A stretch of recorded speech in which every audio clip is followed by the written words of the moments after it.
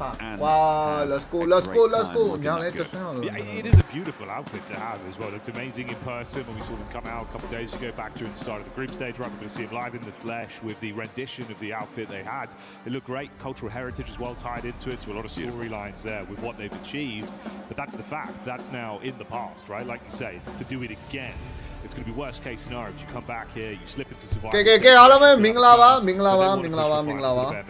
Yeah, absolutely. There are plenty of teams who are looking to do that. Alpha 7 probably the most notable of those names in and amongst it. They're the only team in the world, the only organization that has got the full three-peat of titles, the PMWC and PMWC. The fact that they went out so early in the earlier this year is pretty devastating. So hopefully Alpha 7 will be able to find one of those 6 spots, and we'll see those drums as well in the finals. Oh, yeah, you will. You'll be hearing it for the viewers at home, absolutely. Bring a lot of support behind them. We saw obviously the big game that they took back in their group stage to at least give themselves a nice influx of points to guarantee survival stage, not be down in the risky areas. Obviously,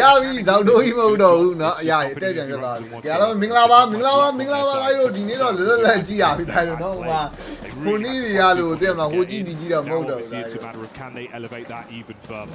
Yeah, keep on pushing, keep on going. Let's go. Let's go. To try and make their mark. He's lined up around the crusher. You see the team logos right on the precipice of getting crushed into the fated jaws of demise. You can't. It would have to be an unreal sure Barney would catch you either way. That seems like it's enough for us. We'll start to get our engines. Let's go.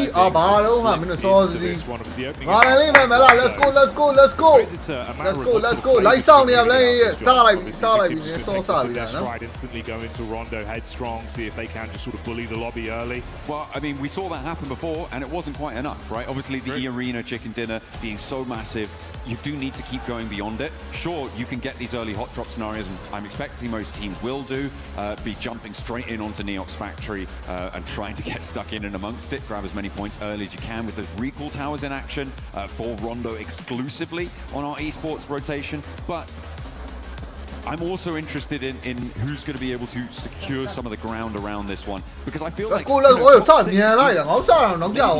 as difficult as it has been in those group stages. When you remove the top 10 teams from the lobby, it opens up a lot of opportunity for teams that were maybe suppressed by the presence of those truly really strong teams, because there are obviously strong teams that weren't on form, that didn't make it.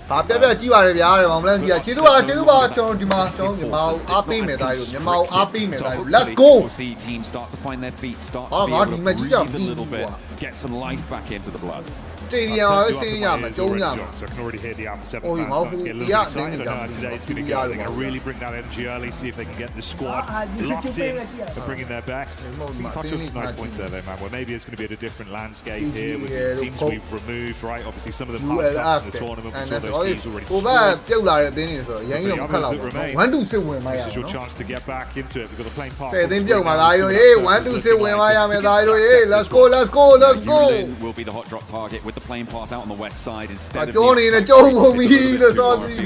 stuck in. So straight on board, we're with AGAL, E-Arena, who have got that outpost in Mormon up towards Stadium. Looking like they're not going to have the better end of the stick on this first engagement. 20k going down. XZZ wants to find another with a pump action. Jump wide with a micro Uzi though, and a Tommy gun to back it up. 2 for 2. And Maple now, as a solo position for AGAL, has to try and hold it down against the 2 from the arena, but they are both very low, Jackie. Yeah, they really are. A lot of damage done to either side here, obviously. Hoping to see if you can pick pieces together. If they can close out on this and get the next 2 elims off the back of it, it'd be huge for AGAL. Maples swift with the SMG up close.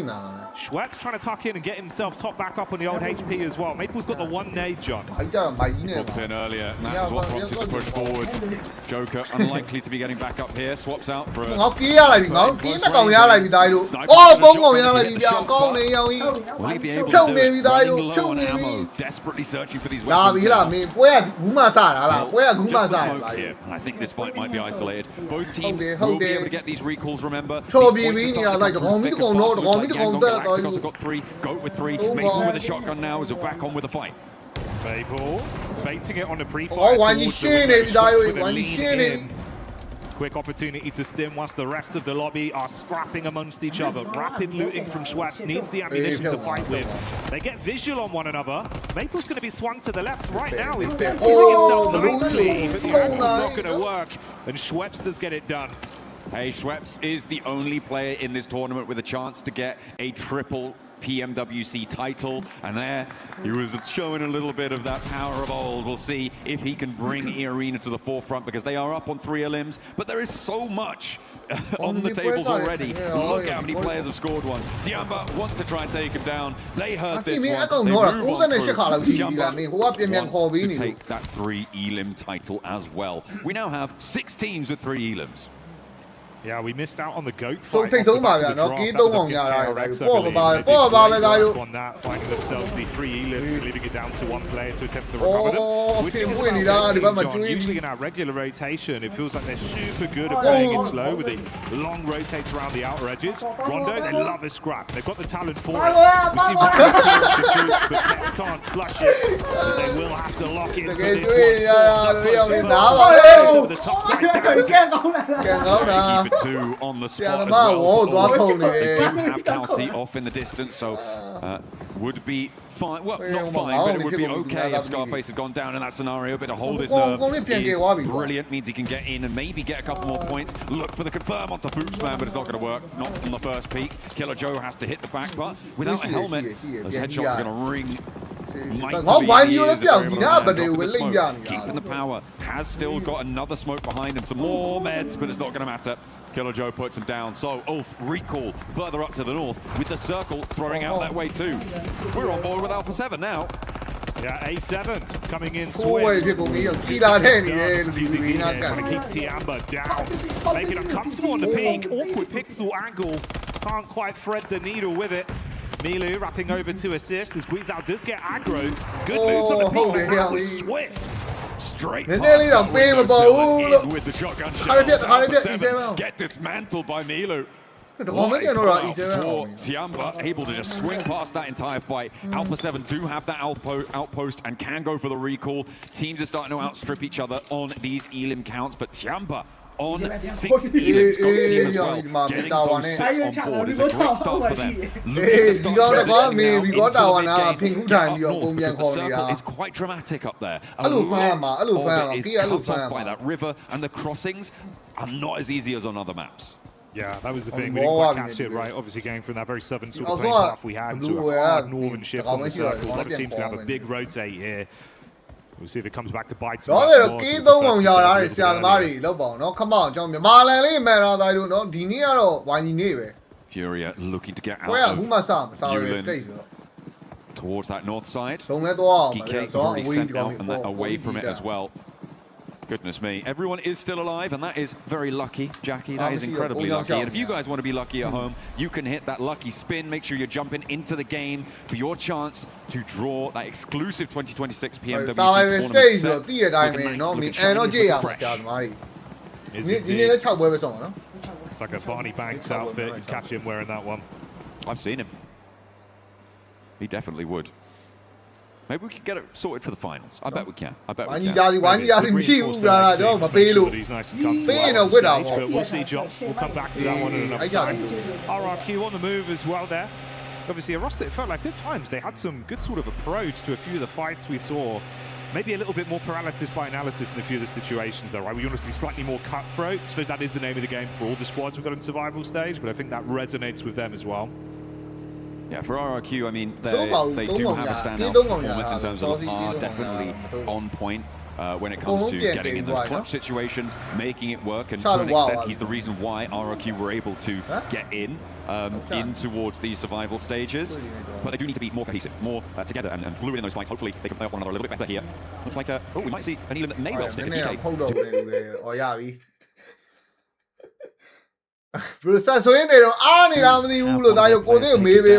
DK are all around Alpha 7 and E-Arena, so it could be a little bit difficult to get to one of those recall towers. Even though they are still fairly available. I mean, you've got Ryan, that is completely unoccupied. You've got Kunxia up on နော် that northeast ပြစ် side ခတ်တဲ့ game ကြီးပြပေးနေ So there are ဘန်မင်းဦးနဲ့ရောက်လာပြန်ပြီအေးလို့ငါတခါတော့ဘန်နာမှာရောက်ပြီနော်မင်းမှာမွန်းတော့မန်ရှင်းခေါ်နေတယ် with right now, moving past Mehran, with Goat Team on their west and Alula are quite far to their south. Ahead of them, though, it's the Wolves who have managed to get up to Heme Town on the northeast side, fairly swiftly and without too much ပြစ် trouble. ခံရတာနော်ဒါတော့မှစိတ်လောက်ပါ Some replays here of the early fights. Obviously, Yangon getting a far better start. 3 လောက်ပါငါတို့နော်ကျွန်တော်တိုက်တဲ့ defender ကိုတော့မင်းပြပေးဦးဆရာမကြီး Again, so much more pressure on your shoulders, right? It's all the added pedantry as well. Having to come out bringing the trophy twice now. It feels like all the other squads you're playing against, all eyes on you. If you can't do your organisation justice and for yourself as well, those memories of last year probably flashing before your eyes, John. You're back at the hotel. You know they need to show up here in Sparta. Easy မှာဝင်လာပါရောက်ရှိမှာဟုတ်စိုးရုံလည်းကြည့်အောင်လို့မင်းငါ I mean, this is a good opportunity for the arena to ပြော get ချင် into တော့ဒါ a ငါ solid တိတ်မ spot. ပြော They're ချင် already on the ငါ north ဗဇက် side of this ပြောချင် river. နေတာ The crossings, as I said, can be a little bit more treacherous than on a lot of other Iya, maps kau when you ni have similar zone divides dia over water. So hopefully they can start to Dia dah establish. Do they bakal keep this kau 2-2 or do they regroup over towards yeah, a yeah. more Yeah. centralized and coherent position? I feel like they still have a little bit of time to do that. So they may want to try and stay out in the open for a little bit, but within the next minute or so, they will need to regroup. Yangon Galacticos able to find a player from T1 DRX. And yeah, very nice pickup there. 4 millions now for Yangon, although they did lose Say Cloud in the process, so a 1-for-1 trade. And as I said before, the recall towers are still open. From this point on, it's going to get harder and harder to access them, Jackie, because the blue zone will start to cut off quite a lot of them, the rotates won't be there, and teams will be on top of them already. Yeah, you lose that availability. Makes it far harder to weigh up the decision making if it's worth attempting to go for it. Well, Romeo See if that plays too much of a vital role for these squads as this one develops. Obviously, KRX had a bit of an unfortunate start off the drop as well. Went down to the one solo that was offset for the recall. That worked out to get back up, but only one Elim point to their name at this point. They are able to safely get Say Cloud back into the action though on their wrap. So they're going to be Jumping back in right now. They're both going to have to advance to the outside of blue. Not going to be doing too much damage right now, John. So maybe they can avoid each other. I don't think that Wolves would commit to go for the player on the parachute. They should know that there is a team to their south. Sure, that would be an indicator that someone has just recalled there. But given that it was only one player dropping down, you're fairly certain that it's a full 3 squad already on the ground. Committing to that fight for Wolves in their position right now, I think is a little bit too much of a risk. And they weren't really in a position to get the player on the way down already. But Yangon Galacticos have other ideas. They have just crossed swords and taken a knock over the Wolves. Wolves didn't want to engage, but Yangon said, you know what, if you're here, we might as well try and get some points. Put some warning shots their way. Don't necessarily need to commit onto the fight. Just get a couple of maybe actually just scrap the whole squad. Let's go into the other might They're immediately on that north side and potentially looking to guard the Wolves out here and stop them from getting to a recall tower close to the zone. It will start to hurt a little bit too much for the Wolves' liking if they don't get through quickly. And the northern Yangon Galacticos is going to send out and maybe look to control that recall tower on the north side. This is nice actually with how they've been playing it. Say Cloud was able to safely get himself a vehicle as well, join the rest of the squad. You can see where they're repositioning to right now. Like you say, being in a good position to swarm effectively all angles towards that recall. Oh, there, like the west side. Important to get a position up on that north edge. As I said, Arena now in a very commanding position, and maybe Rondo's their map. Who knows? They haven't managed to get a huge number of elims early on, but then again, they didn't when they were in their stadium chicken dinner either. They have already got 4 as well, which, as I said, not huge, but still pretty significant. Ryan, having that recall tower in and available for the next about 4 minutes or so is also going to be quite important for the teams on the north side, as Yangon Galacticos trying to corral the Wolves against them. But the north side is going to get more and more packed, so Yangon Galacticos taking a bit of a risk here to try and make that fight work, to try and hold this one out. They are losing time, losing tempo to get towards the zone. Yeah, investing a lot into this now. At a certain point, it becomes a matter of cutting your losses. in the downtime amongst that conversation as well. We saw Alpha 7 actually go down to a duo. Thankfully, they've got one of their players back up. The other not so lucky yet. That was this encounter versus Nonshin Red Force. A side that's surprisingly powerful when they're feeling confident. Revo out of the running already. John shot at the back of the vehicle on the exit. Not ideal. Oh, it's very difficult now to get to a recall tower. There is one to their northwest. They might try and break for it, but Nongshim, I think, have read into that and have moved 2 of their players out towards it as well. For Alpha 7, it feels like a 3-play on. And I don't think they're going to be able to go for it. They've got 2 of their players right behind this ridgeline as well. The backstop 2 for Ulf, Ketch and Kelsey have yet to cross by Stadium, but it seems like with Nongshim Red Force on the move, they can just get gone. Wolves do manage to move all the way over on the north side of Yangon Galacticos. And Goat Team are now going to bear the brunt of the aggression. They were quite far back towards KRX's position, but they've wrapped up towards the northern side. Already been able to knock out 1 player from the squad, leaving them with a triple threat. Yangon actually doing pretty good work here, right? Coming out tied in first place between 3 other squads, and Tiamba and Goat, the squad they're head-to-head with here in the fight. So cleaning up on this one will be huge for them. Looking to do a little bit more damage, but they'll be content with the first knock, and they do have their backs to the blue, so need to be careful. The zone is going to hurt pretty significantly here, especially as stage 4 starts to come through. It's going to be unresable, so you have to get on the road. Al-Ula taking shots from an off angle. They're a team that hasn't crossed the river yet, hasn't made their way through, but going to try and put pressure on the back lines. For Yangon, they're going to have to play on as 3 now with that knock coming through.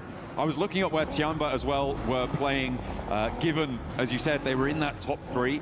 They are in a really sticky spot on the south side for Tiamba. I think their fight through is going to be maybe the hardest at the moment in the lobby. We'll have to wait and see if they're able to make it work as Yangon Galacticos get out of there, get into the next zone, and they wait for this next circle. Go bailed on the fight. You can see them pulling back down towards the south side. Dopeness caught line of sight from the ridge as well onto Yangon, and it's Alula that are coming up around the back. That's the shift on the zone, though, pulling away, going back down south.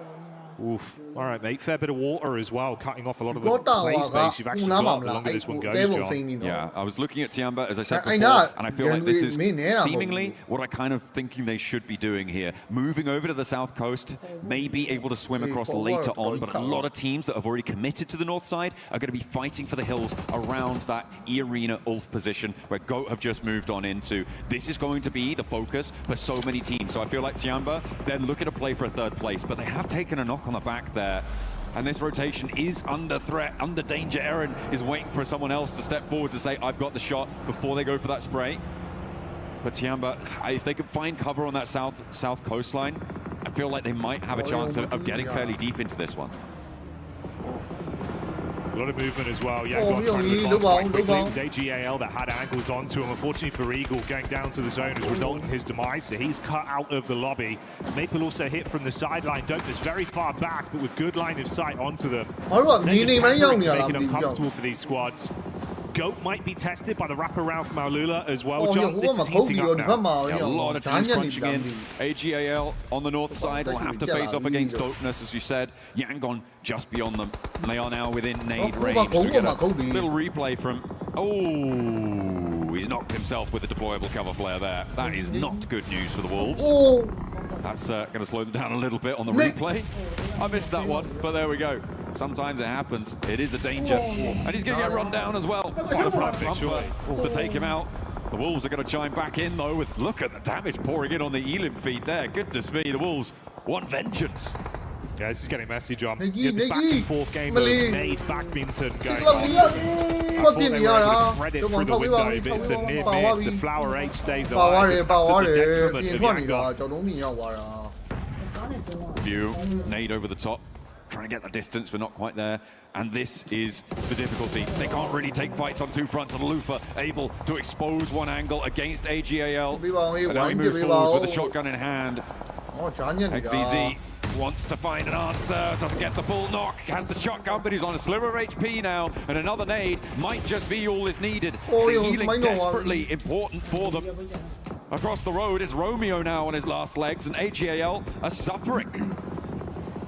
Dopeness pushed up hard from the backside as well and got into a good position to command respect. And what they've realized is now two very weak squads.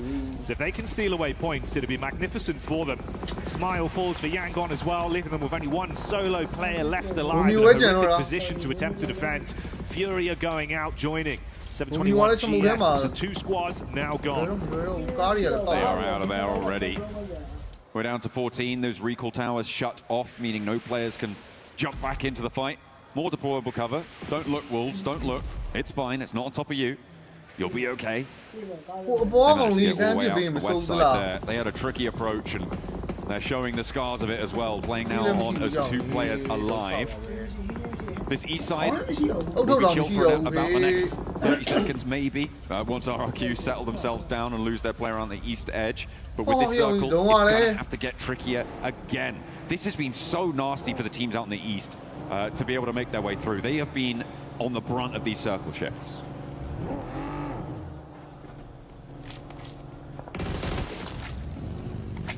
Non-ship getting a bit of a look down towards the road. Meanwhile, amongst all this, we've seen another play coming out from Goat. Killer Joe loves these early scraps. We've seen him be a bit of an explosive entry for the team. If he can open up a potential play onto his squad, he'll go for it every time. 4 elims just tied to him. They did lose that one, Foops, man. There's a nice back and forth between Foops and Killer Joe and how they play off each other, but you've still got a ton of talent left alive on this roster. If you know anything about Go John as well, they're going to be gunning for a big victory here. If they can start it off with a nice bit of energy, they play with that throughout the whole day. I mean, it would be a great start for them. A team that was in the contest to jump up in a top 5, a direct qualification spot. To everyone at home, to their fans, to themselves maybe even as well, that they do deserve one of those spots, and here's the place to do it. Another knock over the top from a nade from Goat, doing damage, suffering across a lot of different teams right now with nades flying back and forth. A close proximity engagement is not favorable. Arena were under pressure from Dopeness, but they handled it. Seems like they're doing okay. Mormon does get flushed away though, and hang on a minute, Arena may not be able to handle the pressure because Goat and AGA are going to rock up all at the same time. 4 teams now on spot, and Dopeness up on high, taking shots, laying down the lead. Oh mate, sweating bullets on the push in. Panic stations, and they just can't compose themselves to slay the Goat. Thankfully, Kenji with the sacrificial nade bounces it out the window and hits that one on top of Moxie to lead them down to position to attempt to fight here. Awkward collection of players all amongst each other. Tony K, nade. Don't quite know where these players are, and I don't blame him. The amount of chaos that just happened. 2 teams descending immediately just after another one crashed on through. On the southwest side, in the meantime, Alpha 7 do go down to Geekay. That southwest side is clean. Spicker moving on out. Spiker around the corner. And Goat will be able to hold him for 1. Moxie down, but will be resable. Dangerous scenes though, E-Arena. They can smother blood in the water, they'll commit on the peak, spam into the smoke. They had a rough idea of the angle, and the bullets will find their target. Amongst all this, Alula have been scrapping up against Ulf. Quick. Wanted to keep the pressure on. Ulf have been shredded down time and time again. It's just Eren remaining, the star player on the roster. I don't think you can call him young blood anymore. Tiamba did manage to get across the river in the meantime as well, Jackie, and they're on 8 elims. They've got 3 players alive. They're not looking too shabby right now. And they have an oversight onto this fight. If they can spot Alola on this roll-up, Eren may be able to take 1 or 2 of them down. They may be able to shred the backlines, but it's getting away from them. The pace of Alola just a little bit too much for them. I think that pace is the operative term as well, right? We've seen them be quite passive in situations where they have back in the group stage, and that was a problem for them. So the fact here they're willing to actually take some of these encounters a bit more headstrong, it's good to see. Zone crunching in there again as well. The Wolves. They're on the north side. The early powerhouses of the Elim feed starting to wane now. Yangon Galacticos not quite going to stay the course. But Tiamba have a big opportunity here on that south side if they can push past Eren, get control of the hilltops. But as Alola, their major competitor on that south.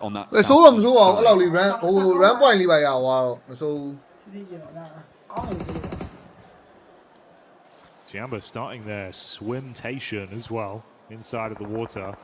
Ooh, they get vision on Aaron's backpack here, so you're going to know. I remember from Olves, he's just going to peek up on the coast. That's a freebie. It's easy job. Yeah, Geeke looking for the shots from the high ground, but not quite going to land in time. And now the rest of the team. Push forward,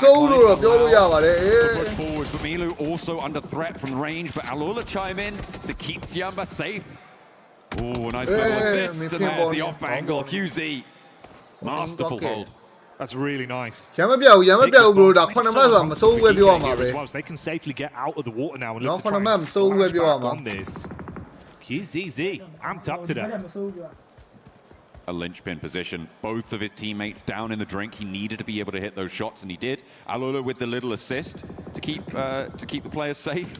But Tiamba now on the south side. Once Geeke have to move, which they do. Sorry, stay up, Blue. Stay up, Blue. Chow Dim at the Doma. Say them build of the position of Geeke. Chow Dim are don't find it. Say they are in the army.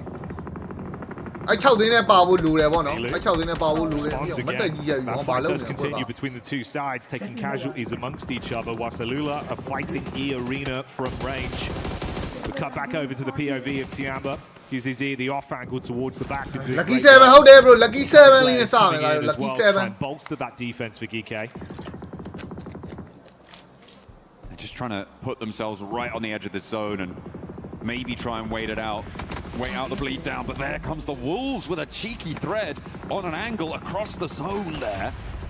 Right through the valley, and Kevin now has a little bit of trouble. Geeke are low. They don't really have the sightlines. This is an opportunity for Tiamba to actually move forwards and maybe look for the res, but it's still such a risk. I don't think they're going to go for it here, Jackie. Have all the information they need to make the call. Going big on the peak. Wolves thought they were safe, thought they had an opportunity to third party steal some elims from across the game here, but no. Alula rock up onto them. Hey, elims drop right now. Yeah, with those 8 elims, with all 4 of their players alive, the only team to have the full squad in action. This is the last chance, as we're on board with Tiamba, to get this res. I don't think it's going to happen. He will bleed out, so Tiamba playing with 2. That's pretty nasty. They did have an opportunity to move forwards and maybe take more control here. Geeke helped out by the zone again as Nongshim Red Force on the north side get cut in across the road from everything. Alula going to have to move as our E Arena. Oh, shots from the side. It's Nongshim. That's easy. Tizzy, good work done with the org. Saw the reposition from Tony K, setting up the vehicle, so they'll take the scrap to him. That's a 3-man squad there. Playing safe on that position to be in as well with a shift on the zone. And they clean up.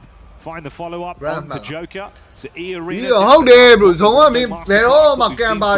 Look, Machine here. 11 points is still very respectable. Guaranteed they're on the front page. The question is, who's going to join them? Shots ring out, continuing to put pressure on Geeke. Vehicles to their name. They are really still waiting on Geeke to have to move. That is the first indicator that they are going for it. They should know that there's only 2 players over there. And Tiamba can start to move forwards now, and I need them to be able to do that, right? Something that we were criticizing them for was being a little bit timid, being a little bit shy. And so now, stepping forwards at the right time, that's what they need to be doing, and it looks like that's what Milu's gone for. As the rest of the teams joust across the zone, Alula have to descend on one side of the hill or the other. The question is, which do you choose? With the zone coming in, Alula on the rocks, being peppered down from Nongshim Red Force. It's keeping them very weak. But eventually they've got to push up. Going to be somewhat exposed here as well. If they're aligned in their crosshairs, they could punish. Thankfully, the map geo providing just enough cover for them to tuck in. So that change, that mindset going to come alive. So if they don't start to get a bit of a periphery scan on the go here, you could have Alula wrap in around the back, possibly put pressure onto them. Just remove them from the equation before they even try and make a move for themselves. I mean, they really can't move until Ragnarok does either, which is the nasty thing for them. It is causing a lot of problems. They can re-distro ammo for Tiamba. and Alula not going to push too far forwards. They know that the angles from Nongshim are still going to be in action. And they can't afford to overpeak to get a little bit too bold because they have got their numbers advantage and they don't want to let it go to waste. But an opener onto Tiamba could open up their south rotate, and with the circle pushing towards them, that's going to help out nicely. But Nongshim look to strike to open the door, but they're crossing of the road and bring Alula back down to 3 with them.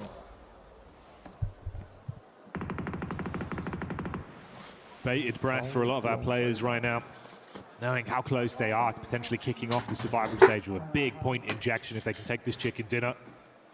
Add potentially a few more immolations. Yes, so I'm 6 သိန်းပဲတက်မှာပါ6သိန်းပဲတက်မှာပါ6သိန်းနဲ့ပါမှကျွန်တော် final ထပ်ဆော့အောင်နော် watching their weight. final ကတော့3ရက်ဆော့ရမယ်လို့ပြော understanding of the wrap that we saw. တယောက်ထဲလာအာကဆိုင်နဲ့ပါဘလို့နင်းအောင်ပါ behind that rock there's not really ကျွန် much တော်တိတ်နားမလဲတော့အာကဆိုင်နဲ့တူတူပြ Some really nice. ဟုတ်လေအာကဆိုင်ဘာဖြစ်အခုမက်တာမီရလေကွာငါမက်တာမီတော့ Getting that res could prove to be crucial. The knock sent towards Alula, allowing them a little bit more mobility. The lack of sightlines from Alula, not quite controlling. They just lost another one. R3B on the back, really not going to be resable either. This is going to be a very difficult decision. We'll read into this. They're moving out already to try and control the ground around them and get across the road into some sense of security. But it is so few and far between. Everybody operating in inches right now, Jackie. There is no grander dimension on these really close quarter scenarios. Step one way too far, one step either side. And it's a completely different story, but that's a big pick up on the Nongshim to bring them down to 2 to stop their third player regrouping onto the south. Every team starting to lose a lot of the battle of attrition here as we get towards the fine margins of this game, like you say. Oh, Kike is well spotted out. Yasser with the reposition. The eyes lighting up for Tiamba, but knowing now the pressure is going to be put on them.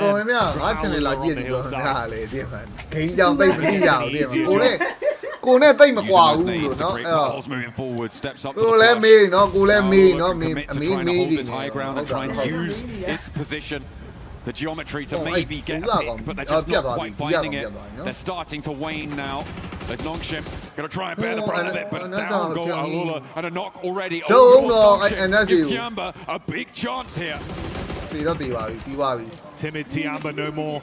They start to play with confidence, knowing that they can take the fight to Nongshim Red Force. The squad that we were surprised was so far down the standings back in the group stage. Let's see if they can kick it off here in survival with a big chicken dinner and assert dominance in the lobby. It's not going to be so easy for Nongshim as the name blows them away. And Tiamba take the opening game of the survival stage. That is how you change your story. Tiamba with a huge opener. They played from that south side. They read that they could get across the river nice early. They played on the south coast, a little bit of a bet hedger, but they did manage to get across the river. They transitioned at the right time. They moved at the right time. And that is the change I wanted to see. The question will be, can they keep it going for 11 more matches? Nongshim Red Force as well, really well on that north side. The angles that they were maintaining, they knew what they were doing, and it reads into what we were saying about them before, that strategic masterclass that we desperately want to see them moving forward. They were, again, another team in the conversation for top 5 during their group stage. They were pushed aside just about. It was very, very close, and in a very, very difficult way to try and make it, but nice, solid performance coming through from Nongshim. A lot of the teams that were late into that game had a lot of elims as well, which means that nobody going home empty-handed. Have a bit of a listen in as well, see what they were saying for themselves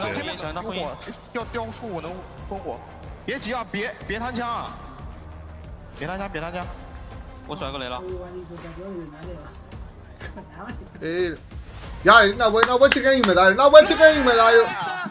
Lovely arc on the nade. အဲ့ဒီဆရာကြီးကငါပဲသိနေတာမေးသိနေတာမေးဘယ်လိုကျွန်တော်မေးလို့ရှိရင်တော့နည်းနည်းပါဖြည့်အောင်လေကိုမန်လေးပါလိမ့်မယ်အောင်လေ From Alula onto one of the Nongshim Red Force players as ကျွန် well. တော်မေးရင်တော့ကိုမန်လေးပါလိဖြည့်အောင်လေဆရာသမားတွေ That really was an assist in those final moments, but Tiamba, they kept their heads down when they needed to. we knew they could do that. But they also Really bugger you no yeah important no ma we gonna show yeah, no, it's nice to see, right? Because we were saying before, they looked good at least in terms of how they were approaching some of these games, but everything was falling off in the sense that they just weren't able to commit necessarily with more of a cutthroat nature, where sometimes you've got to evaluate the risk and really just go for it. Obviously there it looks a little bit scary as well with the rotate. We lost Eagle as he went down to the zone, but they still recover. They get it done. It's all Team Amber in game one, but let's see how it looks in the rest of today. The Cloud back over there. Now, I see, you're on the lane. I'm coming back here. I'm a young man. I'll do my brother. Say, I'm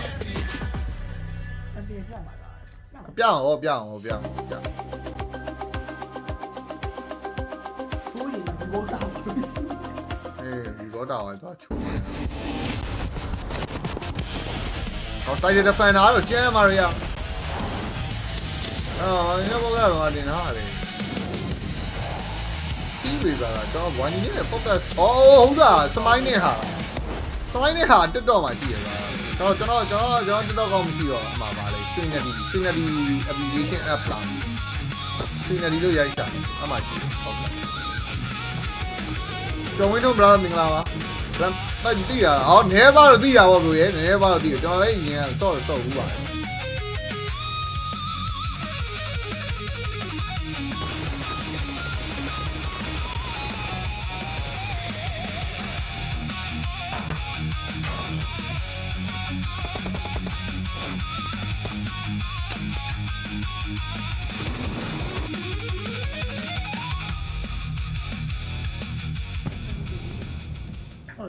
Hi, I'm here down at the stage for Daneborn of Oh, yeah, Survival Smile, Stage you're with not Smile, the handsome man from Yangon Galacticos, to talk about some of the stuff coming into the Survival Stage as a whole. And that is my first question, actually. Based on your group stage performance and what you were actually able to see in the group stage, now coming into the Survival Stage, has there been any kind of looks at those results and seen how you might want to change some play styles, etc.? What do you think from the group stage coming into Survival? In the group stage, we couldn't perform well, or we couldn't shoot a lot or with confidence. So for the Survival stage, we will do our best. Yeah, we will play with a lot of confidence, more aggressive. For the strategy, at the same, for we play with same strategy, we learn other opponent, practice different situations, so we could adapt during the match. Yeah. Okay, perfect. And actually, I wanted to talk bigger picture here for a second, because obviously you guys are the returning champions, and it would be awesome to see you guys get like the back-to-back here in Paris, even though it's a different location. So how did that PMWC win change your life? Obviously for you guys, I remember like looking at the pictures of the parade, you guys got invited to a load of things. So what was it like from the team's perspective? Honestly, a lot has changed since we won the world last year. It gave us a lot more confidence and recognition. But at the same time, it also brought a lot more expectation and pressure. People started looking at us differently, and we realized that staying at the top is even harder than getting there. But overall, I'm so grateful for everything that came from that victory. It motivates us to work even harder and represent our country with pride. Yeah. That's awesome to hear. Well, thank you very much for joining me here, Smile, and good luck at the Survival Stage. Yeah, thank you. Thank you, James, for that interview.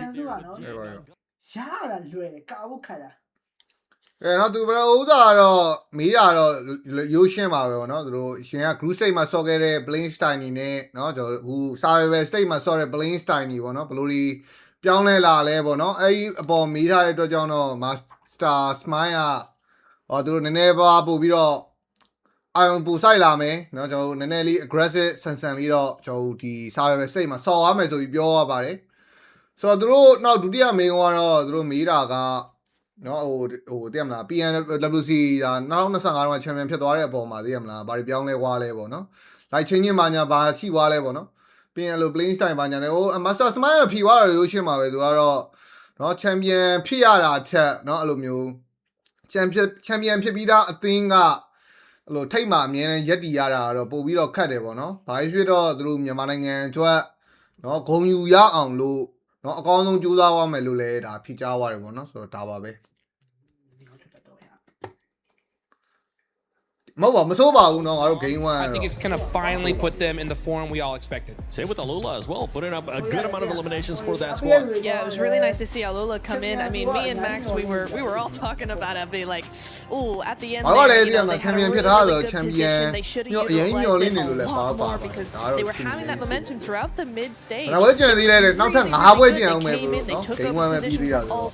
They were moving in, great momentum, and then all of a sudden they kind of just were like, this is the high ground, we're going to keep it even though the zone pushes us away from it. We're just going to sit still and let everybody else not only see us and get rid of us one by one, but actually get situated and have that time to make those decisions for that end game.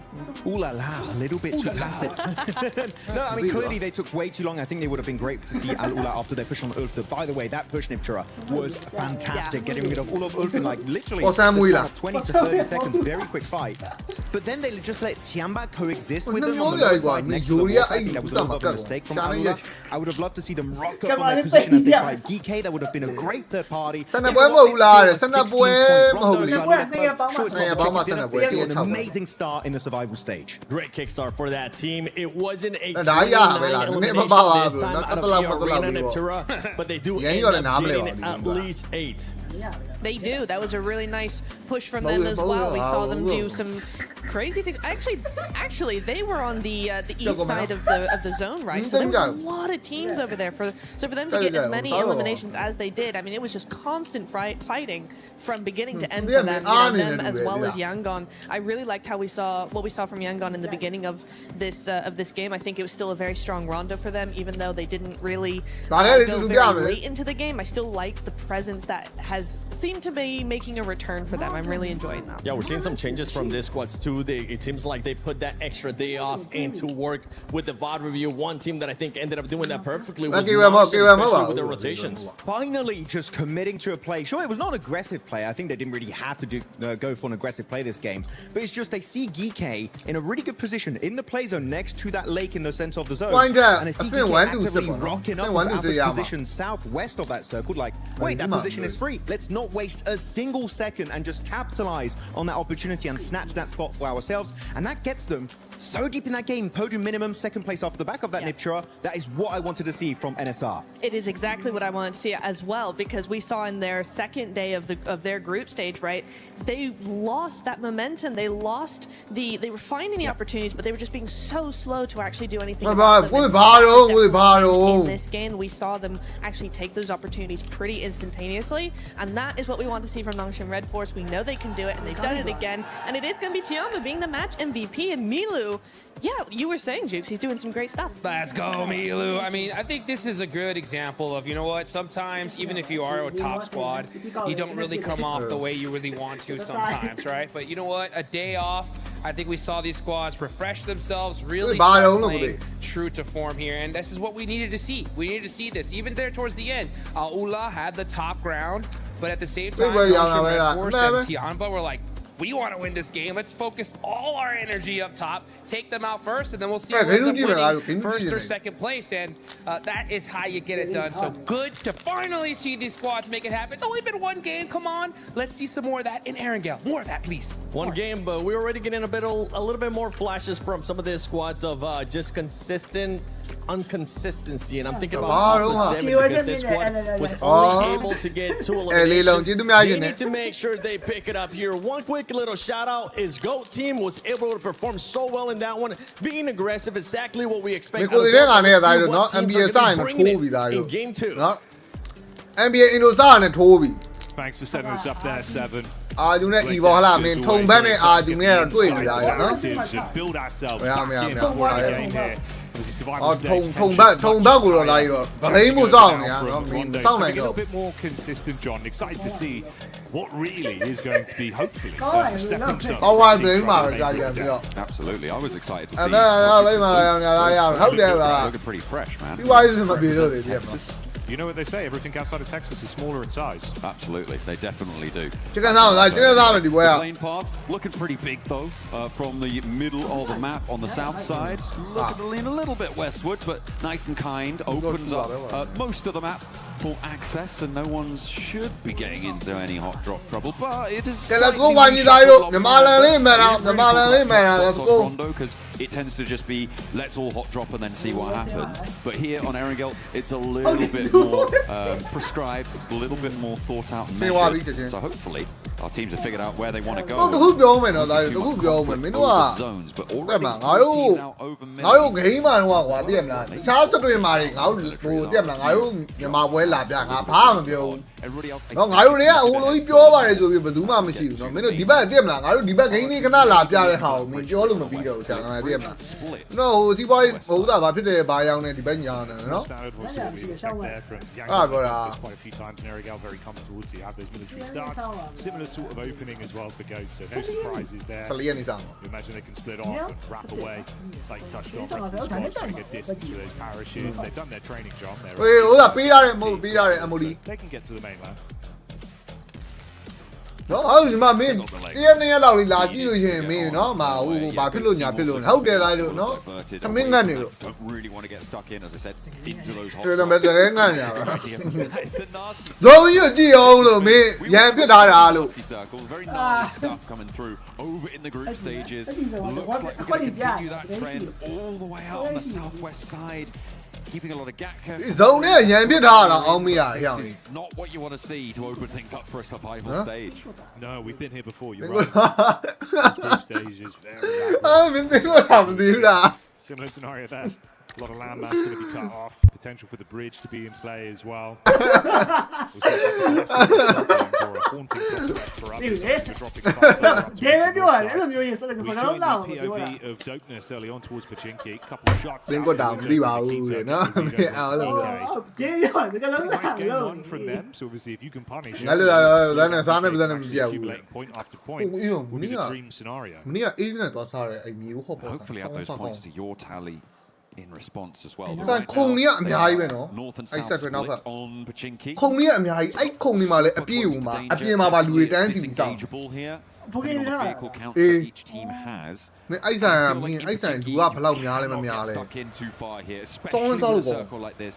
You have to look to ငါတို့ဒီ disengage. ဟိုစပီနိုင်မဲ့သွားနေရတဲ့ဆိုင်အဲ့ The မျိုး thing ဟုတ်ပေါ့ that လို့ sort of plays on the reverse side of that is that you are competing for the drop spot in the future matches. And a lot of teams find value ဆဲပြီးဟာဘာတော့ဟာဘာတော့ဟာ giving up our drop spot. We're telling you we'll sacrifice our game in order ထုံမက်ဖန် to လေး get လောင်း this နေ drop ပြီ spot for the next. Well, they've still got 5 Erangels after ကဲ this. ကားတားရရင်ဇုံကတော့နော်ကျွန်တော်ကြည့်ကြပြီးတော့ပဲရွှေ့ရမှာပဲနော်ကျွန်တော်အီရန်ကယ်ရဲ့ So maybe there's some ကျွန်တော်ပထမဆုံးမြောက်ပွဲပါနော် to do, but အီရန်ကယ်မှာ3ပွဲဆော့ရမှာ very တော့ကြည့် dangerous, especially on Pachinki, and especially on a plane ကောင်းပါလေအဲ့လိုမျိုး3ပွဲစရိုက်ဆော့ချပလိုက်တာက super accessible. ဘုရားဖြစ်တယ်ကွာ Yeah, especially Oh, if nene it's diam la. individual decision making if they want တ to. ခြားမှတ်ပြောင်းလိုက်တာလည်းစားလို့ရှိရင်လို့တပွဲတည်းလုံးဝ I imagine for the viewers at home, you're going to be aiming to get yourself some beautiful skins as well. John, we've got a great event going on right now in game. I know you've been hyped for this one. Absolutely, the Uzumaki Naruto event. Make sure you're Chao grabbing those Navy, character Chao sets. Navy. Looking fresh with the skins. Where's that Ninetales Org? Looking ကားတော့ pretty. လာဦးထင်တယ်နော် Doesn't look like any of ပုံ our မှန်ဆို players ပစ္စည်းတွေကကားလာ which is unfortunate. Neither team really going to be able to take on the supply truck either. ကိုယ်စိတ်ကိုရှော့အောင်ကိုယ်စိတ်ကိုရှော့အောင် Makes things ပွဲတွေဖြစ်ကုန်မယ် a little bit nastier to play from. ဇုံကဝင်နေတိုင်းဝင်လို့မရဘူးလို့နော်လက်နဲ့ရိတ်ခါပါညာသိရမလားအပြည့်စုံပါသွားတော့မှဇုံထဲဝင်တာကောင်းအပူဒီရှာနေပြီ Settle here. ဟာရှာလဲဆိုပွဲရှာနေတာလေ They line up through the window. ဟေးနေကြီးဝင်လာ Nice chip, John. Could have been beautiful.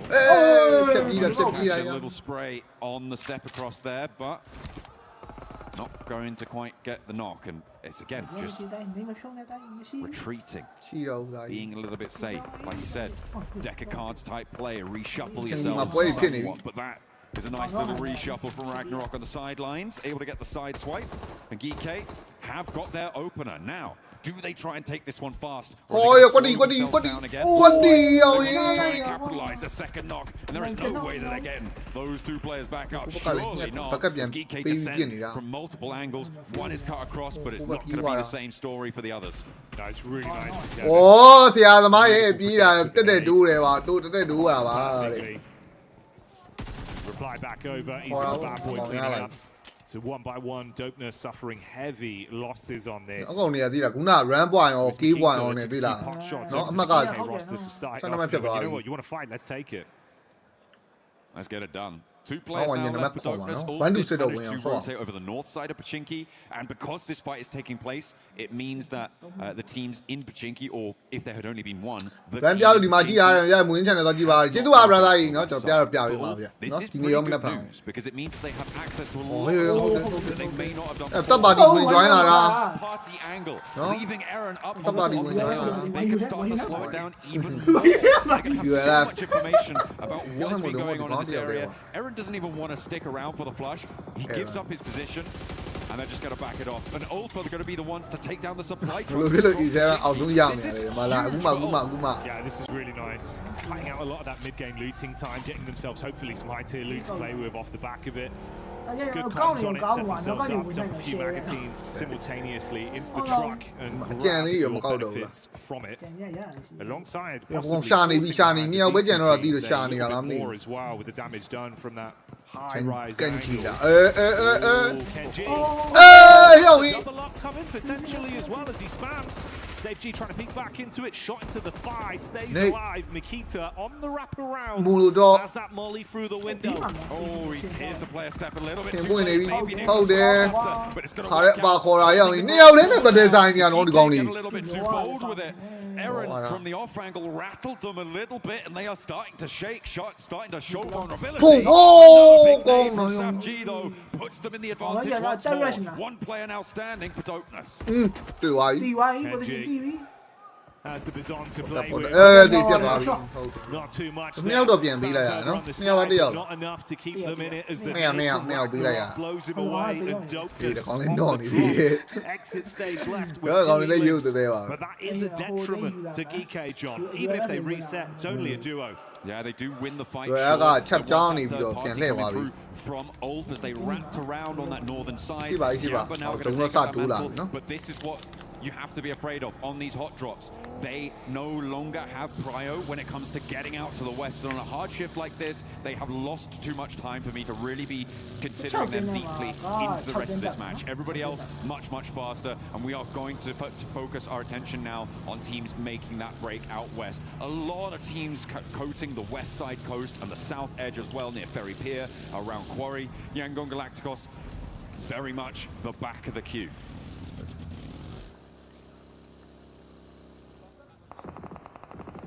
See if Yangon can keep some good energy rolling for that roster over the course of today's play. A lot of eyes on them. Now, 2 reigning champions in the lobby, of course, being Yangon Galacticos, and then behind that, Alpha 7 from the year prior, back in 2024's EWC.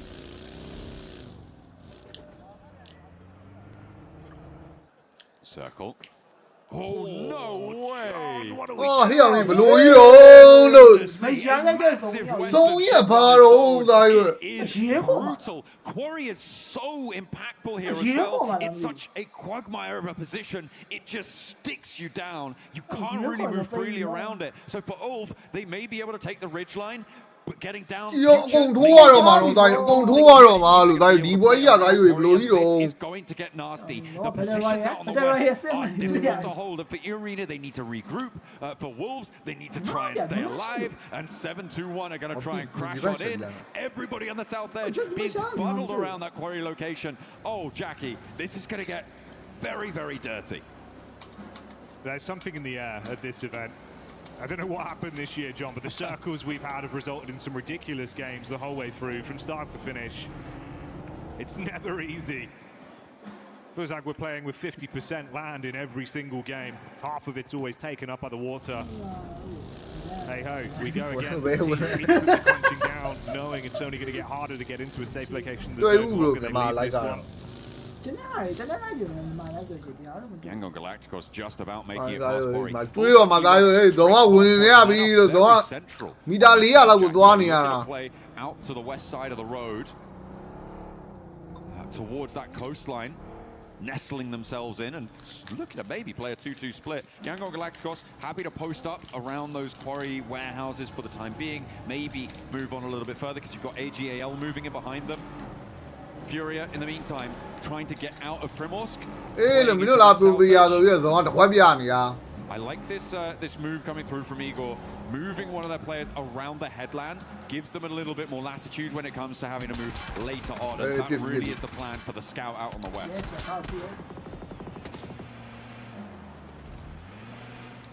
အော်ဒီကောင်ကြီးဇုံဆက်တောင်ရောက်နေလို့ရီဆက်တောင်ရောက်နေ You have to play this one. I think a Go team, they usually like those very long, safe rotates where they want to be inside of the blue, taking their opportunity to build into a great late game finish. Here, you can't really play that style. Have to take a few shots onto Fury as they catch line of sight on the road. This is going to be both teams' POV. Killer Joe getting swarmed on as well. ဒီကောင်ကြီးဇုံလို့လာကြီးလည်းကြည့်အောင်အတင်းတွေအကုန်လုံးဖြတ်မောင်းနေတာလို့ Looking to cut round Go and get themselves into a better position.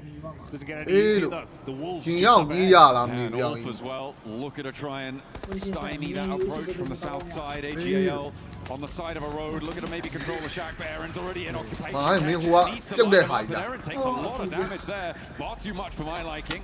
Has to fold back, and that gives AGAL a chance. Catch now, in danger as AGAL continue their pursuit to move on forwards. Somehow they're making this march, and I'm surprised that they've been able to get this far, Jackie. Next circle, is it going to be ဟုတ်တ similarly ယ်ဒါ brutal? ငါဝိုင်းအော်ဟဲ့ဇုံကတူးပဲတူးနေရတာနော်မဟုတ်တော့မဟုတ်သေးဘူး Still punishing stuff. Cutting out that landmass. Team standing on each other. ဒါဂျီထဲမောင်းလို့ရတဲ့ကားတွေပါနေမှာဘူးလားပြန်မှာဟုတ်ဘက်က Yeah, you're right, man. Barely tucked in behind the ticket booth, found themselves a few moments of brief respite to catch their breath. ဇုံနဲ့ပဲတည်ရမှာမေးမင်း They're here, they're catching line of sight of this. Few pod shots being fired towards their general direction. Only really 3 squads that are even outside of the zone right now. And Nongshin Red Force down to Primorsk with wrap up from Furia close by, and then Gike coming in down from the north side late.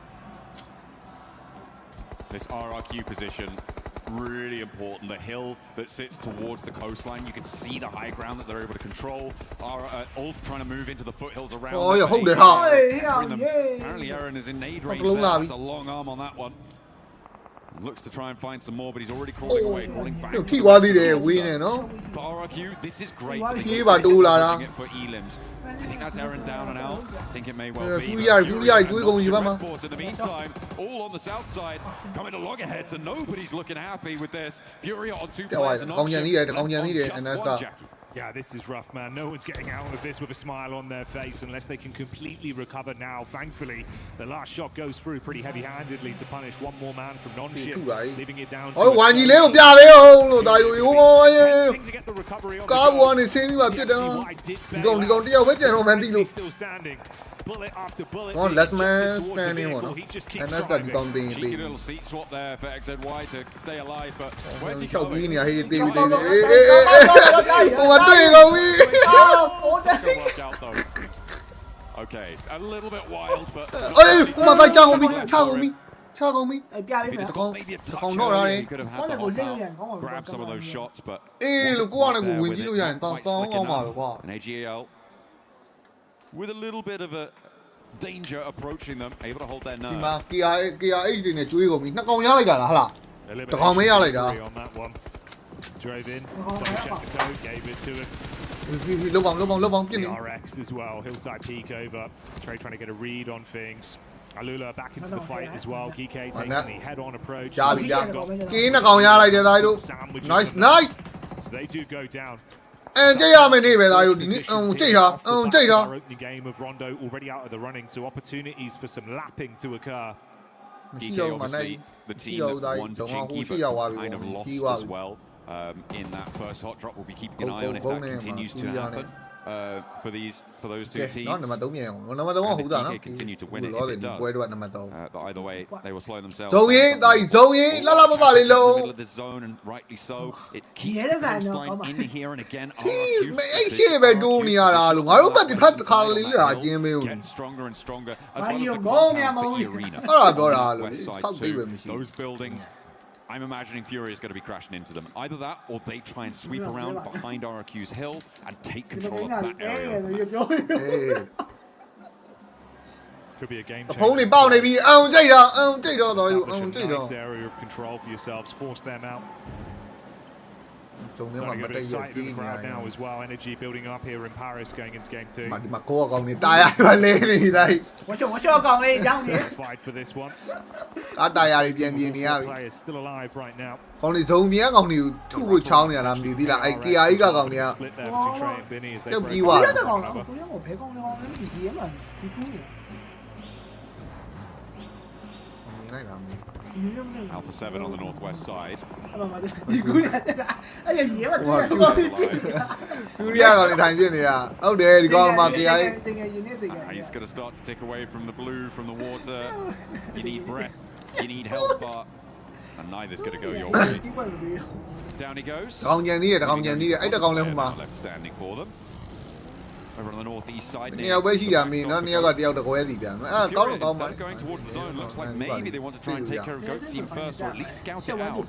They're wrapped back around fairly မ quickly. ပြီးသွားပြီ KRE ပြတ်သွားပြီဒါတို့ Even DRX. KRE ကငါတို့ကီးပြီးသွားသေးတယ်နော်မင်းအဲ့ဒါကျင်းတင်ရမှာဆရာသမားတွေ We saw the other player, of course, denying it out to the blue, not wanting to Yeah, give the going points on, over to going on, Furia. right. So Yeah, going on, that is hold where it. their story ends in game 2. Joe off angle. ဂုံးနဲ့ပြဿနာတက်နေပြီလားဂုံးနဲ့ပြဿနာတက်နေပြီနေက On Moxie.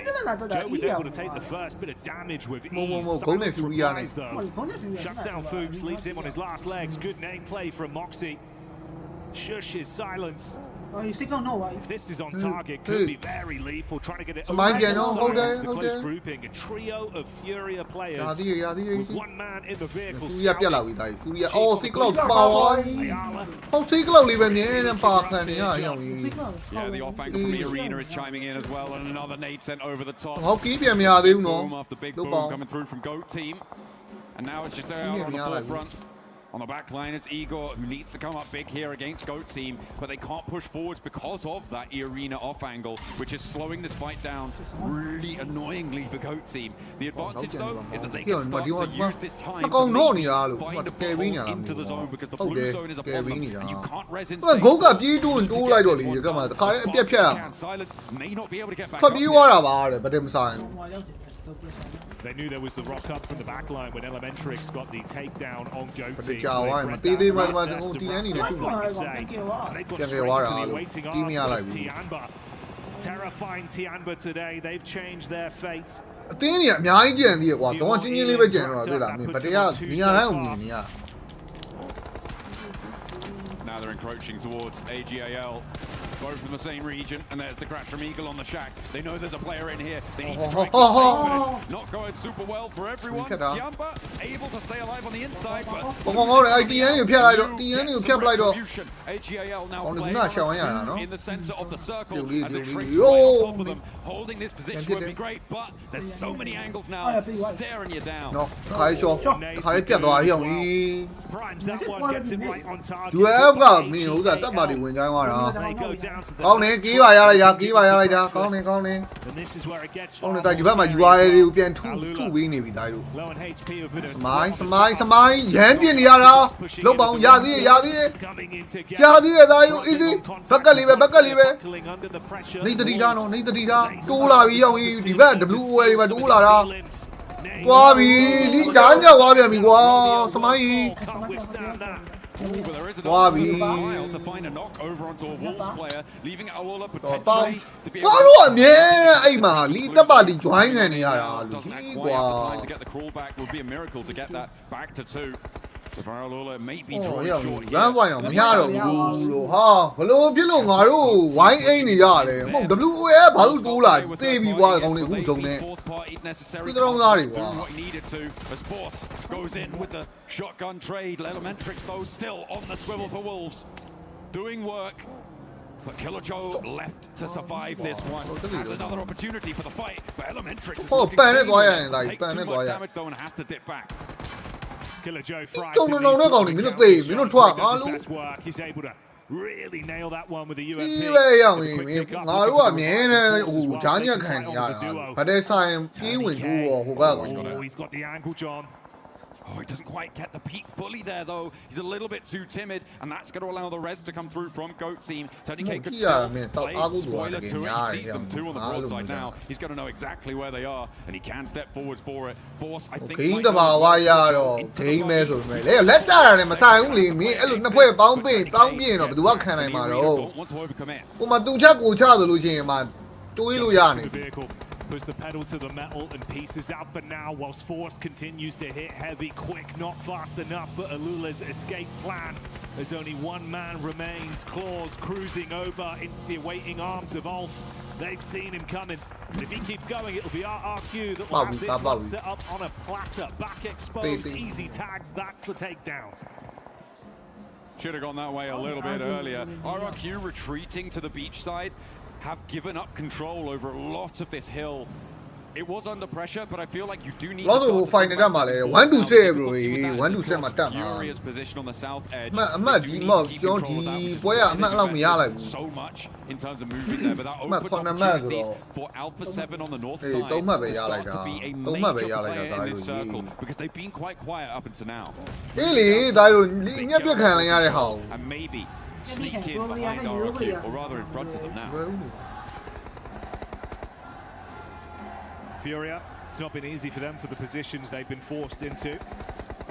Still standing as a trio after losing silence quite some time ago from that engagement. ဟုတ်တယ် bro ဇုံတိုးနေရလဲပါတယ်လို့အဲ့ဒီ12ရာဒီဇုံပဲတိုးနေရ RRQ not overcommitting for this. ဒီမင်းတနက်ပြတ်တဲ့ဂိမ်းမှာမဟုတ်တာဇုံတိုးနေရတဲ့ဂိမ်းဖြစ်နေ up towards the mainland. အေးလို့မင်းကားထိုင်ပေါင်းပြီးတော့မင်းဟိုတိုးဒီတိုးနေ Kind of probably did want to play that already, but you can see that Furia would have had some pretty solid angles on this. Irina may as well be able to chime in depending on exactly how you're playing it. But Irina gonna have to move, Furia gonna have to move. Hey, Furia, yeah, so yeah, I go there. On the east side, I think it's gonna be pretty tricky.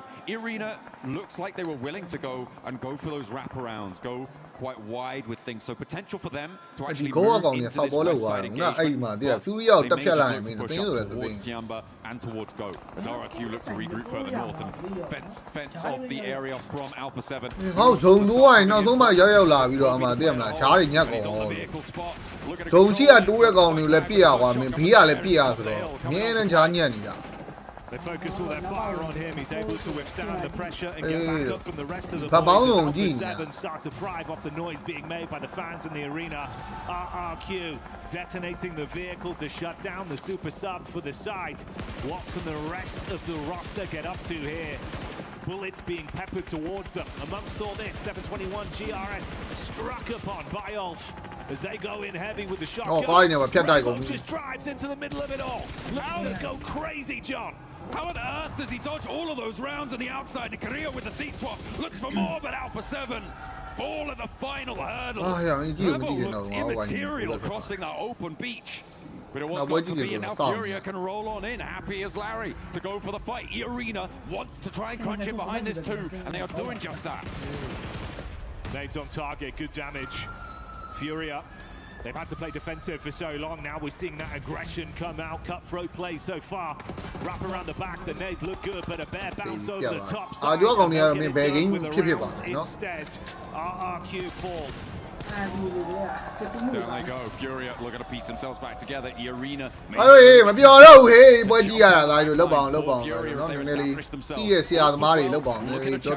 over on the northern side, obviously diminished in power with only 2 of their players alive, but still a force to be reckoned with. Kelsey and Scarpe have got some solid positions to play around. Irina on the south border.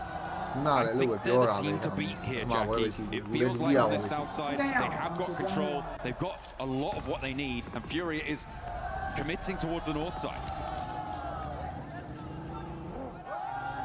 Yeah, so many doing here, how, yeah. A lot of fans in the house today.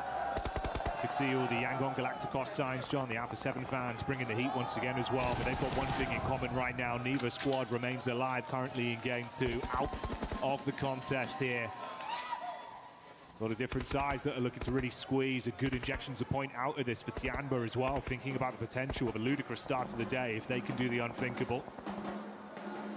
I mean, they've already gotten 5 elims and gotten up to a 5th place. This is a good game regardless for Tianba.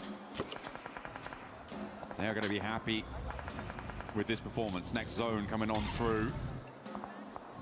Shrink's pretty dead center. I don't think there's too much to worry about for the arena, for Tianba, for Furia. But for Goat Team, I think this is going to be their big test, right? They are just playing on this one tree. They've got some vehicles in the back lines, sure, but they have to move. And where do you go? Where do you go? It might just have to be a crazy wide sweep up to the north, but Tiamba are going to light you up, Arena are going to light you up. You need a pick, you need an opening. I just don't see GOATC moving forwards.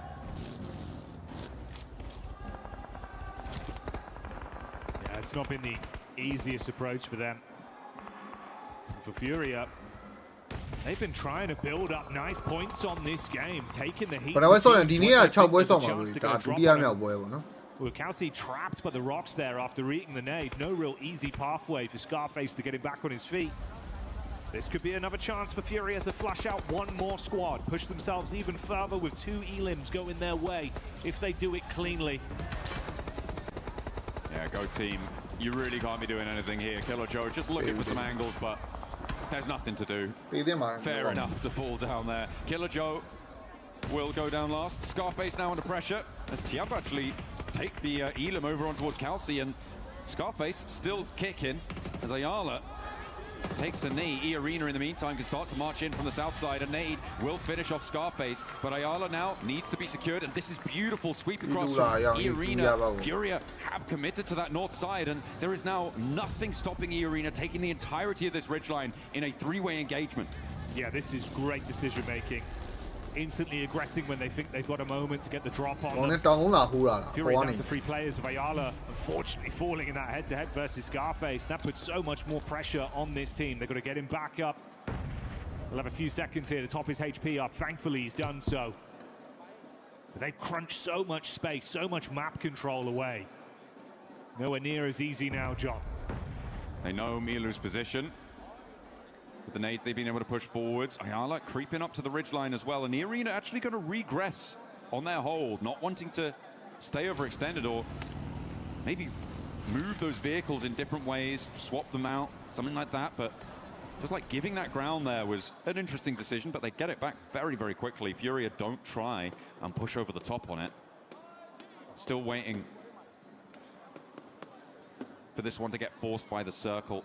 You can see Chief will get moved. Igor as well has to leave his little ridge and step up probably towards that burnt out buggy. That's where he's pacing himself towards. Ayala cannot find an angle. For love nor money right now. No chance to get a raw free peek onto them. Just looking to cast that first stone, open it up with an advantage. The first domino falling for either of these squads will be very detrimental. Obviously for E-Arena, that big benefit you have as well in the trade game. They've got 1 extra man in the squad. Takes a little bit more pressure off them, but they still need a clean fight. Pin from either side, it wouldn't really change much.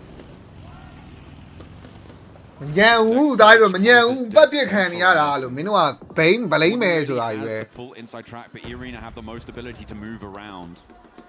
If Furia go down, start to move up the hill. Opening door. Furia now moving much closer towards the Arena, and the nades are going to start to cause problems for Mormon. The Molotov's there as well, but he has the smoke to cover his vision and hits the deck. Looks to get some healing. No knock found. Shocked. I'm absolutely shocked he's still standing there. Falling. Props himself back up, like you say. He's quick with the meds. Fury are debating where they really need to engage on this. Is it easier to try and wrap around onto Tiamba's side? Do they just have to hold in the middle, wait for the crunch to come towards them? They're going to go in the direction of Tiamba. Ayala, thought maybe they were a little bit closer than they are. Had the DBS primed. Scouting play as well. They're losing a lot of space in this peak up from E-Arena, starting to force them further back. It's getting scary out there. Final zone closing as well now, Jackie. It's straight into the middle. Can't hang about now. No elims for E-Arena. So they would love to try and sweep a couple of these up. Over the top of the hill, they're looking to put a pressure onto Furia, but they fight back. Eco goes 1-for-1 on the trade, which is not great news for them. But where are Tiamba? Can they make a pass at this? Try and move in behind Furia. I think they might be going for it. They've heard this fight break out. They've seen the knocks come through, and the backlines from E-Arena getting a little bit false-footed as Tiamba make their play. Tiamba, triple threat of nades thrown over the top. Erupting explosions towards Furia's angle after knowing they're weak. they're still not overly committing. You're being hit from all sides as well. They're going slightly too far deep. That one looks good. Great chip damage on the Fury. Chief with the reply. Mormon's drop. Joker hits the headshot back onto him. It's a 1-for-1 stalemate. Tianba still waiting. Finally, a second knock, and now Fury are on one. Hold it this nicely. Ego the last to go, and they wrap around. They roll it down. QZ wants to shut it out in the arena now. The last hurdle for Tiamba's back-to-back. 3 players versus 2. Joker off in the distance, but there's one in the smoke. His teammates. He turns for a moment, but he knows they've got his back, and in a 1 versus 3, can he make it work? Mormon now bleeding out to the zone. E-Arena. ဒီကောင်တွေသတင်းမဲ့အမှတ်အများကြီးယူသွားတယ်ကောင်းတော့ကောင်းပါတယ်ခြားတင်ခွဲပြီးတာတက်တာ Chicken dinner. This is brilliant. ဘိုင်းကဆနပွဲဟုတ်တယ်တရက်ကို6ပွဲလीတရက်ကို6ပွဲ Looking timid in their group stage, but that's all changed now as they terrify the lobby and turn up massively with not only 1 chicken dinner locked in, but a second following. ဟုတ်တယ် chicken ပြန်စားမှာပဲမူဒီပြန်တက်လာမလားတော့ပြောတော့ဆရာသမားတွေအေးလုံးကြအောင်ဟေး Really brilliant opener coming through for a team that, as you were saying, there were a lot of criticisms they only just about managed to get into the survival stage with a late in the day chicken dinner. Fighting လေးမှန်သွားပြီပါဒီကောင်မြန်မာလန်လေးမှန်သွားပြီလို့ရရနော် fighting လေးမြန်မာလန်လေးမှန်သွားပြီ And this is exactly the sort of development you want to see. Able to go, I think it was 11 eliminations as well there, Jackie. Hey, so for that one you pin it a monumental start for them. Getting towards the top 6 just got a whole lot easier. Yeah, dream start, man. This is looking at even they've done pretty well with the elims. It looks like they've got a good set of heads on their shoulders today. Way better for you when you not only get 1 chicken dinner, but 2 already locked in. Playing it smart. I was a little bit worried we're going to see some of those signs of them not willing to really engage even when they have a bit of an advantage. We saw that a few times in groups. It looks like they've recovered that. Yeah, I mean, the instance right at the end there, where they saw now's as good as any. The zone's they had the nades, a little bit off target with the nades. I think it's safe to say they didn't have a full read on the position of Furia, so overexpending a little bit of utility there. So still improvements to be made, but I think I can forgive them that. They were still able to crunch it behind, beat the Yeah, saying to Nyan one. Mo saying ya ni abe saying ali me blame ya me nga new lo yin me ကြည့်နေပြီကတစ်ထောင်လုံးကုန်တော့မယ် position that they had on that south side for so long. Surprisingly, they weren't able to get many elims. ဟောဇုံကြားတဲ့နေရာပဲဆင်းရမှာတော့ for a team that plays second place. Yeah, it is surprising. It is surprising. တင်းတော့တအားဝေဖန်တဲ့ကောင်ကြီးလို့နော် Champion ဖြစ်သွားတော့မှဟာဟိုမှာဟိုဟာဖြစ်တယ်ဒီဟာဖြစ်တယ်ထပြောတာအဖြစ်သေးရတော့မင်းတို့လောက်ဝေဖန်တာမင်းတို့ပဲရှိတယ်ဝေဖန်လီကန်ကြီးနော်မင်းတို့ comment ပြီးမှမနေရ There's moments where you're thinking when are they going to get that second wind again? Not necessarily from the tactical side, but more from just the willingness to actually show how good they are as individuals in terms of the gun skill. We know it's their job. Just got to rear its head once again. ကျွန်တော်မြန်မာရောက်နေပြီမြန်မာရောက်နေပြီ Yeah, I mean, on nevi ကျွန်တော်ဝိုင်းယူသွားအားပေးနေပြီသားတို့ရောက်နေပြီဟုတ်တယ်သွားနေကြတယ်သွားနေကြတယ် Be a little bit more like Tiamba. I think it's safe to say we're going to head down to the stage and we're going to catch up with some of the players. Yes, we are. And who are we going to talk to other than Tiamba and back wins to start off the survival stage. What a result. And let's ask about that, right? Back-to-back wins. Obviously, in the group stage, you didn't have the easiest of time. So what was the focus for the team between the group stage coming into now this survival stage? 已经2连失机了，非常优秀的一个发挥。当时你们小组赛的时候可能打得不算是那么好，然后现在进了生存赛之后，明显就是状态调整过来了。能不能跟我们说你们当时调整的时候主要注重哪些方面呢？其实我们没有做太多的调整。其实我前2天其实大致上没什么问题，但是每个人的状态可能不是很好。然后昨天调整了一些东西，没有。我的调整就是他那边怎么掉屋里？我的手机老断触，但加了手机壳之后，断触会变少很多。Outside of we didn't really make a lot of adjustments. I think that in the strategy, I think we were absolutely fine. It's just that in the group stages, I think everyone's form was just a little lackluster. And then coming to the survival stage, I think we're now performing a lot better. I think everyone's form is just peaking right now. And in terms of adjustments, for me personally, what I adjusted was I added a case to my phone. and I think that really helped to reduce some of the kind of like not registering my key influence, my touches. So I think that really helped as well. More accurate at all. That makes a lot of sense. And going to the Rondo game, you guys came in from the south side of the river and played alongside the river. What were the biggest threats to you guys for that first win? 当时你们第一张图的时候，你们相当于就是从那条河的南边，就是进圈的，然后而且你们相当于是我唯一是最站在那边，然后你们就一直沿着那条。南边在那边打了一整场。當時一整場下來，你能不能？anh chị ta đi演咁高，我哋演咁高，但係咩？那不會被戲啲嘅，知道你？那這種哪能戲啲吧？然後我們差點被右邊的 KR 叉給溜了，然後但是我們當時頂住那一波，然後那波可能是最具威脅的一波。Well, I'll say the most dangerous point was when we were trying to clear a hill, and then I think KRX actually had the slip on us, and it was a very tough battle. I think it was a really dangerous moment for us, but we managed to hold on and we managed to fight back, and we managed to win that battle. And I think that was the single most like we almost got eliminated point. All right, QZZ, amazing once again. Thank you very much. Thank you for the translations. That does it for us down here on the stage. Will Tiamba get another win on the day? Looking like it. It's crazy.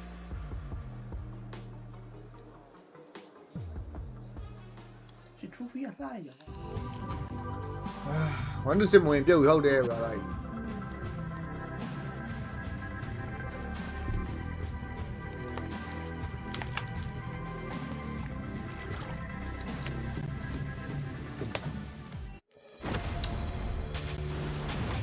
Last one nha là một bọn.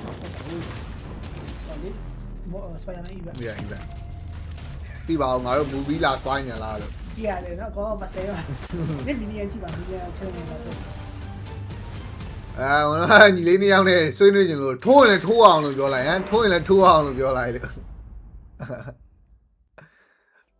Tiamba doing their best to Drake with that back. But boy BB lên, na boy BB rồi, don't quên nhau. Definitely showing up here at Survival Stage of PMWC. Làm tiêu rồi, phải làm lâu dài rồi, don't forget, it is PMWC.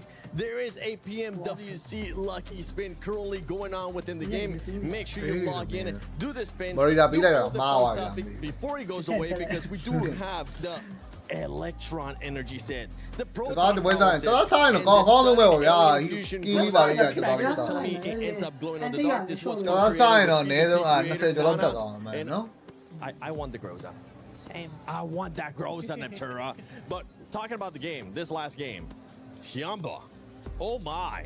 Especially that ending too, the way that they ended up pushing to Furia and then just demolish E-Arena is what we want to see out of Tiamba. By the way, before we do get into the nitty-gritty analysis, you fighting out, they're fighting Lee, man. Fighting Lee, man. They go to a northern finish, they win that game. Here they drop Yasnaya Pollyanna. They win a western coast finish. I don't know how they keep doing it, man. Their rotations are on the separate at PMWC. Check out the player stats here. QZZ, Milu. Oh my goodness, 4.5 average eliminations per game so far today, putting up the numbers, and I didn't predict them to make it because I was actually quite disappointed by them in their groups, and it's clearly working out for them, Niptro. Well done, I guess. Yeah, I mean, we still got a long couple of days ahead of us, but based on the last two games, I think we can really start to change our minds about them. They're being very, very consistent. What I really love is that they bided their time. They waited, right? Oh, there go my notes. Because she's attacking me. Yeah, I'm attacking him. No, because they were just sitting underneath this hill, right? Yes. Waiting for these two to get together, start fighting, and then push. Look at that. Yeah, I mean, that push on Furia, of course, the timing of that is great because Furia is at their absolute weakest, and also E-Arena trying to get on Milu and QZZ. The focus, the sheer determination at that moment, putting the focus on the same player at the same time. What an amazing striking duo. And clearly they've been successful on this opening day of Survival Stage. Loving the synergy of those two guys in particular. Loving that synergy, loving the action that they're currently putting on. 12 eliminations there for Tiamba, being able to come up with the win. Furia, this is a team that we've been wondering where have they been. They finally ended up showing up here in this game, Max, with those 7 eliminations, 12 points total. Happy to see it, really. What a hold on Primorsk in particular. They were holding off Nongshim Red Force. I know Blank was very excited about their hold on to GOAT in particular, making a massive statement that hilltop is their hilltop for the rest of that game. So Furia, you know, a little bit... Strong podium finish, which is what we love to see from that Brazilian squad. No, I do like it. I like it a lot. The only thing I want to say, if I could just really nitpick here, is that they, again, they had a very strong mid game, right? Very strong, very proactive. I really enjoyed that. I was like, okay, yes, Furia, they're coming in strong. We also saw them move on to really quickly with so much force. There was no backing. There was no coming back from that for RRQ. So very, very well done. But they kind of slowed down. They waited to that stage 9. I would have liked to see them be a little bit more proactive with EA. I know that they were, you know, intimidated by Tiamba there, that other third team rather being there, but I would have liked just a little bit more momentum coming through from them. Side note onto Tiamba, actually, speaking of momentum, Tiamba went from 0 to 100. Did you see that? When they realized that fight was finally happening, they went from sitting behind a tree to full on pushing like that. 10 out of 10. Back with real quick to what you were saying about Fury in particular, slow it down a bit at the end. I don't want to criticize that too much. I think it was actually a good play for them to slow it down. The reason why we knew that whichever team fights last, chances are they're going to get the win at the very end. Furia fighting E-Arena, they're like, we want to try and get rid of E-Arena, but if we fully commit to the fight and take even more knocks, eventually Tiamba's going to rock up on us, which is actually what happened, right? So I do get the point when all the 3 teams are just ready to go at a moment's notice. Furia နားမလဲလို့ဆိုတော့အဲ့ဒါတော့ bro ကြည့်အောင်ပါလေ bro အဆင့်1 to 6တဲဝင်နေရမှာပေါ့နော်ပွဲတွေ12ပွဲလုံးဆော့ပြီးသွားတဲ့အချိန်မှာ1 to 6တဲဝင်နေရမှာပေါ့နော် I think that's still a win ခြားတင်းတွေလည်းကြိုးစားမှာနဲ့ the Brazilian squads you have still not being able to do that well ရနိုင်သမျှရတာတော့အကောင်းဆုံးပဲပေါ့နော် via placement in this last one because the eliminations just weren't there. Yeah, elimination. It's a hard zone though. It's a hard circle to really get eliminations. You've got so many. Tiamba was able to do it. Tiamba was able to do it. I think it's and they don't land even close to that. True. I think it's probably one of those things where it's like you get in there early, you're able to do something. If you avoid teams, then you know that. If you're there, but I think there's just so many angles. What it's actually doing isပြီးတော့ into not taking those fights because အဆင့်1 to 6ထဲဝင်အောင်လို့စောင့်နေရပါတော့ and so you're like I can't make a move in this. By the way, going back in this game, there was a very interesting moment for Tiamba which really enabled them in the first place to be a contender for that chicken dinner.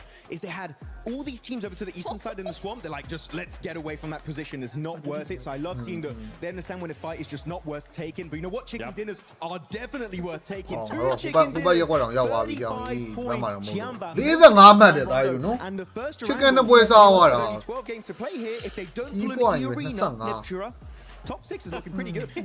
I mean, top 6 is looking very, very nice. The thing that we have to watch out for is it's a group B all over. No bomb, let's go. At the top. Okay,ဒီပွဲလေးတော့အမှတ်ယူမယ်လားယူ This is what 19 we saw there. Everybody could still get into top 6. Probably gonna still go that way by the end. ဒီဘောလည်းဘယ်သိနိုင်အောင်လဲဟာမင်းတိုင်းအာဒီဘောမင်းမီးနေကြတာမလို့ being in that leaderboard, and so yeah, we're looking at a very ဒီမွန်ကိုင်းနဲ့ထုံဘက်ကွာမင်း easy လက်ကကွာ beginning of the day we're talking about Sony Story of the day, no sponge points against one. Now Tiamba's like we are here, we're gonna be sponging up all a lot more survival stage coming up, but before we go into the next game, we're gonna be sending it over to Kalaris in Blank.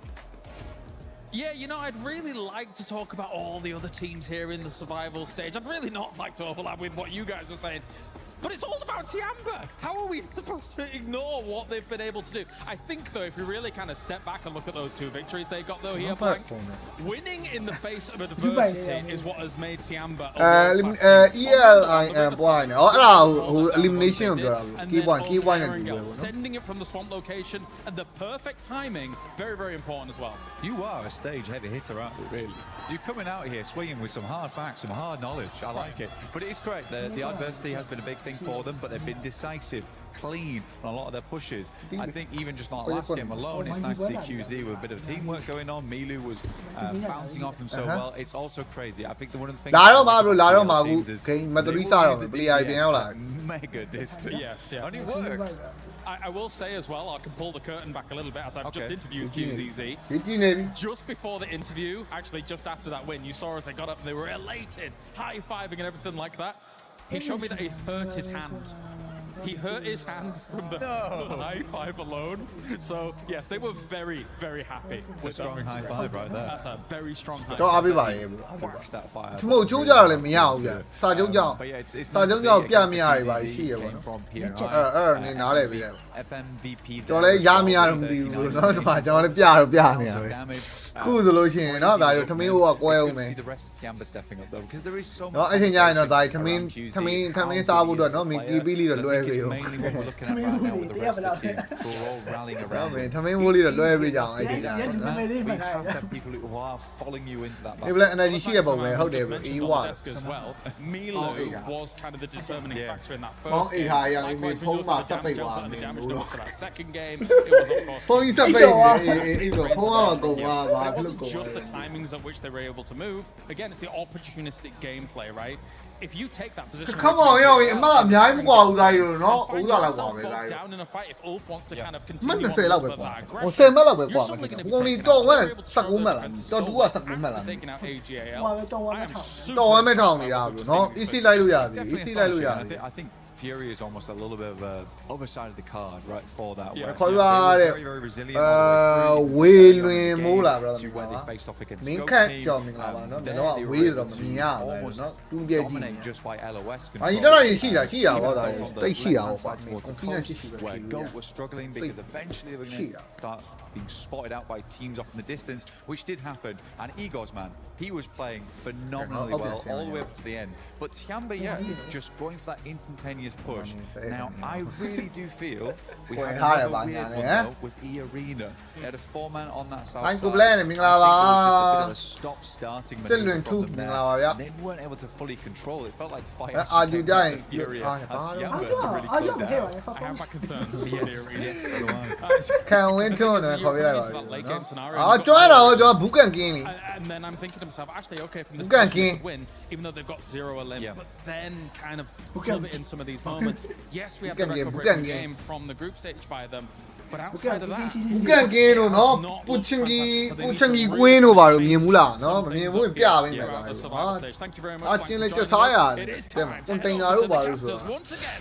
ဘလက်အပိုင်လုံးမှတ် Pastures of Erringel.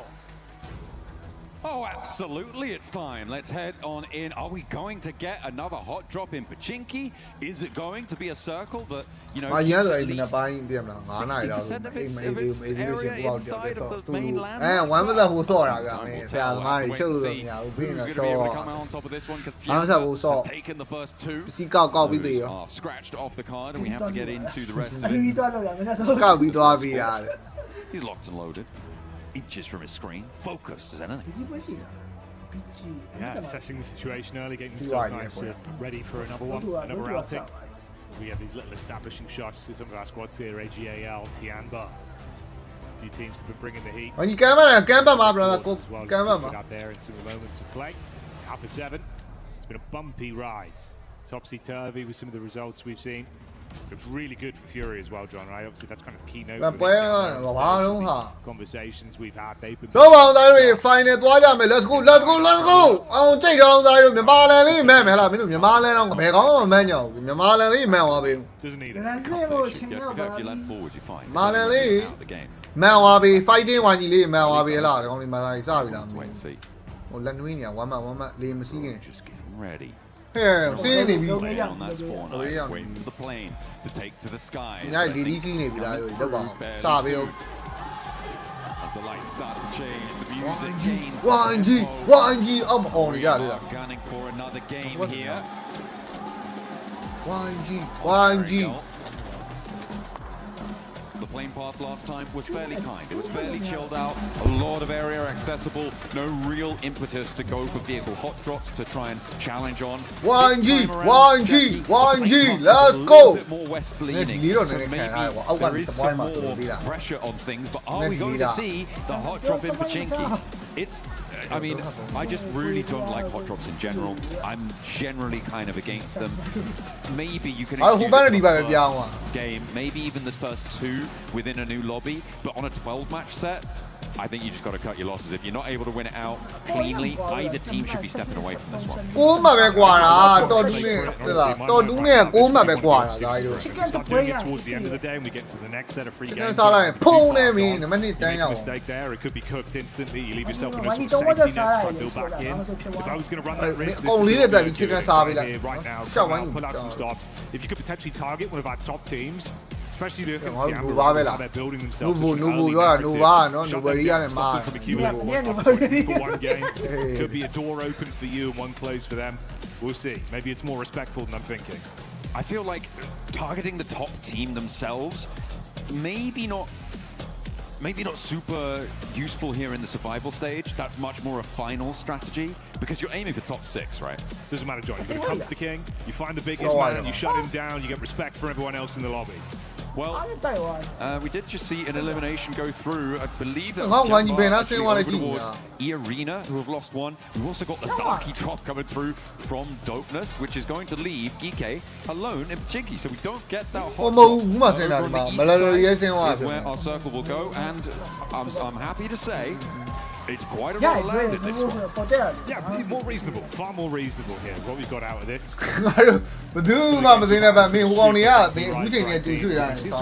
Mobile mechanically off the back of rotation, at least map geometry-wise, how they understand it. It gets a lot more out of these teams. Brains have to be switched off. This though should be better for the lobby. With Yangon Galacticos and AGAL both dropping in the area. AGAL imagine trying to get across the bridge as fast as possible. The question is, what sort of ammunition does Smile have to play with? Can he catch someone on the cross? Looks for the iron sight spray down with the AKM. There is still more on the menu. There's 2 players in the monster truck trying to find their way through. Will they sneak on in? It looks like it's not quite connecting on the spray. Some damage there, but the ammo's starting to draw low, and they don't have the scopes to really get the distance on this one. Jackie, I think AGAL just make out like bandits on this. Yeah, get out of there, get away. Only the iron sight, no scope attached for max precision, so he can't get it done even when he throws the clip in the AK. Just a spray from far away. No one from AGAL hitting the DCK. It's not even how you spell deck at this point. It's one of those days, John. No, well. Just got to throw an E in there. That would help. And it would help, but hasn't helped E-Arena on this drop, unfortunately, throwing an E on the front of Arena. Tiamba were able to get that. They were the team taking down Tiamba, dropping around that sort of cube compound area, east side of crates, and, well, closer towards the bridges out to the east of South George, and they've rotated now all the way over the north towards Yasnaya, given the circle. Smart, I like it, no notes. Furia out on the west side, fairly uncontested, and we're firmly into the looting phase now. Been getting louder and louder game after game as well. So that's Yangon Galacticos' fans and Alpha 7 in unison. They've been stationed in a similar area of the stage. There's a lot of excitement coming from over there, getting fired up. The drums being played. You any good at the drums, John? I have grade 4 drums, which is a qualification in the United Kingdom for our international viewers. Bloody hell. It's mediocre at best. I see. You know, Kalaris is a phenomenal drummer. Is he? Yeah, he's really good. Okay, that's not even a joke. He's very good at drumming. We'll get him in. We'll send him over to Alpha 7. We'll see if he can do some drumming. Absolutely. Get him on the paradiddle. Yeah, we'll patch that one through. We'll get James on the move during the game, don't worry.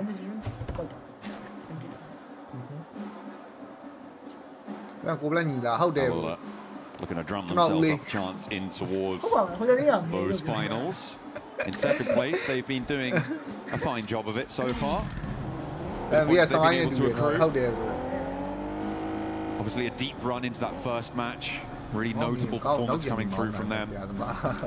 Maybe a little bit too slow in terms of dealing with Tiamba down on that south side of them, but they're still up on 19 points. They're still in the top 6 for the time being, as close as it is. However, in Primorsk right now, there's a long road ahead of them to try and make their way in.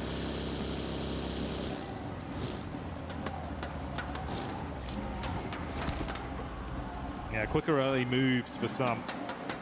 Others using the availability of a longer, safer rotate. Obviously, this is more the consistent sort of play we prefer to see from squads like Goat and Yangon with how they want to approach it. Something you'll all want to see, though, of course, are the amazing weapon skins that we've got going on here with the event that's currently occurring. That Ninetales Fury Org, a beautiful bit of kit, John. Get those variants as it evolves when you use it. Really cool stuff. a powerful beast, and you want to lock it inside you. You want to keep it and elevate yourselves to find those various levels of different tails. Moving on into your games on PUBG Mobile. Furia looking to add another tail to their story in these survival stages. 5 teams, well, 5th place rather, on the tables right now. 16 points, very much in the thick of it, as we said, with the points being fairly level when you exclude Tiamba from the top side. Furia looked fairly dynamic in that last match. And they took agencies into their own hands, which I like to see, I really do. So for that southwest side, hopefully they can break through, play towards this mansion open area west of prison, this shelter positions as well. Okay, let's go, Dairo, let's go. So you need to make sure you get your little patch.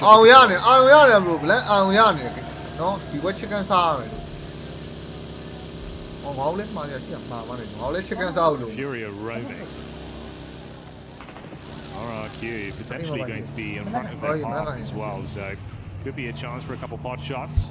There's an overextend on the scout, pulls back quickly enough to get behind them.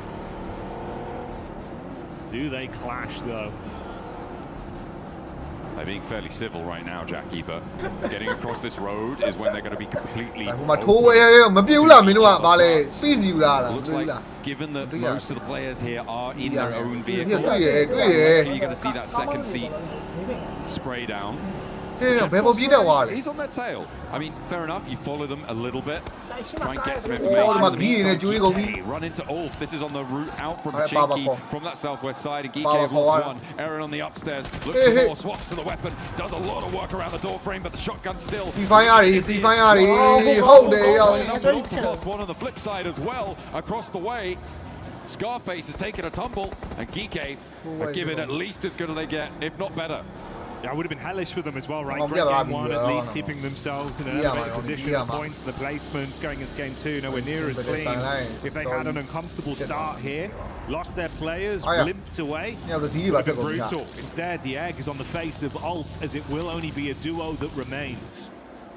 They're going to have to play in positions that generally are going to need a lot more firepower to hold down those those more open areas, the dips around that zone, maybe some of the compounds, the buildings in that area. So you have to try and find something, keep this one going as the zone coming on through. 6တင်းပဲကိုသေး6တင်းပဲတက်မှာ 6တင်းပဲတက်မှာ1 2 7တက်မှာ Is it going to be hard? Is it going to be difficult? အဲ့တော့ခုမှဆုံးတာအေးမဆုံးဘူးအောင်ကြီးเนาะဒီနားလေးဆိုတော့เนาะမင်းပေါ့ပါလေးဝင်ရုံပဲ It keeps a lot of land in.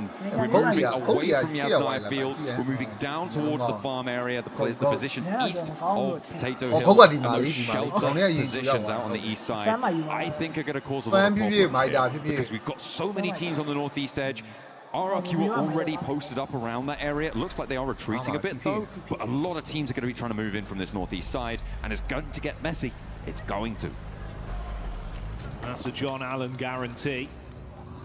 I don't joke about mess. You can trust those. It's been a bit bumpy as well for a squad like 721 GS, right? See a POV here. They had a few games back during the group stage where they were able to sort of harass the team. Still good elims and have their head on a swivel. Yeah, that's like a close down a bit of a generally considered weaker lobby where there's opportunities to rise to the occasion. Our top team certainly have for them, still down towards the bottom side of the pack in 12th place right now. I guess a little bit more if they want to keep themselves in it. Wrap over from Tiamba as well. Going to be on the move down. Can it be the free picks already eating good today? 47 points in this game. So far ahead compared to the next close squad, which is that tied second podium position between Alula and Goat. So they're really coming out to play. It was 108 points was the record set by Vitality in a single day. Yep. And I feel like I brought that up maybe slightly too early in the day, but if you're on 45 points in 2 matches, simple multiplication will tell you that you're going to get there, right? You would need a little bit more on this game. It's safe to say, but still, like you say, in the position in the northeast side, they're fairly isolated. They can maybe chill out a little bit. I thought it was going to be the northeast side that was going to be a little bit messy, but that seems to have rotated down and split around the prison. Instead, the positions to the north of Milter are going to be much more chock-a-block with our players moving out the Wolves from Milter, past Kiwun DRX, sorry, who did actually rotate over the water into Milter, which was quite interesting. They were able to jump on in and force the teams in the area out wide. AGAL, who went across that bridge early on, of course, going to that Milter Power area. They went out all the way to the east, and they have now slung into a pretty solid position. But it was Kiwun DRX who were the team to sort of divert them on that part.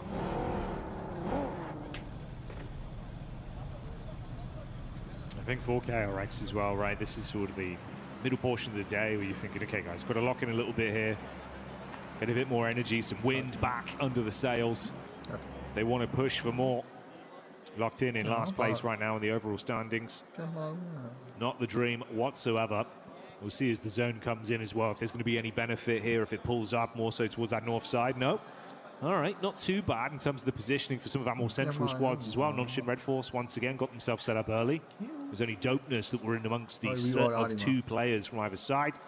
Ulfnir there, Fury instantly rotating off the confirmation of the zone, and Tiamba pushing down as well. From that east side, look how many teams are moving around that Ulf position. Dopeness just about snaking their way over the top of this one. Remember, Ulf only on 2 players, so really can't do too much to stop this. They're just going to have to hope that they can win a fight. In the meantime, on the southeast edge, it looks like Kiwun DRX having a tough time of things against Alpha 7, as 2 of them have already gone down. And there's really not much more to try and hold his nerve in the face of yet, and they're not about to start now. Able to find the final shot, and there's a burn down on the last player for the South Korean side. I think that's by far the cleanest take we've seen of a compound from Alpha 7 today. They get that one done, John, but it doesn't end. They've effectively rung that proverbial dinner bell that's baited over Alpha 7. They'll have to keep on fighting. Fury pushing over as well with AGAL in their line of sight. Height to play with, so at least advantage from that. Liu has limited meds as well. He's going to be able to top himself back up. Feign wall of smoke between them.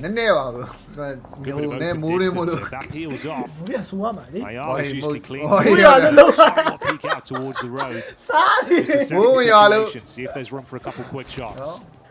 I feel like they're going to be okay for the time being, but with Wolves moving in from the east side, force Furia to crunch in and lose influence. Are the Wolves going to stop there, or are they going to try and keep going a little bit deeper into the zone? I feel like they're going to be more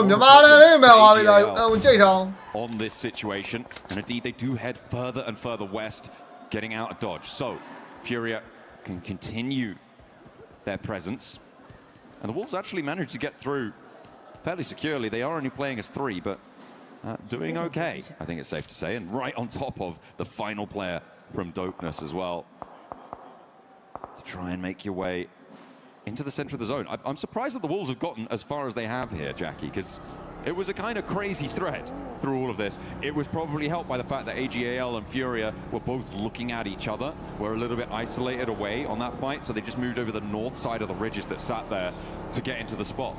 Good read. It could be a good reposition for Alpha 7 as well. Last time we saw that great injection back over towards KRX, cleaned up on the compound. Then they were briefly met by IRQ that bailed out on that one. Alpha 7 chasing down. Zone crunching further in again as well. Dead set right now from Nonshin Red Force. Haven't had to move or fight for anything for some time. All 4 of their players alive as well. This is pretty decent news for Tiamba, although that less so. They have taken a knock onto QZZ on that eastern side with RRQ bearing down upon them. In the meantime, Furia and AGAL starting to come to the forefront of the fighting. As there's 1, there's 2 knocks as well. A flush coming through from Igors. ဆမ်းပါလေတက်လာမှာရောဒီမှာဖူရီယာနဲ့တွေ့ပြီနော်ဒါတို့တပ်ပါတီဝင် join လိုက်မလား ကောင်းတယ်ပြောတော့အပေါ်ပြန်ဆွဲ This is tough stuff. XCZ also feeling the brunt of pressure. I think that might be an off angle coming through from Yangon Galacticos. And what can you do? Over the back does tag, but doesn't quite get a flush or another knock. Yeah, just a bit of chip damage. Not enough to punish him with. Chief going to step back up with one of his own as well. Dashes it onto AGAL. That's more what you're looking for. Now they can compress in and try and collapse upon the squad. AGAL going down swiftly as they will lose out. Removed from the equation here as Furia are still standing. On that south side, lining the roadside now. Well, more of a path, really, if we're honest. But we'll be able to use that ridge line that was protecting the Wolves on their rotate, potentially to launch themselves forwards. But I don't think they can do it fully just yet. Instead, they're going to have to worry about their south flanks and their west and east as well. Alpha 7 rolling over, trying to take on the other Brazilian side. We're not quite getting fully stuck in just yet, Jackie. They're calming things down. And hit the deck, buckles meeting dirt. A lot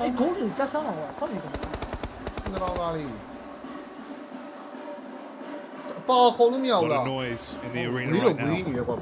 You're on the Kadir City grid. It's been pretty fiery with the energy coming out in support of Alpha 7. Taking some shots. That's a pop off from the fans over in Yangon's corner. Rightly so. First elim on the board there for Smile.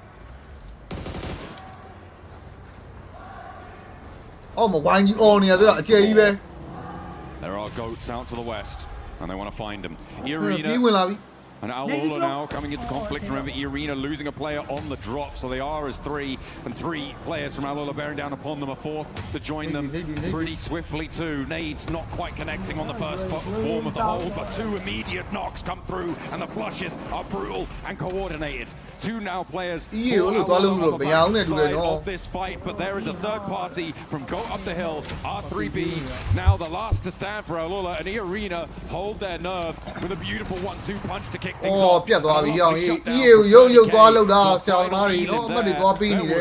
way to get into that compound. No, not for love nor money.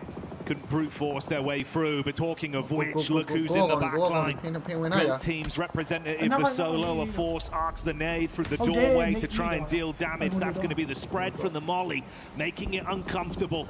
Another one bounces just off the periphery, trying to thread the needle. A further Molotov goes in, keeping them guessing. 3 nades in the back pocket as well. The cycle goes over. E-Arena sat, just hoping this shrapnel won't end them as they cower in the building. More nades being layered on down here from Force.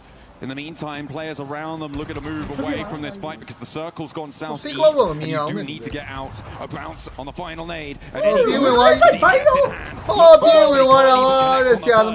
E-Arena stay alive as 3. They have to get a move on though, Jackie. They've got 30 seconds, or well, a little bit less now to move before this zone is going to shut them out. Decent distance to try and conquer as well. So it's not an easy pathway for them.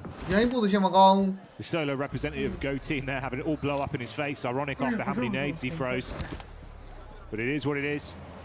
In the arena, you thought you'd finally have a safe exit. Yet as DK come back in for even more.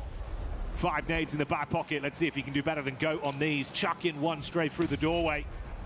Smoke out as well to provide some semblance of cover for them. Easy for Bad Boy trying his luck. They're low, they're trapped. I mean, they're going to be ushered out by the zone. You've got Cyclone as well for Yangon. Chance on the periphery. Are they even going to get out here, John? They try and jump in the vehicle. They got a lot of distance already. 2 players from E-Arena moving away. Schweppes may be the sacrificial lamb. They have a vehicle that they stowed earlier or were aware of earlier. Kike are taking shots from the off angle. I mean, Kike are spending a lot of time outside of the zone to try and make this one happen. The fact that they've let 2 players get away and they're taking shots from a third party is quite nasty. Schweppes may be able to hop into a vehicle and get into this one, depending on what sort of stim condition he's in and if he's taken too much damage. But yeah, for E-Arena, I feel like Kike may have overcommitted for it and instead they're losing more than they gained by quite a long way. Yeah, I mean, you can see the knock-on effect.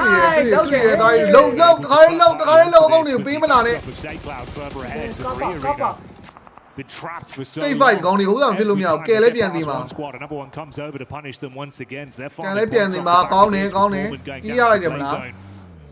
ကြီးရလိုက်တယ် Schweppes ခု barely နတော့ pushed ကောင် out. ခေါင်းကြံသေးရတော့အဲ့တကောင်လေးကိုစောင့်ပြစ် There's မ a လား timeline where he's the only survivor.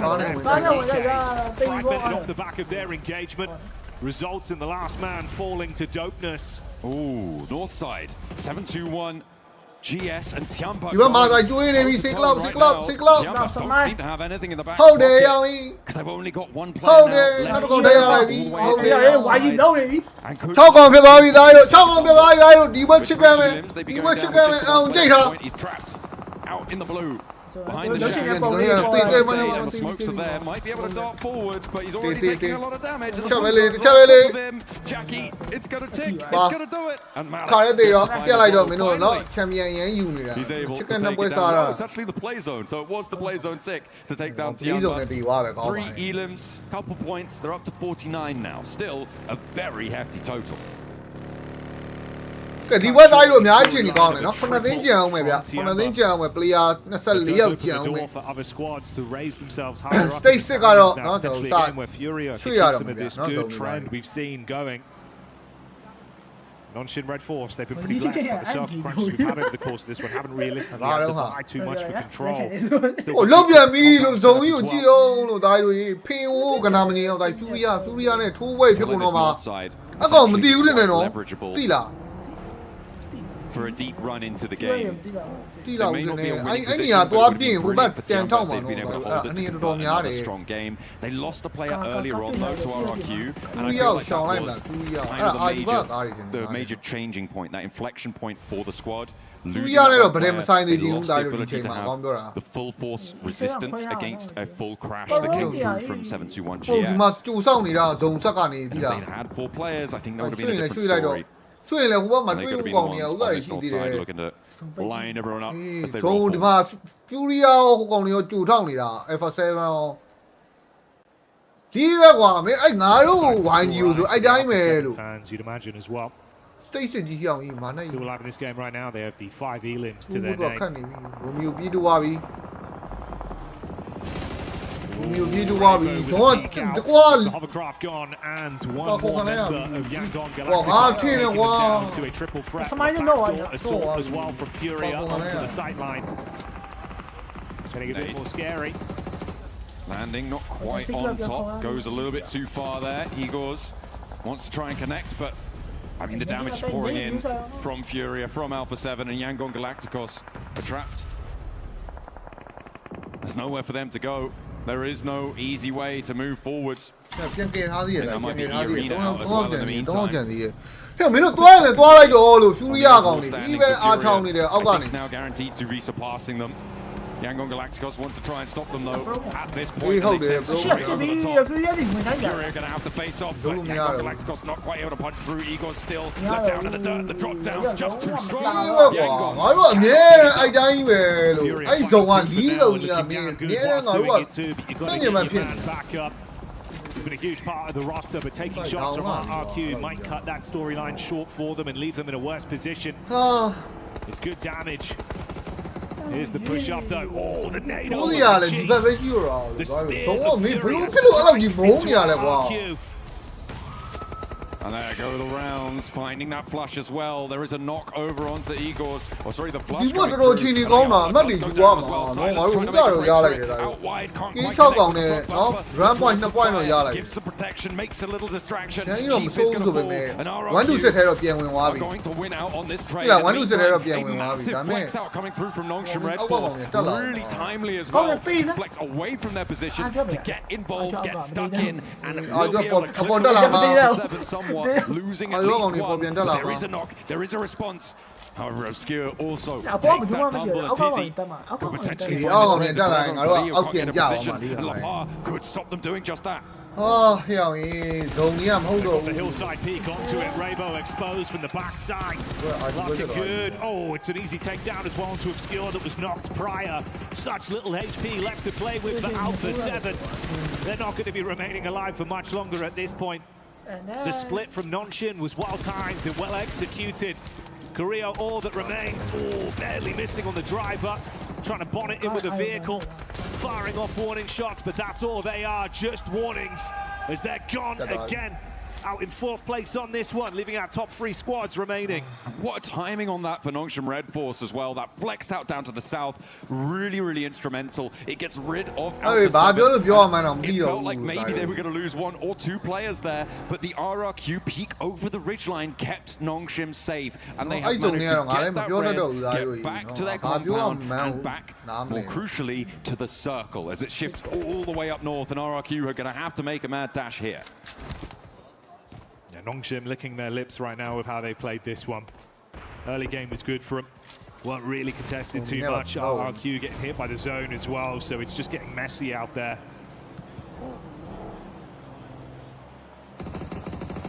I think they're just going to leave him. For RRQ, they're playing as 2. They're already sprayed out in the open. Another knock sent their way. And 721 GS want to take down the player on the south side. Rayan should have angles on this. There are shots being fired back. Nongshim Red Force do have the toe sight. And we'll be able to clip those nails. And that's going to leave RRQ out now. The position that Tianbao holding against Nongshim, who've been in this spot for the longest time. 721 GS had some moments of greatness in the group stage. It feels like if they want to try and revitalize themselves and prove that they can go further, fight for an opportunity into finals, this is a game they need to win to get themselves in that headspace. For Nongshim, it's more of that consistent force. A team that we know can go above and beyond in a position to do just that, with the advantage of not only their position, but the numbers as well. Battle of attrition on their side, John. This is a jump up to 2nd place on the cards for Nongshim Red Force. And for 721 GS, it's a chance to try and join closer towards the top 6. Early doors on the tournament does mean there is incredible amounts of volatility on the tables. And Nongshim would love to try and rise above that. That's exactly what they're looking to do here. TZ with the flex out, even though the monster truck's gone up in smoke, is brilliant, because there's still 2 players who have to crest this ridge, who have to get across the road for 721 GS. And when they do, it's open season. Nongshim are going to be on the hunt. There's been some great reactions out of them as well. So if it comes to a fair fight, I feel like I've got to back them from some of the angles we've seen, man. A lot of talent. Gunplay's through the roof right now for this team. Coaching staff watching on as well. Fingers crossed and hoping for the best result for the squad. Seems like there's still a decent amount of utility left in the back pockets there for 721. It's going to be the smokes over, create a pathway, smoke wall up on the roadside. Vehicle to play with for the rotate. Do they have the cover, though? Can they get there safely? The cannons start to fire. The nades are pouring in from TZ on that off angle. They know that he is a vulnerable position for Nongshim Red Force. So if they can get into nade range of him, that might change the dynamics of this circle, Jackie, because Nongshim Red Force also do need to move forwards. They haven't managed to deal a blow to strike a player down on that crossing. So now they need to go a little bit more bread and butter. Thing is, if they're thinking Tizzy's the vulnerability, I think in reality he might be the volatility they need to open this one up. You expose yourself for even a second, that off angle, he's so damn crisp with it, he's going to be punishing you towards the side. His nades as well, every time just eating away at them, draining out some of that additional medical utility. That circle's going to start to crunch him. Really going down to the wire on this one. Nongshim do have the more central position with their forward spots here. Not too sure how many nades are in the back pocket for 721 GS, but XZY launches one forwards. Doesn't quite go the distance. TZ also lobbing it on in. The volley starts to come on through. Remember, the numbers are still in the advantage of Nongshim Red Force. Oh, that looked quite good. That was from Hyunbin on the back lines. TZ starts to move, and Alico clips him, immediately shutting him down. A really good opener, but there's a nade in response, and Hyunbin connects again. Up into the sky, down. Alico's going to be forced out wide, but no one's looking. No one's ready for it. The flush comes through to Malik, and it's a 2v3. Scary scenes off the back of that. Panic stations. Fumbles with an 8. Looking for the reset on the follow-up. That's the last one. Dashed in towards Nongshim, hoping to deal some decent damage. They're being constantly peppered by these. Molotov goes over as well. Grenade. Oh. Just decent damage, but no conversion. Another peek back out. Rahan falls. This isn't looking great now. Down to a solo, trapped in an awkward angle. Shots over. Can't quite find it. It's not enough as Nonshin see red and get that one done.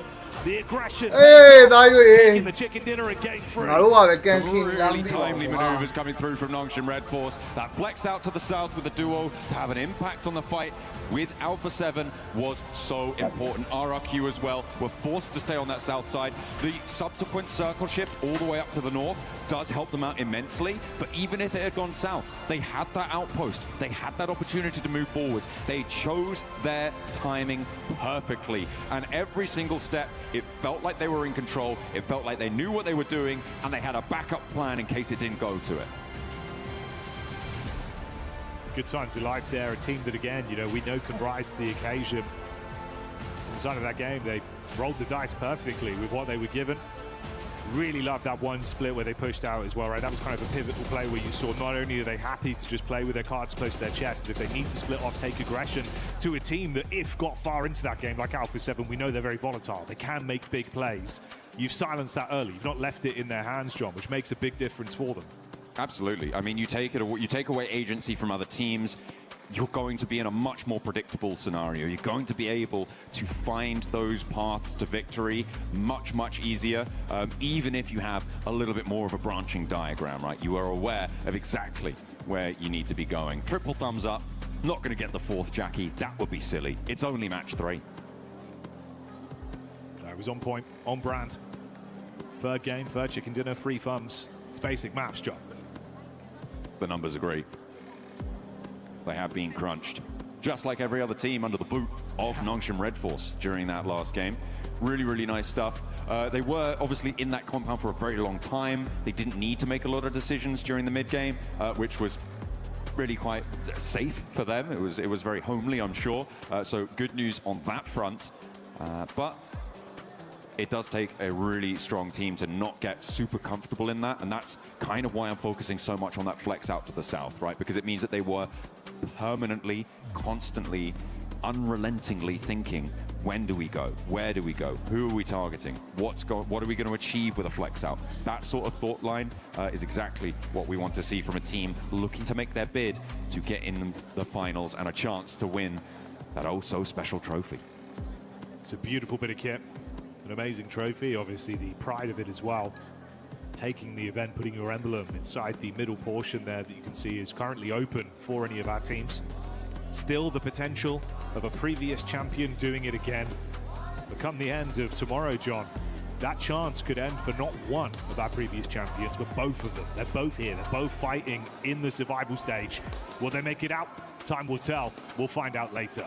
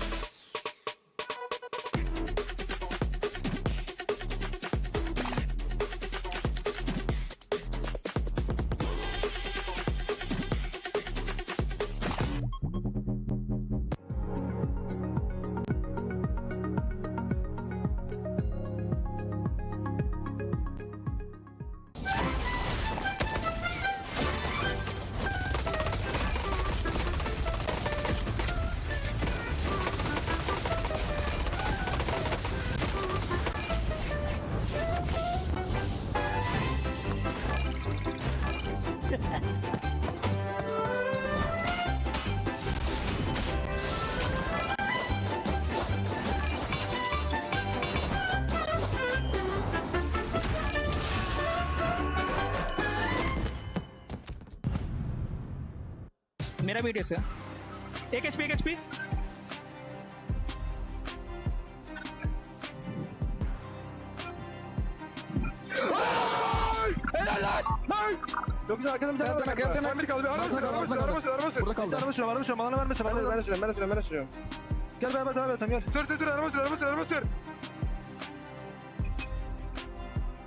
Nice oğlum. Nice oğlum. Vai junto. Vem nesse aqui embaixo. Tem. Boa, caralho! Porra! Gue kiri dia. Nomor gak? Oh, aneh bener anjing.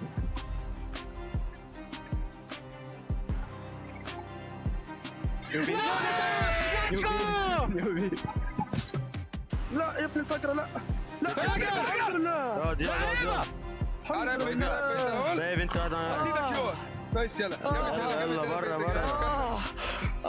الفينش عيب عليك عيب عليك alan dışı kaldık sağda kimde kaldı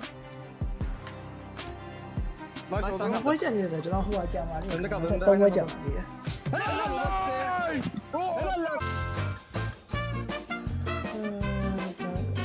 好的，欢迎来到 Aramco 的实力排行榜。我们今天也是邀请到了 AGL 的选手来给我们现在桌子上的这些战队，然后做一个评级。来，你们现在看上哪个 logo 了？先来一个 Godlike， 跟颜色，就意思是 C 是吗 ？OK。Alpha Seven 吧。Alpha Seven 7 B 吧，毕竟没进决赛嘛。我没说话，刚才说的。今年是今年，刚才说的。那我跟谁？好，下一位 IDA Esports D。这个往上点，这个 YG 给个 S 吧，上届冠军给个 S 吧。Alaska，妈的，配呀，你给听那个表。这个 F 很配啊，这个。好 UF 给个 B 吧，给个 B 吧。好，接下来 Aurora 老熟人，给 S 吧，这个 S 啊。好 S 已经有2位了。40，这个不是很猛吗？对啊。那直接给到 A 跟 S 中间呗。我觉得这个应该给到 S 吧，就这么。还有这么多呢？没事啊，下面也很就凭人家是冠军，行。RQ 给到 B。OK， 这个放哪？F， 这个放到E吧，高那个 S 突击1等就行了，压他一头够了啊。只需要压他一头。接下来这个给到夯吧，夯。哇，这 S 有点太多了。这个来排个这个 A 吧 A， 这个小蜜蜂，那 B 跟 A 的中间呗 ，B 跟 A 的中间，我觉得 A 比 S 还要珍贵啊，现在。马上又来了 ，EA 来了 ，A 必须得 A 啊，因为它对比你在 A 是吧？这个直接这个怎么说 ？S 加，必须是压那个Aurora跟黑豹一坨，稍微挪一下。挪一边。哦，懂你意思。这个更别说了。这个呢，龙溪。刚 S 刚有一个空位啊。NGX 给个 A 吧。接下来 Hora 给个 D 吧。反正现在每个等级都有。对，我觉得贴很完美，没有要变的了。没有。是的。那这就是我们 AGL 的选手现在定下来的评级了，不知道大家怎么看呢？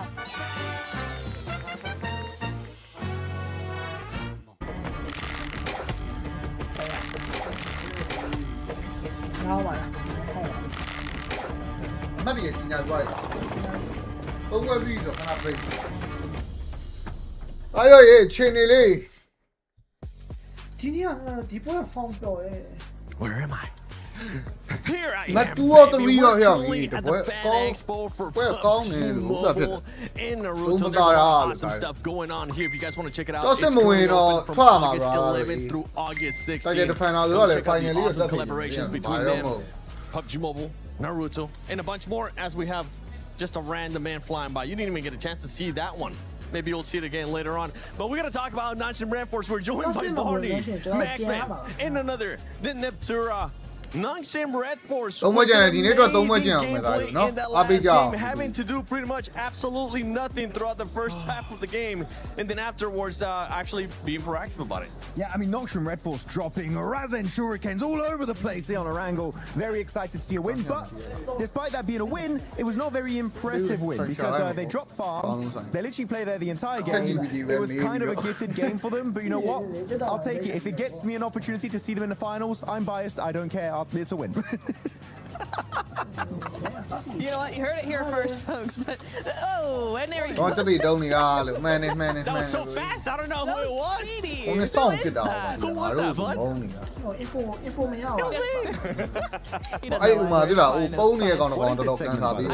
Just a fun segment. Welcome to PMWC at EWC 26. What were you gonna say, Natura? No, I was just gonna say, yes, they were heavily gifted this win, heavily. However, Tizzy, being that anchor point, is what won them the game, and I will say that you are looking at a team that knows how to play this game. That's all I gotta say. Right? Tizzy moving up to that rock, making sure that he's that anchor point, allowing his teammates to push forward into nade range onto 721, so that even when Tizzy did get knocked, it didn't matter. The game was already won. So that kind of synergies, that kind of gameplay was really, really nice to see, and it made it more of a win. These are the new off angles. Absolutely fumbling a nade. If you do all that kind of stuff, you'll definitely be able to get a win. But you were asking, what is this segment? Let me just give a quick reminder of what's going on. This is the fan zone experience for PUBG Mobile lovers. So make sure you guys come check it out. As I said earlier, open August 11th through the 16th. You can come here, maybe get some cool Naruto bandanas, maybe get some extra swag, check out some of the other collaborations currently going on, and win some prizes. Oh, wait, you got that one from here? Yes. Oh my goodness, this man is swagged out. It's mine, don't touch it. But Barney, while we have you here, when you come into survival stage, we usually have to talk about the mentality of some of these players, right? Because there is no second chance after this one. It is make it to top 6 or go home. And some of those squads are currently making sure they put up that performance here on survival stage. It's true, yeah. As your hat comes flying off your head. I think one of the things to take note of the most is the mentality coming into the survival stage is very different. Now, we're seeing teams like Tiamba who only managed to get 49 points in the group stage. Like, they've already managed to conquer those 49 points in the space of 3 games out of the 12. So it's really impressive to see the adjustments made coming into the survival stage, and I think Ula managed to put their best foot forward, but they kind of tapered off a little bit. But the team to focus on right now is kind of Alpha 7. They're moving with hesitation, they're not moving with confidence, so the synergy is slightly off. It seems like they keep getting themselves in a pinch, and this is what was causing them issues in the group stage as well. So Neptura, I think that Alpha 7 need to step it up a gear, or at least move with some sort of confidence. I agree, and I also want to point out Fury as well as another team that I want to see step up a little bit. They're doing better, but it's just not the same. That it was a very weird push around from Silence to be coming over into that vehicle, moving away from his team just as they're getting pushed and trying to come back for a distraction thing. But really, the better option would have been an off angle. We should have seen Silence able to have an off angle play and then try and help his teammates in the way and kind of abandon them. That's what it felt like. And so I want to see that sort of tactic being shaped up a little bit to actually help them, not hinder them. I gotta say though, looking at the end of this game, especially with the replay, it's 7-2-1 sure don't get themselves the chicken dinner, but the smokes to deny vision from all of Nongshim Red Force as they try to leave their own compound. Again, that they've had pretty much the entirety of this game was very impressive. So 7-2-1. Yes, we're looking at the overall ranking right now. You can see Tiamba with the performance that they had earlier. Nongshim Red Force with that win, they do end up jumping up, but a team that I'm happy to see here, 2 teams actually, Max, that I'm happy to see here is none other than Furia and RRQ. Yeah, very impressive stuff. RRQ in particular, a team that can be very topsy-turvy. Here, the entry point to the eastern side, it was very easy for them to hold it because no one even tried to contest it away from them the entire time. But their third party on the likes of Furia, Yangon Galacticos, Alpha 7 was absolutely beautiful. Then the Circle had a different plan in mind, which is forcing them downhill, which as we saw there, it's really hard for them to make it work out. So overall, very happy with them. And Miramar in particular, I need to see some RRQ presence. Yeah, we need to see some. RRQ actually, they ended up doing a cool rotation a little bit towards the end of the game where they ended up going south. It seemed like they were going to be a bit too passive, but then we saw the aggressiveness out of them. And I'm loving that we're getting more people, more stuff from PUBG Mobile just joining us here. Gotta close it. How's your day going? Okay, cool. Hey, that's what's up, man. I tell you what, though, I've got to say, a team to look out for today is GOAT Team. They're one of those teams that will consistently be putting up numbers in every single game. There's nothing flashy about them. They will always just keep putting up numbers, though. But they've only got 3 placement points, which is very interesting. So more eliminations are good, but I want to see more like top 5 finishes. If they do that, Barney, agreed, they are a very scary team. I think you have something to do after this one, so. Oh, and he's gone. Well, thanks for joining us, Barney. Hopefully you have fun at this stage. I'm pretty sure we'll be seeing you there shortly. He could have just done the, what's the name of that jutsu, Max? Where you just end up appearing? Shadow clone jutsu, you want to do? Like you create yourself a clone of yourself and you disappear? Hey, we did that for the PUBG Mobile guy. They were able to kind of show up here. Play an unknown jutsu right now. Look at that. Any teams that have surprised you today, Natura, besides the obvious ones? For me, Yangon. The Yangon are back to their day 1 of the group stage that we saw. I was saying they have a lot more presence, and so far over the last last few games, we have seen that return after their second day where they just were non-existent again. Really liked how they played the southeast side there, Seven. They were really, really heavy on those splits. SayCloud moving over to, who was it? Who was going over there? The EA GOAT fight off onto the western side. He was monitoring that fight, regrouping, trying to make a push happen. So very, very sort of aggressive in that mentality, aggressive in that gameplay, even if it's not super aggressive onto actual players. Yangon, honestly, it's a defending champions here at PMWC. I would like to see them in the finals just because we haven't gotten a chance to see them at all since last PMWC when we talk about PUBG Mobile Esports Global event. And one team that's actually surprising us in a bad way here, Max, and we have to talk about them. No. It's Ulf. No, yeah, it's pretty bad. But genuinely, look at their rotations. They get not terrible positions, but the main issue is, and this is something that is a main issue for Ulf going into all of their tournaments, they're a team that sometimes they go dead center of the circle, but they're not super playable. Sometimes you see them in a shed, you'll see them around a tree or a rock, and the moment teams have a point of contention around you, they spot an angle on your entire squad, they get instantly eliminated. I kind of want to see Ulf play a bit more edge. I feel like edge playstyle is actually what suits Ulf the best, and that's what we saw from him back in PMGC last year, even PMGO Season 1 in Jakarta. They were getting so many points because of that edge playstyle. Center here, if it's not a solid position, like I'm talking, it's not a compound, they're just going to get decimated right away. And Ulf, in a lobby of this caliber 7, we know you're going to struggle if you don't have a good spot to play from. Which is crazy too, because it's usually one of those teams that we're able to see them being even more aggressive. They're able to, especially with what you're saying, when they're able to play edge, they are going to be able to take full advantage of that. But right now, that them not being able to play how we've seen them in the past. When you're talking about that edge play, that edge rotation, that spread coming on through, they're not being as aggressive as the lobby is demanding, and that's the real problem here, is because they want to play slowly, and the lobby is just like, no, we're playing too fast for that. You've got to keep up, or you're going to go out. Yeah, and that's hopefully what's going to be happening as we have hit the halfway mark of day one survival stage here at PMWC at EWC 26. But I'm wanting to watch the game, so we're just going to send it over to Barney and Luti. Okay, start him. Okay, start him. Luti. Back to me, Barney. Start him. Let's go. Mean to you? I mean, just survive with the minimum you can have, you know? Surviving with the minimum, that's interesting. Luti, I'd like to ask you, how long do you think you'll be able to survive on this stage just by yourself? I mean, like, I think 4 days. Food, I guess. You get one other thing. What else do you have? Yeah, one. A bottle of water. It appears like your dreams have come true. Yeah, that's cool. It is cool, isn't it? But it was just a metaphor. It's just a metaphor. I'm not gonna stay on stage. It's a small bottle. Okay, I will figure out. It's back to you, casters. I need another one. Barney! Sorry, let's go. As we're getting ready for the final 3 matches of day 1 of the survival stage. I want Jukes here with my man. What the fuck? Ready to go here. There we are. What the fuck?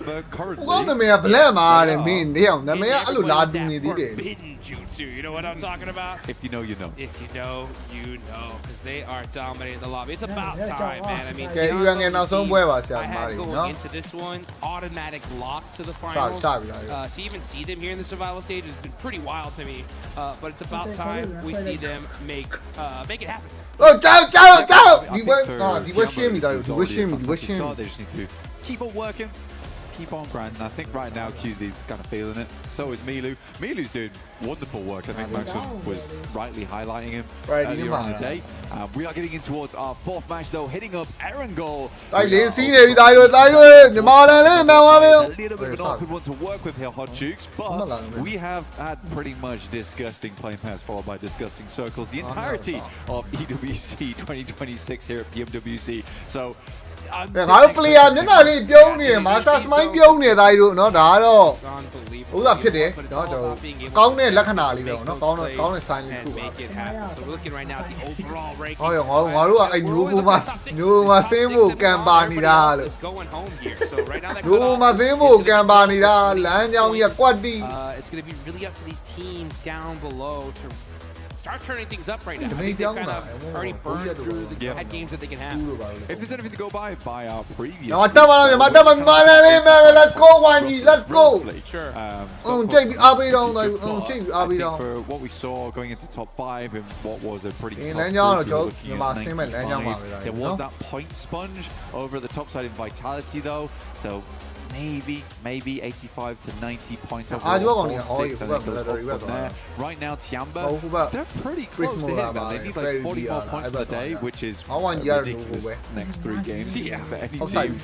But they could lock themselves in fairly easily at the end of the day, and that really does take a lot of the stress off. So any more points they can get right now, he's fantastic. They're starting off wonderfully over towards Yaz. Early dropout as well, so they get very looted very quickly. Then it's a case of just figuring your way out over towards that west. We didn't talk about RQ, for instance. Good job to them. I think that although they haven't been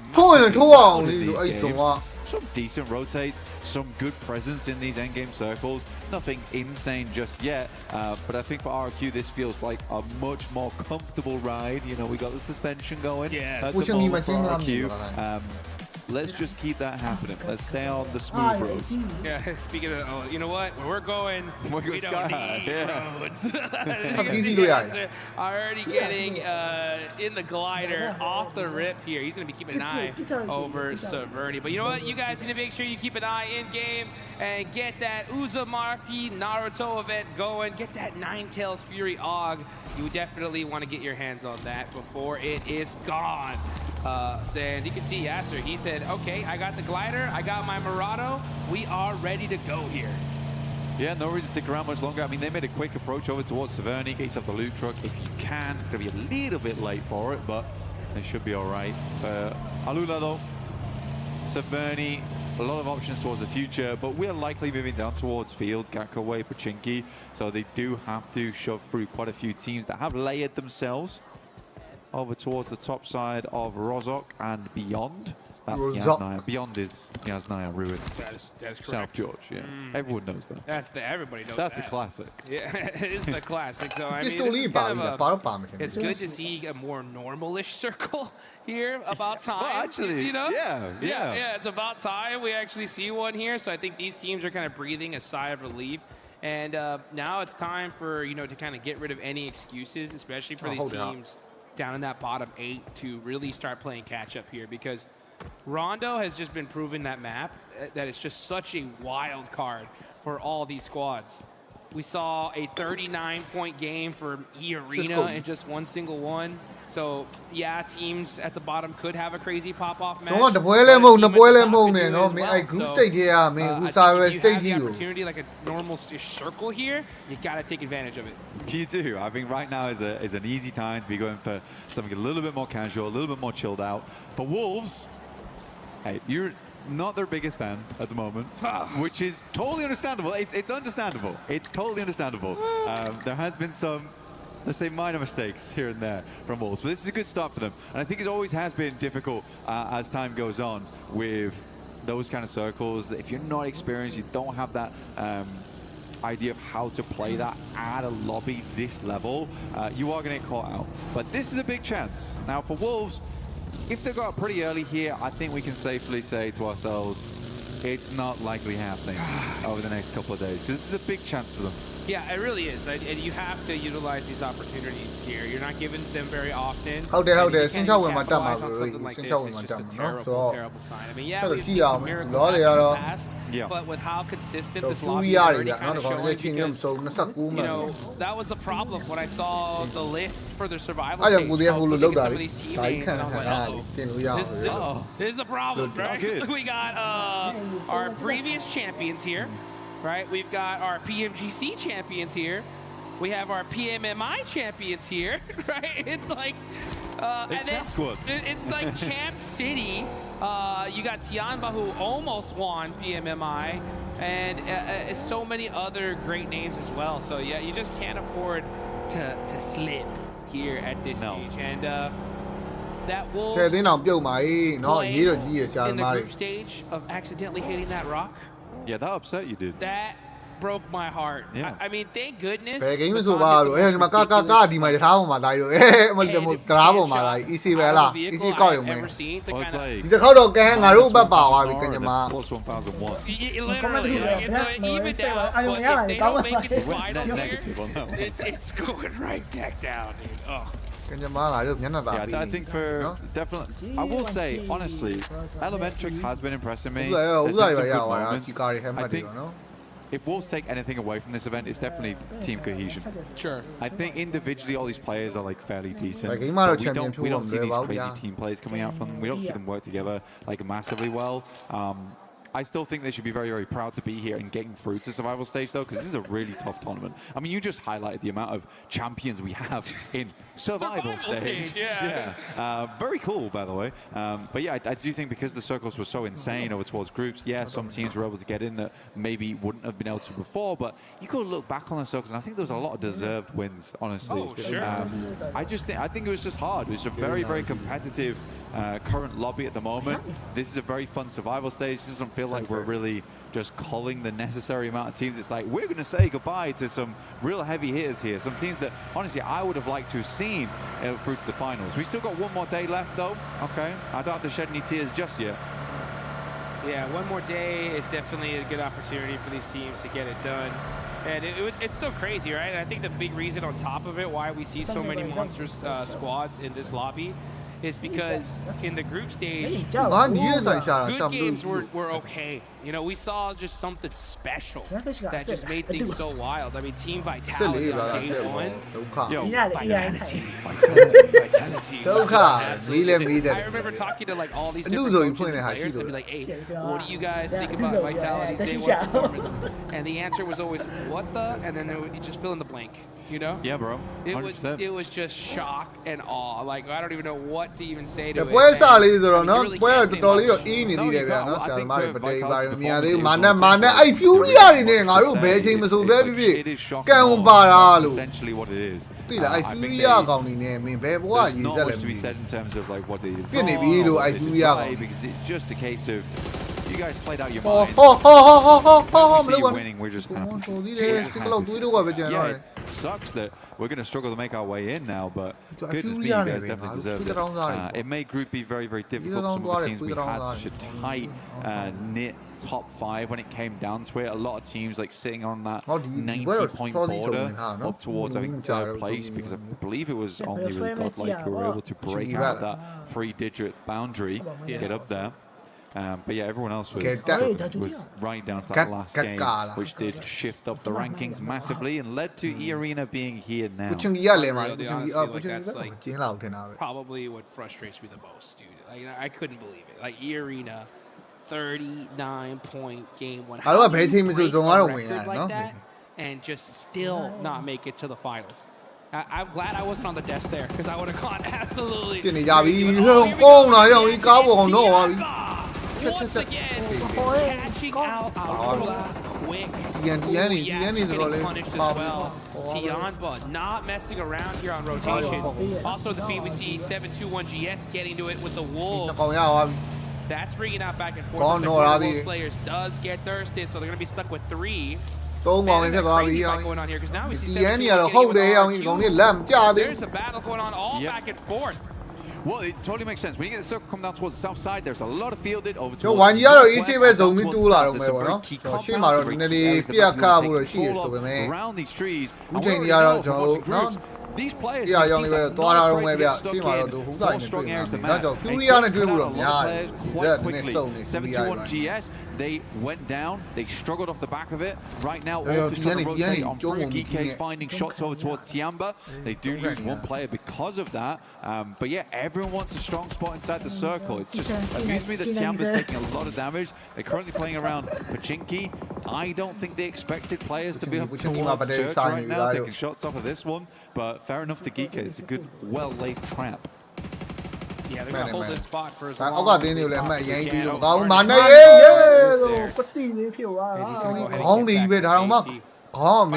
what it's all about here at this stage, especially in the survival stage. You kind of get into one of these engagements just a little too early on rotation. Boom, you're getting third-partied, fourth-partied by all these teams that are just desperately hunting eliminations. So sometimes it is a little bit better to try to avoid those fights unless you know for sure we can finish it out like really quick. These rotations are not simple, especially when Team C finally a like normalish zone, right? It's like, I want the best spot. Yeah, I want right now. Best spot. Yeah, not second best, the best. They're not awkward. They're not like split-second decisions. These teams have studied for this type of thing. Yeah, heading down towards the south side, it does feel a bit rough. For Alpha 7, they're currently trying to play off the back of the high ground that's out towards the eastern side of Quarry, but they have since left. Obscure still left behind.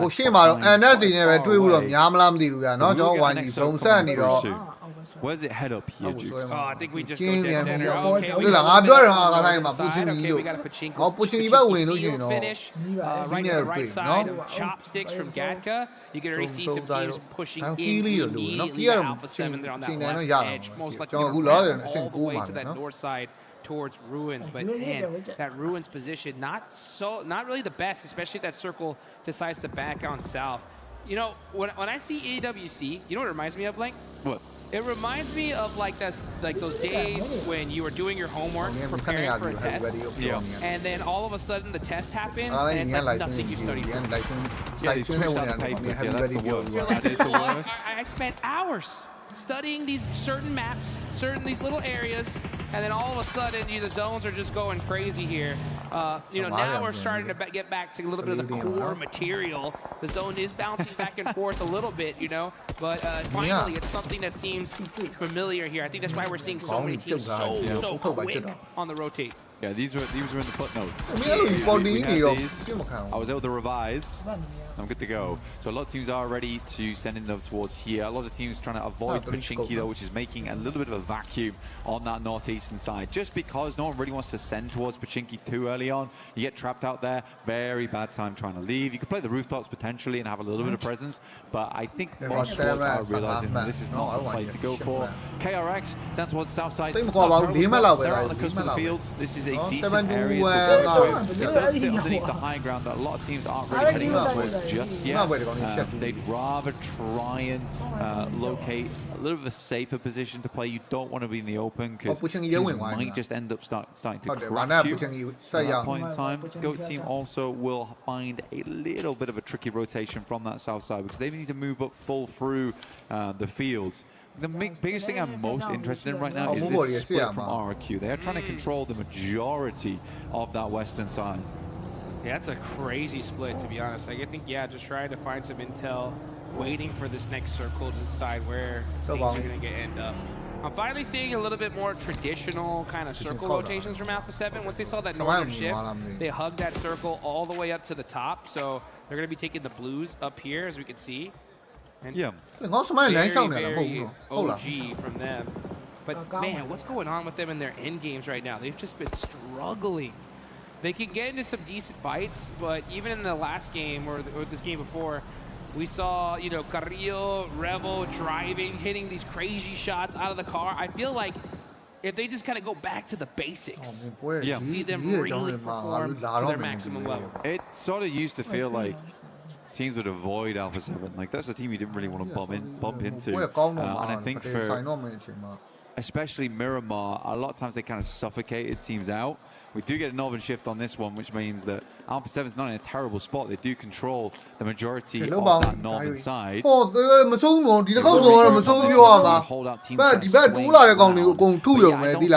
We've seen much times in the past, like pushing, no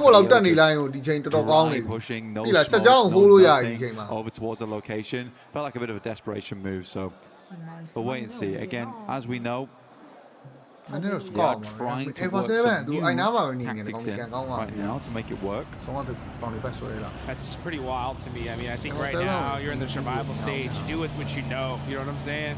Maybe if you're ahead by 100 points, then you can go and try whatever the heck you want. But right now, it's just making sure you make it into that top 6. With this circle, though, the crowd is starting to get hyped because they know that this is a beautiful zone for them. And meanwhile, we got some teams that are going to have to be pushing on the south side. You got Goat trying to find their way in. You got Beauty, no ship Red Force as well, looking for a spot in this next circle. And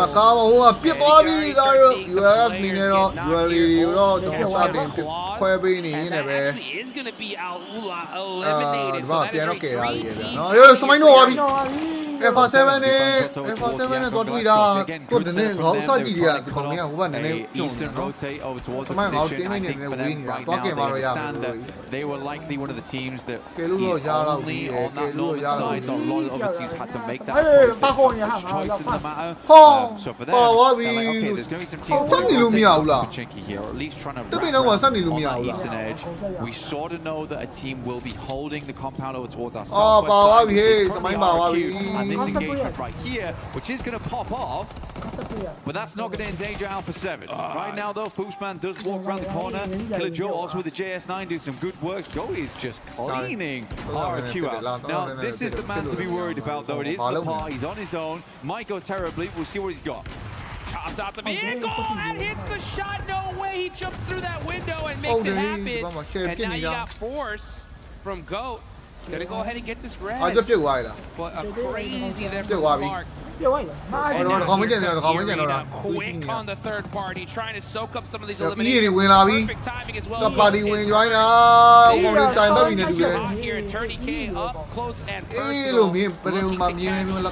Oh, they're instantly thirsting this. They're getting it done. And that is Goat. Pretty much done and dusted here. Like a two-way down over towards this one. This is a team that knows they need points right now. They do not want to have to go out. Good nade as well around the corner. Tries to make this as easy as possible and get the full cleanup on this. Nearby. Now, for E-Arena, you do have to think clearly for a second here. They just cleared out 2 teams on the western side. They have so much space to work with.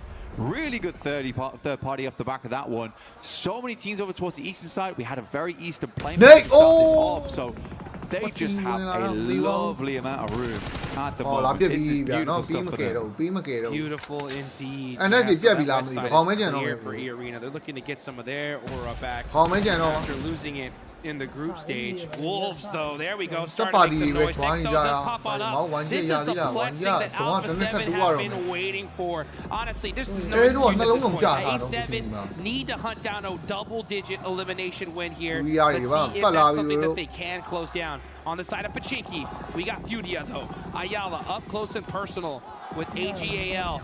And the side of Wolves. This is outside the circle. And now AGAL forced to spread thin. But when is Fudia going to make this push? They are hurt really bad, and they got to get it done quickly. Great scatter, though, coming through from XZ as well as H. Both went either side on the back of that one, ensured they wouldn't immediately take down by a secondary grenade. And they're just going to back this off. They don't want to spend any more time here. They see the Wolves are coming in from the western side. Not bothering to deal with Furia just yet. I mean, AGL is like, why are you chasing us? Go fight that team. Adios. See ya. We don't want none of this right now. But we'll fight you guys later once we get into this circle. So they set up a nice little car wall here, and they get away. So beautifully played for them. Honestly, that was the right play. They just realized that if we want to extend our life in this game, this is not the place to do it. So now Fudia are on the hunt. Wolves are forced to move on in. KRX was waiting for him, though. Oh, this is a really, really rough push from the Wolves. There's really nowhere to go here, and they are barely making it out alive for now.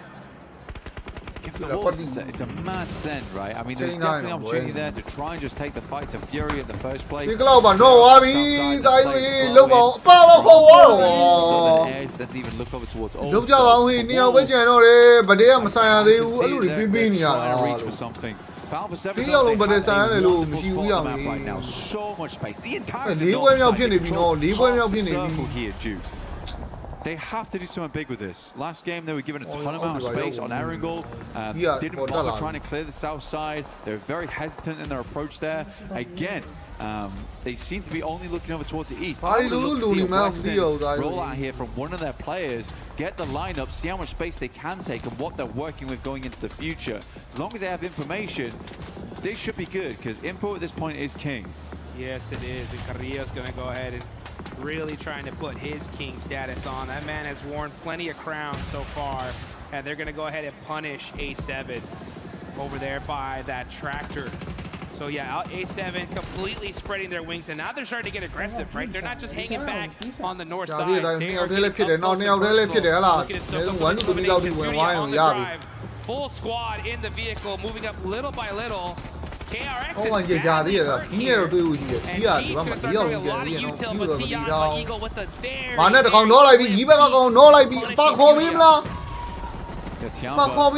know the position they're in. They want to clear as much as possible. AJL, big task ahead of them over towards KRX. Looks like a fairly decent. Oh, he got legal on. He's getting another knock there would have been very useful. But Alpha 7 will do the rest of the job. Extremely long shot here. But this is the thing, Alpha 7, they have this momentum. They should absolutely just win this game. It's like one of the freest games I've seen in a while. But it's annoying because, right, you give Alpha 7 a game like this, you know they should win. And you know they probably will win as well, Jude. They have to win. It's not even just they will, right? This is going to be just devastating for everybody that believes in this team. We saw a picture of the crowd right there. They're dancing already. They're jumping. They're already doing the victory lap because they know this one is in the bag. So this is E7's game to lose. Let's see how it all ends up.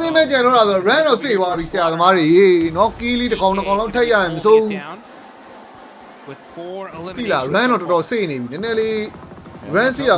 DK, they started off well. Little trap laid over towards Church. Able to quickly get some shots off. They're probably waiting for the circle to they don't want anyone they'd rather keep everyone the southern edge towards them, and they can just play full 180 broadside, which is so much easier than trying to deal with snakes in the grass in the late game.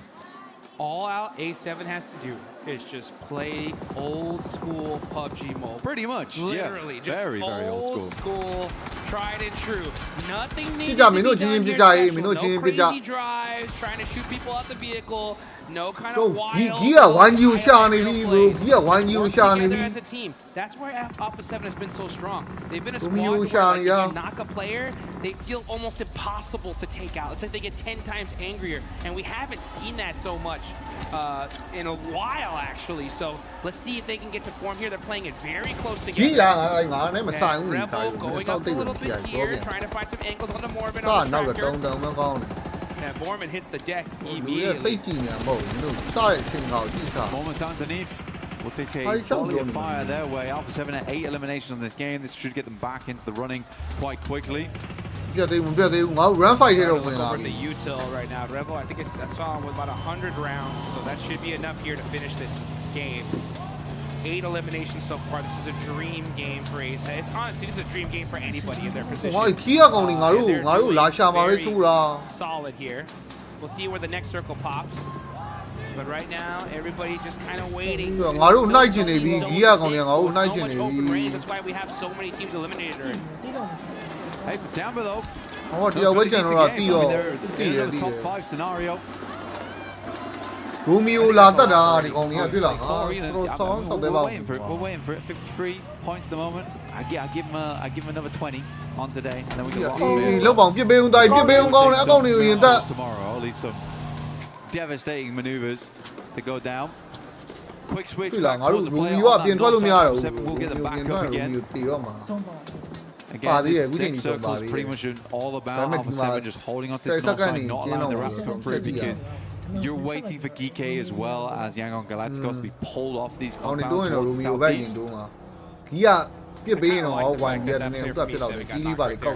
Because I can already see they were getting a little antsy and starting to push up a little bit too much. Yeah. And that knock was perfect timing because it wasn't too devastating for them. They were able to get the res. It was very inconsequential. But the next zone does center on up a little bit to the south here. So A7. But this zone is terrible because it's pretty much all open field here. Everybody's going to be having to hug the edge, set up some car walls. Look at Tianba. They're still out of the zone. So they have to push up little by little. They have this hillside to work with. This is perfect for them because they can just sit here, wait for all the other fights to happen, and then get into the mix a little bit later on. Yeah, pretty cautious at the moment. Revo's going to try and hold teams as they leave these buildings. I don't mind this play. I think the Alpha 7 is currently just trying to lock down E-Arena's approach. Doing smart. And Revo, definitely the guy you want on the swivel, right? He is locked in when it comes to sprays. Just needs to make sure he hits casualties rather than full commits there. Just wants to slow GK down to the future. I think that's exactly right. I think Revo's the perfect pick because he has such a high PUBG Mobile IQ, and he knows the most important thing right now is just me not getting knocked. Yeah. I just got to stay here, apply some pressure, make sure that I do not get taken out. Because if Revo gets knocked here, the chances of him getting thirsted and Alpha 7, really being at a disadvantage is massive. Well, when you leave out those buildings as well, where Revo's currently playing is usually the next stop-off point, right? Around that rocky outcrops, that's a lovely area to work with. He'll probably need to pass that information back in the near future.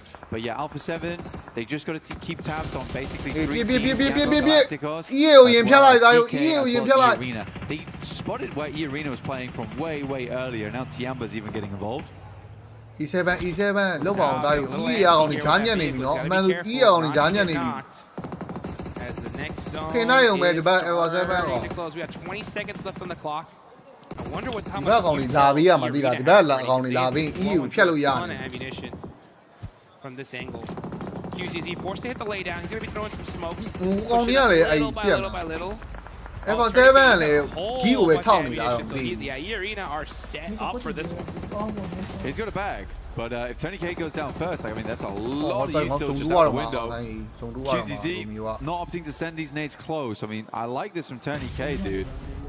Kind of a wild maneuver. QZZ taking a lot of a bomb in the moment. More nades floating over the top here. E ကိုဖြတ်လိုက်တော့လို့ Ever 7ဒီဘက်လာမပြစ်ဘူးအောင်ကြီး Good shot over towards Eagle. Immediately refrag. QZZ has to know we've got to start placing these nades a little bit closer. Low ဒါယူ shot full လောက်လေး Vehicles really protecting the side arena. That 20ရာသေးတယ်ကောင်းတယ် That is going to be ပြတ်သွားတယ် swept တကောင်ကျန်သေးတယ်ကျန်သေးတယ်တကောင်ကျန်သေးတယ် Tony K is the one. အကောင်တကောင်တကောင်တော့တကောင်မှာ 1v1 situation with လာဖြတ်လိုက်တော့ဒါယူလာဖြတ်လိုက်တော့ဟုတ်တယ်ဟုတ်တယ် TN တရုတ်လေးအကူရတယ်ဒါယူတရုတ်လေးအကူရတယ်လာနေကရှိစားခွတ်တယ်တော့တိုင်း ကောင်းတယ်ဒါယူကောင်းတယ်ပြတ်သွားပြီတော်ဖူ I mean, come on, man. The tree cover, just pull out a shotgun, something. Make the peaks on the side. QZZ. Real play from him there. GK, though, took advantage of that. Will swing around the side. And now Alpha 7, they have full control. What was that? And just like that, DK are looking to win this game. Kevin moving up with that almost blown up vehicle here. They know that they are bleeding. Obscure up, trying to make a play all by his lonesome self. The Revo goes down, and now they're gone. DK said, it's done. Yeah, see you later, Alpha 7. This is our game to win. But again, like Alpha 7 takes so long to join in that situation. They could have helped along that fight with E-Arena a lot sooner. A little bit of hesitation almost. I mean, for GK, dude, GK played that game pretty crazily, honestly, towards that end game. But I respect the aggression. What happened? I mean, how do you lose that? Yeah, look at that. Carrillo scratching his head. He's like, did we just lose that game? It was in the bag. It was in the bag. It was handed on a silver platter. There's no excuses, guys. Like, I mean, come on. These are our previous PMGC champions. At a certain point, we got to hold these guys accountable. You cannot lose that game if you're A7. I mean, for Tiamba there, it's an awkward one, right? I think they assume most of the players are further behind. Subscribe လေးမလို့အရင်ကျွန်တော် subscribe လေးလုပ်ခဲ့ပြီเนาะကျွန်တော် channel လေး subscribe လေးလုပ်ခဲ့ပြီဆိုပါဦးဆိုပါဦးเนาะကဲကျွန်တော်9ပွဲမြောက်ဆက်ကြည့်အောင်ပါဖြစ်ပါတယ်เนาะ9ပွဲမြောက်လေးကိုကြည့်မယ်ဗျာ just kind of fell apart almost instantaneously. နှစ်ပွဲကြအောင်မယ်ဒီနေ့အတွက်နှစ်ပွဲကြည့်အောင်မယ်ဗျာ for them. But they play it how they should do up until that final moment. Again, I think right now EWC and EWC, the aggression is at an all-time high. You can't afford to be sitting back here. Not at all. I mean, they needed to get angry, but instead they're driving around in vehicles looking for intel, getting knocked. I mean, this is just so wild to see. Go. I'm nading. I don't have car. I'm nading them. I will go there. Go, guys. Go close. Oh, there are locks here. Go close. One behind us. Last one behind us. Nice, boys! Very nice indeed. And you know what? We got to give the props to GK though, right? I mean, they get a couple of clutch knocks. They close it down in a beautiful fashion. They don't hesitate at all. And that's what you need to do, right? I mean, you're at the disadvantage positionally, but if you do end up getting one of those knocks, you got to finish. And GK said, you know what? We know how to get it done. I think we saw sort of the issue there right at the end, where Alpha 7, you got Creo as well as Revo, like, they're pulling off, I think it was Guiza actually, they were pulling off from the angle at that point in time. But the difference between them and GK there is GK's taking control of the game, whereas realistically Alpha 7 sort of let the game control them all the way until those final moments. So by the time they were trying to reassess and replay GK, they were already living on massive high. Flew around the side and just hit some nasty shots. I mean, for easy for Bad Boy. But the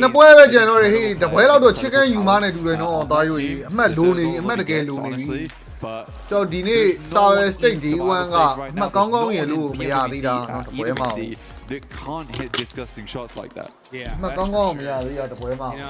I'm being a little hard on them because they got a second place. They got a second place, which is great. It's just it would be devastating if they're the 7th place team by just a few points. And we've seen it happen so many times. No, I agree. In the bag and you don't close it, my eyebrows go up quite a bit. You know, like, oh, this is not good. So we'll see what happens. We'll see how things bounce back for these teams. But man, one team that's been doing really, really well here is Furia.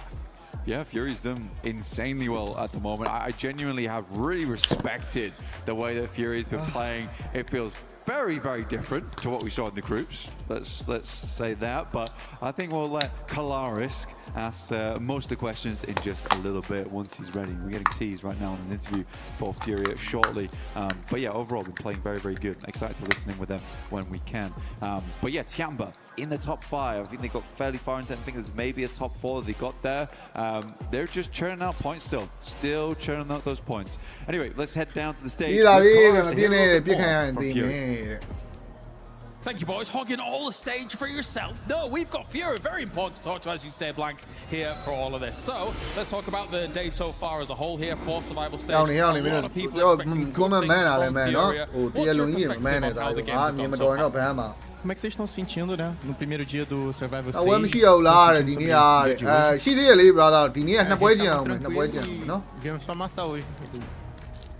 We're very relaxed and we came just to demolish them. Okay, and let's ask about the Erangel then. When you were rotating along the beach below Primorsk, eventually you came back and dealt with Nongshim Red Force for some more eliminations, and then continued to skirt around the edges of the map to eventually try and get the win, but it didn't quite work out. Did you think there was any difference that could have happened in that game, or you could have got the win? What are your thoughts? Sobre a queda de Erangel ali, a rotação que vocês fizeram ali, passando por Primorsk, depois voltando para pegar Nongshim. Esse jogo foi bem difícil. O que vocês acham que faltou pra vitória de vocês nesse jogo em específico? A Cal foi travar as costas e nós brigamos com a NS e depois para ter uma progressão para frente limpa, nós foi fazer pressão na direita e acabou perdendo. Acho que dificultou isso a play. So the call out was just like to hold our backline. So Nongshim arrived and we got them. But when we managed to like lose the first player, we kind of misplayed a little bit. That's why it kind of ended our run, yeah, as a whole. All right, thank you very much, Chief, for joining us here. As now we head on over to Barney, who's ready with Nongshim Red Force. Thank you so much, Kalaris. Yes, I've got Quizzy here. We're going to chat a little bit about what's been going on so far. First and foremost, let's talk about coming off the back of the group stage, only just missing out into the direct spot. So coming into the survival stage, what elements were you guys focusing on in order to just make sure that you could most definitely come out of the survival stage and into the finals? 엑시 선수 일단 첫 번째 질문은 좀 몇 점 차이로 아쉽게 이제 파이널 직행을 좀 놓치셨는데 이번 서바이벌 스테이지에 와서는 좀 어떤 거를 중점으로 좀 개선하려고 노력하셨는지 궁금합니다. 저희가 연초부터 WC 직전까지 연습했던 게 교전으로 자리를 뺏어내거나 대회전을 통해서 교전으로 자리를 뺏어내는 스테이지에서는 교전보다는 생존하려는 게임을 하지 않았나 생각을 했었고 그게 피드백이 돼서 이제 그룹 이거 서바이벌 스테이지에서는 교전 중심적으로 풀어 나가려고 하고 있습니다. Well, from the start of the year, I think what we have prepared for WC coming here, it was just to take their spots from the gunfights, or we have a grand scale of turnaround, and then maybe we can take their spots as well with the gunfights. However, in the group stage, we didn't do that play. We mostly focused on surviving and inside a circle. So this stage in survival, there's no second chances. So we try to focus on our gunfight, what we have practiced, and we try to show our plays, what we have prepared for. Well, map 3 has been particularly good for you guys, but let's talk a little bit about map 2 and map 4, both on Erangel, of course, but you've been, on both occasions, rotating through the south side of the circle, and on both occasions tried to kind of clear out the teams that are in that south side, like Furia being that team both times, and you kind of failed to capitalize on that and then push forward. Were you just trying to clear out any teams that could be coming in behind you, and what could you have done differently to be able to come out of that, you know, with a potential win?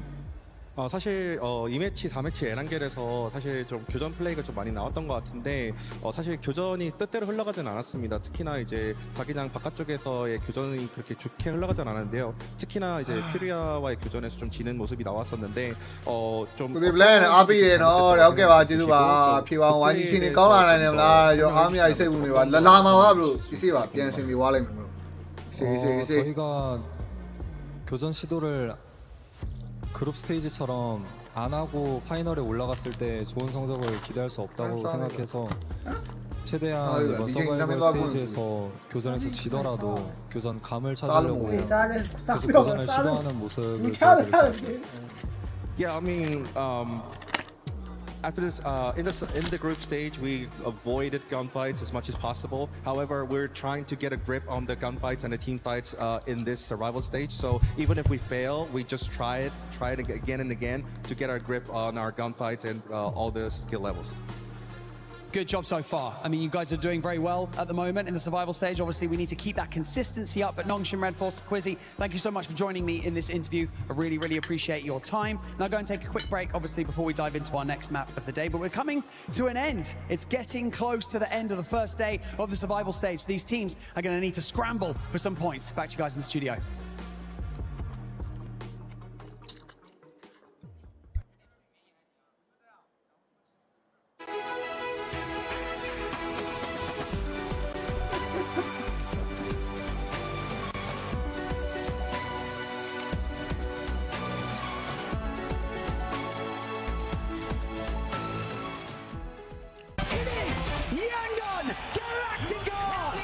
내가 하이드야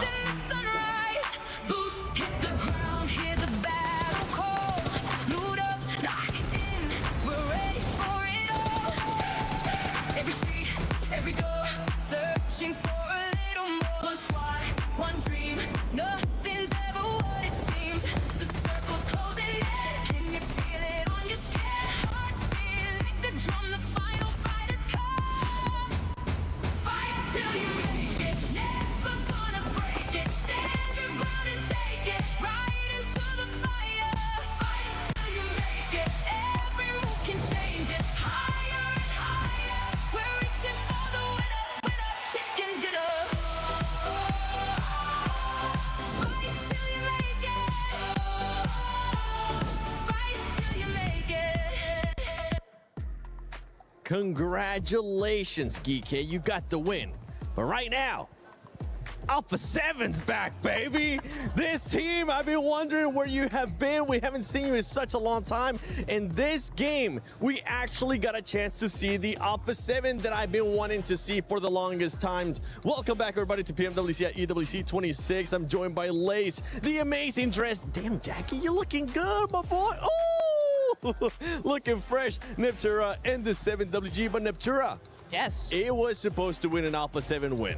It was supposed to be. We'll get to that in a second. But first of all, Alpha 7 doing a fantastic job on those early game rotations. That's what got them that second place win. Because the zone was centering up. They made a full rotation down the south side. Zone moves up to Pachinki and they go, ooh, that's not very good for us. Let's go around again up to the north side. So a really nice set of wraparound rotations in that mid phase, enabling them to get a great position, not only in the zone, but in comparison to where the other teams were, right? Because all the other teams were on the southeast side, all battling each other, and for the longest time, A7 just were having a picnic up there. Yeah, I mean, they had that control of the northern side, just exactly like you said. Revo going for the scout onto GK. But then Alpha 7 were a little slow, heading on up that hill to get into that third fight. Obviously, the terrain, a little bit difficult for them to sort of push through, but I think the mistake may have come from Revo not telling them that GK is moving on the southern side. So obviously that would have been like the kind of misconstrued message,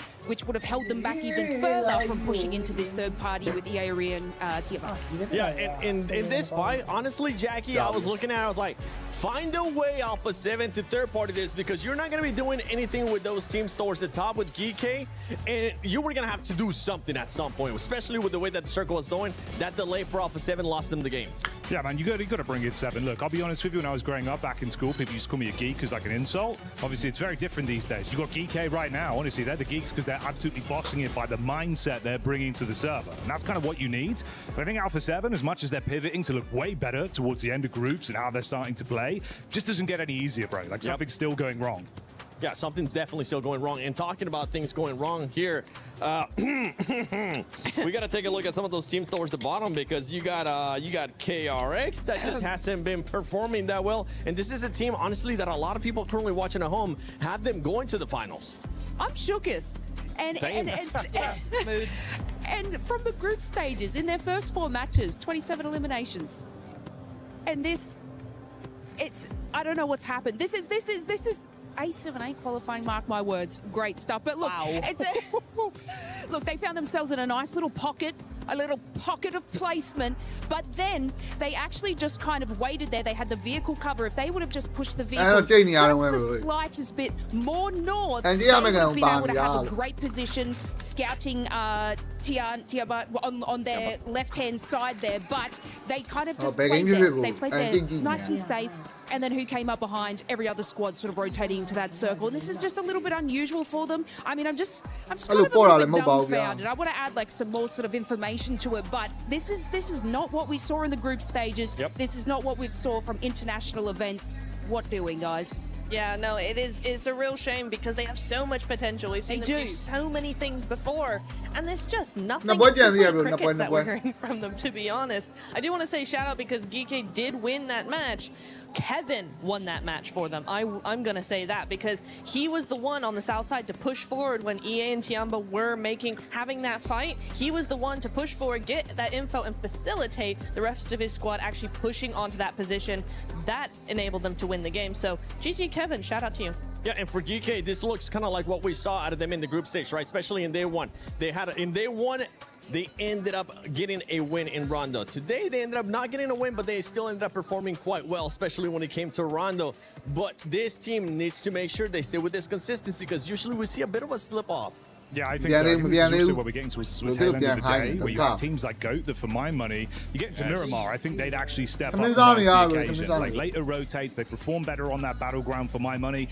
I think you're going to really start to run into some uncomfortable territory where they've got to keep it going. And this is where, you know, GK, Tiamba, squads that were a bit paralyzed by analysis in the group stage are now way more proactive. We're seeing some teams try and adopt that, but it's just not fully there, 7. And for GOAT, we're going to have to point out those placement points, because, my goodness, 3 placement points. We know you are aggressive, GOAT. We know that you can get those eliminations, but the beautiful thing is, if you find yourself later into the match, Niptura, those eliminations will start coming to that team because they are that aggressive. Well, exactly. I mean, look at Nongshim, of course, and Furia. Both teams, E-Arena as well, actually, all 3 teams, they play edge. They wait until the final few phases to really get those eliminations. They only get fights if they're going to try and fight an entry point. That's the only time you see them get those eliminations in the early game. So all 3 of them, yes, yes, Furia, okay, maybe not the best example, 9 placement points versus 23 elim points, but Nongshim 16 and 16, E-Arena 13 and 18. They're able to be very consistent on both fronts, and yeah, Goat definitely need to take a page out of their book. They're just in a top 5. Like their eliminations are crazy, and if you have a look, it's not that far in between. But if they can just get this top 5, it'll change things for them, push them in that top 6. So. Greatest of all time. Please, I think they can do it. Please do it. And here, as we're looking at the second page of the overall, we got AGAL. I mean, this is the squad once again. This is so crazy seeing this after almost every single team, but it's just the way we are currently in PUBG Mobile Esports. Any team could actually end up going to the finals. There's just so much good competition going on here at PMWC at EWC 26. But AGAL, once again, not the performance we're expecting. No. It kind of feels like they're trying to do what they were doing in the group stage, but for some reason the lobby is just not allowing them to, and they've got to adapt. I think it's probably something to do with those rotations. They keep getting caught out in the mid phase in a whole bunch of teams. If you look back at their games, most of the time there's 3 or 4 teams in very close proximity to them. So for me, I'm like, you need to start avoiding some of those teams, some of those players in that mid phase if you want to survive. Oh, I'm hoping that's going to be the case because we are past the halfway mark here at PMWC at EWC 26 for survival stage. We have 2 more games for day 1 of survival stage. We'll see what's going to be happening in Miramar. Before we go to Miramar, though, let's send it over to Kalaris and Maxman. Went away from us. What a delightful treat here on the stage. I get to be with Maxman to talk about everything that is going on throughout some of these games, as well as kind of highlight some of the teams. You guys have already talked ad nauseum about Alpha 7, but it's definitely one of the teams that we also want to talk about, right? Because here in the survival stage, there are previous PMWC champion, previous PMGC champion.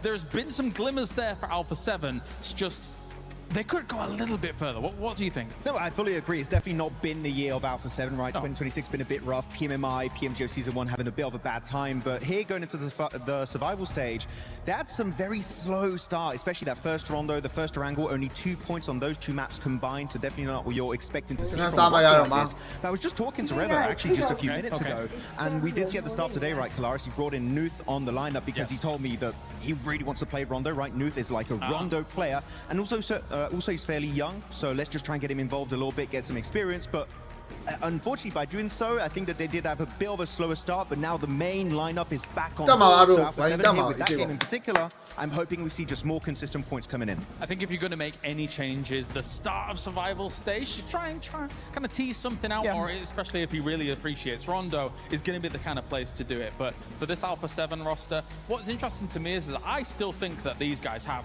the gun power, the play, the potential to get big elim games, but we're not quite seeing it just yet. When you go to the next Erangel, right, where they're in position just above kind of that Nongshim Red Force compound, when I say above, I mean verticality-wise. It was south. But there, you're eventually always going to get kind of get crushed down on by those teams that eventually will come along. So it's nice to be there, but it's just being there too early that is kind of the determining factor. I was actually really surprised they survived as long as they did in that game, right? But very passive position, but Alpha 7, we saw in that game, they have the gun power. I want to see it more going into Miramar. Need the defending champions, so for all of these are like the Yangon Galacticos and a previous PMWC champion here to do well here in the survival stage. For now though, it is time to head on over to another game here for PMWC. Let's get it going here. We are now headed into the sunny, sandy deserts of Miramar. Erangel is done. Rondo is done. Now it's time to get into the desert and see if these teams, especially the squads at the bottom, right, can pull up a big win here to at least put them in a good spot for running a top 6. We see Tianba already with a massive point gap, right? So they are looking very, very comfortable to at least make it into the top 6.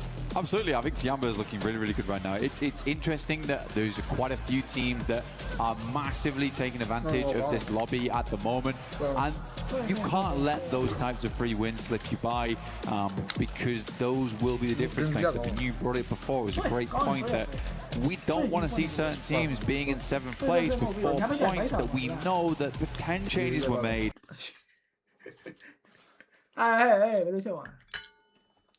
met those requirements. So we are getting over towards Miramar now, down from the southwest up towards the northeast. Very different battleground for a lot of our squads here, looking to switch things up, looking to get back on the map. But for Tiamba, it is roughly another 20 points here, 19 realistically over the next 2 maps to make it very, very hard. I was going to say impossible, but I don't want to be the guy that curses Tiamba.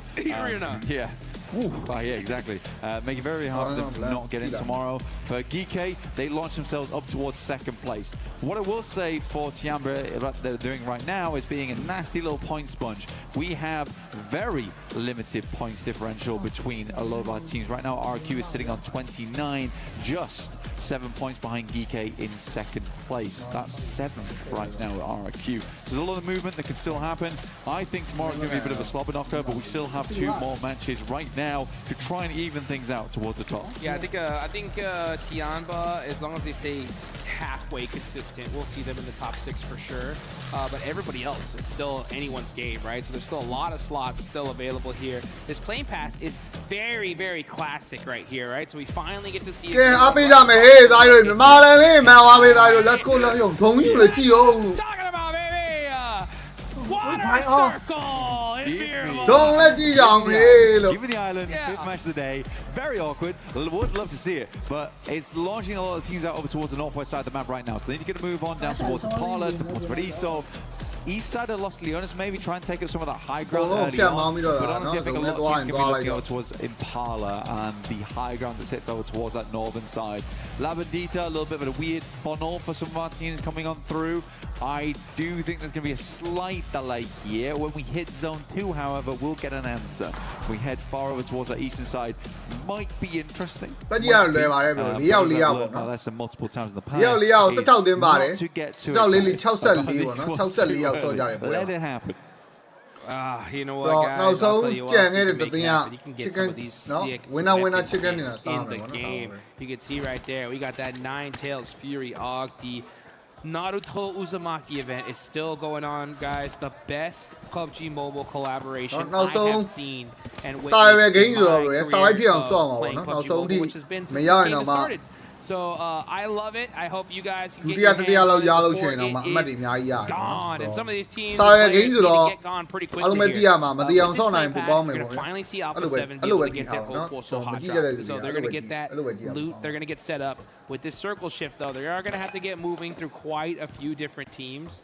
And hopefully we can see them get into a good space. Again, personally, I'm extra harsh at this point here because a lot is on the line here, especially when it comes to the legacy of Alpha 7, winning PMGC, not making it to a final just yet, and losing that last game had me really just scratching my head here. And I know we literally saw Carrillo scratch his head after that one as well. So hopefully it lights a fire in this team and just be like, you know what? All right, we should have won that one. Let's make sure that we make it happen here again. Sometimes all it takes is just to get a good, decent game to really get you going. And it could happen here and now. Yeah, for sure. Again, I think there needs to be something that launches them into action. We were having talk beforehand. It's we're banging on them out a little bit right now because literally everyone else has talked about. Max has just talked about Kyle. Kale's just talked about the Deaths, just talked about them. But yeah, I think it boiled down to us saying, just be Alpha 7, guys. You guys are aggressive, strong team, great teamwork overall. Let's just see that. Let's go back to what we've seen in the past, what we know they can do. It feels like a lot of confidence almost coming through at the moment. However, that confidence will be needed by much more teams on our map right now as they do slip on through. We've got QZ with some parkour over down towards Los Leones, likely going to be eking their way over to the eastern side shortly. One thing, looking at the leaderboard right here, some serious names right already. So they're looking really good. You got Goto right below them. Young Galacticos are previous all these teams below them, though, this is kind of already starting to get crunch time. You're trying to hunt down top 6. Tomorrow is going to be wild, especially in those final games, because it's no longer the bottom 3. It's pretty much almost the whole lobby's going home after this. So the desperation is going to get worse and worse and worse as time goes on. So you really don't want to wait till those last couple matches to be that last hope to get into that top 6. You want to get those points here now. Exactly, because you do not want to see your keys heading over towards that crusher, because we are going to be getting rid of quite a few of them tomorrow. 10 teams will be tossed in there. And again, for 6 squads, they will be moving onwards to meet the other 10 that made it through from groups. But 2 days to do it. That's right. Still quite a bit of time to make it work, but it definitely feels like a very big sprint for some squads. Doesn't help when Tiamba slices out so far towards the front of the pack at the moment. That is really, really tough for you, because you don't want point sponges this early on. You'd like to differentiate yourself, and that differentiation has only come through from Tiamba, which is exactly why off one big win, Geeke can be into 2nd place as we head in towards the 5th match. Nongshim Red Force have been fairly pleased with how these guys are playing. Got to speak to some of those guys before. They're very self-critical though, this squad. Very, very self-critical. So it feels like every single game they play, they come off from it, basically think to themselves, what can we change, what can we do different? So I feel like Nongshim should make it into the top 6 here. This would be a very, very dedicated team when it comes to let's change this, let's change that. Let's make sure that coming into these next 2 days, we have everything we need to make this work. They're also coming off the back of some momentum on that Group B. So yeah, I do have some hope for Nongshim. Oh, I mean, yeah, I mean, we saw them be the first team to smash an international event at PMMI. It was Fudia that ended up with the most points, but ended up getting 2nd place because Nongshim Red Force won the last game there. Oh, nice shot there from Genfos, taking out Aching from Tiamba. Now, Tiamba have had a great day so far.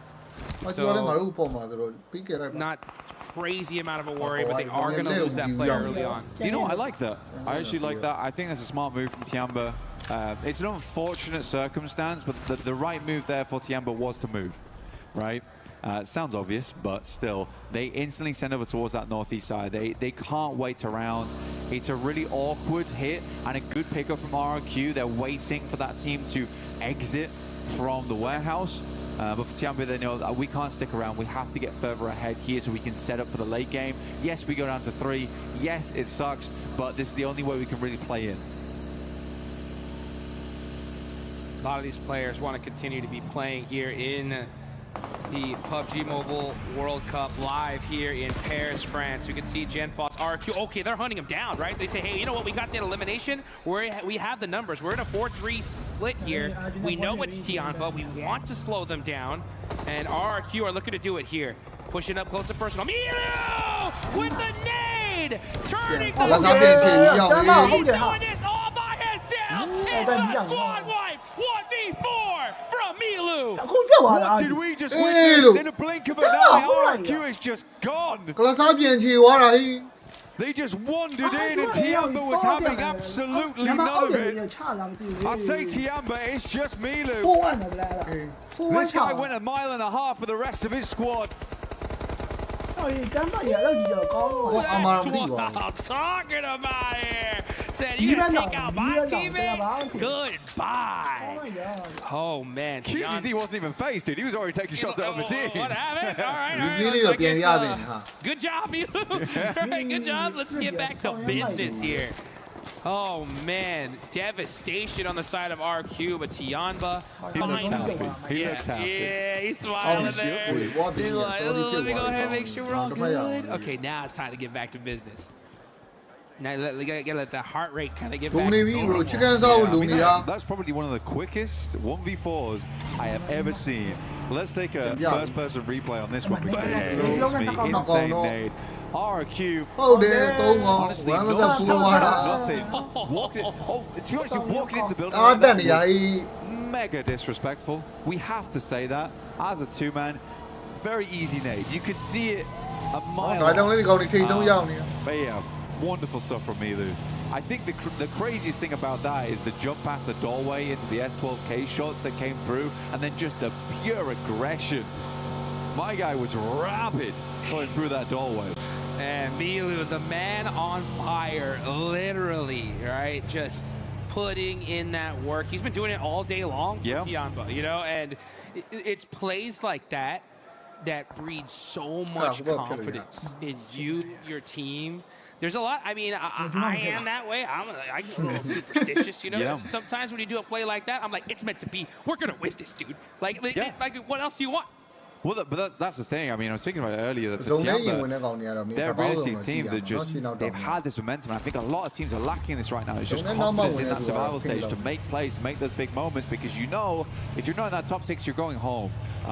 You don't have that safety net anymore of like, if I'm going top 5, at least I'm going to the survival stage. So only 3 of us are going out.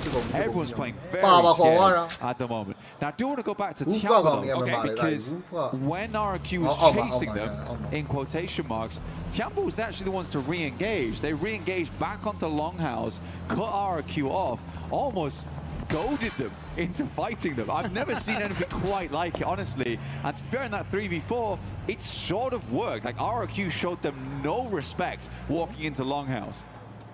Unreal. Vamos. Let's get it going here. You know what? Speaking of going home, it was crazy. This is a little bit of a background, kind of what's going on here. You know, so many people, I mean, Paris has just been such a wonderful place to visit, to be here. These teams are so blessed and love it, right? And the thing is, some of these guys, their hotel rooms are literally booked until tomorrow. If you make it, you stay here longer. If not, pack your bags, you're going home the next morning, right? So there's no messing around here. You know, this is by far been one of the most incredible stages, places I've had the personal pleasure of visiting, and these guys want to stay here a little bit longer. And you can see Furia, some beautiful nades there onto KRX, waiting for the one to hit. Do they run out and make this play? There's so many shots coming from all over the place. These nades are deadly, though. Hoxie gets caught. Dude, there's some D-reg on that nade. A little bit later, Hoxie's down. Good, at least. Deep nade. Oh, let's see our They're going. They want to finish this fight out. And that is Lufa actually stealing that elimination with the SKS. Igor gets one and gets another, and that is KRX eliminated. Igor's been on fire today, honestly. He's going to back up a little bit. Liu moves up from AGAL, takes some nades on through. Will find the shot as well. This man is on a tear. He is an absolute tear. Igor has not stopped for a moment today. Igor with a massive performance. I got the pleasure to see him and his beautiful girlfriend over there by the Eiffel Tower. And he was so stoked there. The love was in the air. And I think with her presence being here, this man is just looking unstoppable. He's taking all the way, Revo. No way, don't do it, don't do it. He's baiting out the shots here. It's kind of an interesting one. See, here's him back off the angle. But he's still confusing him, dude. This is crazy stuff. Finally makes it into the building. Good pushing. Lost Carrillo a little bit earlier on. There it is. There's the Rebel we know and love. No matter what the shotgun is, he's a master of it. Risky play, though, by the way. Dude, that's a straight 1v1, dude. Like, he gets knocked, he's thirsted immediately. But sometimes it takes that, right? Sometimes it takes making those risks. Couldn't wait. He couldn't wait, though, right? You know, he's baiting off the window. He listens for the sound cue. Hears him back it off. Doesn't want to wait for the reset up in those rooms. Oh, man. The plays are ringing out here. You can see Furia with a good, solid position in the next zone. A lot of central spaces are taken already. Wolves have a good spot here. They're one of those teams that desperately need a good performance if they want to hold on and stay just a little bit longer here in Paris. And let's get this going. We are in the hillside between Los Leones and Impala. Where's the zone going to go, though? Up to the north. Okay, all right. So Furia locked in the middle. Tianba as well. Wolves have a position.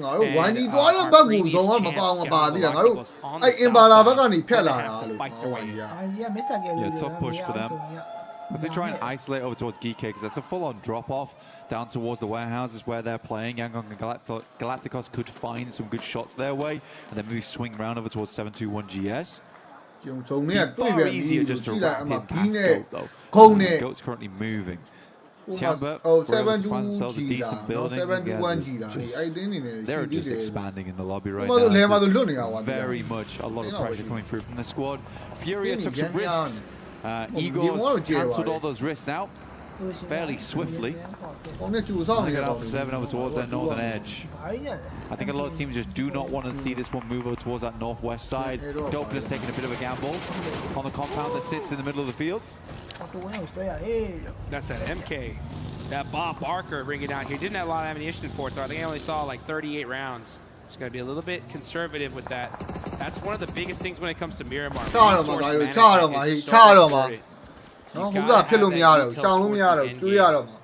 sometimes the only way to get that is by looting some boxes. There we get Skewin and looting.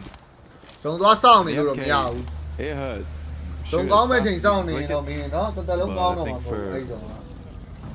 These moments where it's just pure situations where you want to get up in people's face, like when the shotgun would be very, very nice here. Dodging the vehicles, moves out the way, will duck back down again. Look to take some shots over the top side though, but Claus will shut him down. The rest of the arena Schweppes immediately on his front lines. Not able to stick up, and 10K next to fall here. The arena just getting brushed aside basically right now by Alula. Squad in some trouble here. It's up to Joker. All by himself, 0 eliminations. Tries to put something on the points, on the board for his team. Quick's gonna throw that nade. That bounce does hit him up a little bit. Another piece of util.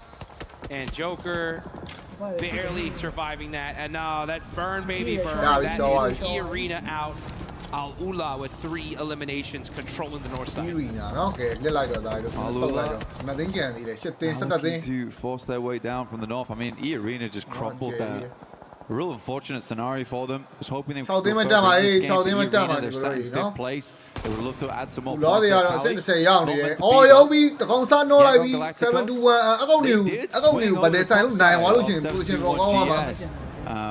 be, though. Looking for those teams moving up from behind. Smile just take a knock on the back lines though. There's 2 down for this squad. This is a rough fight between the 2 of them. QZ, I don't know how he hits that shot, but he does. That's right from the center of the map. He is sending letters off to the very corners of Miramar.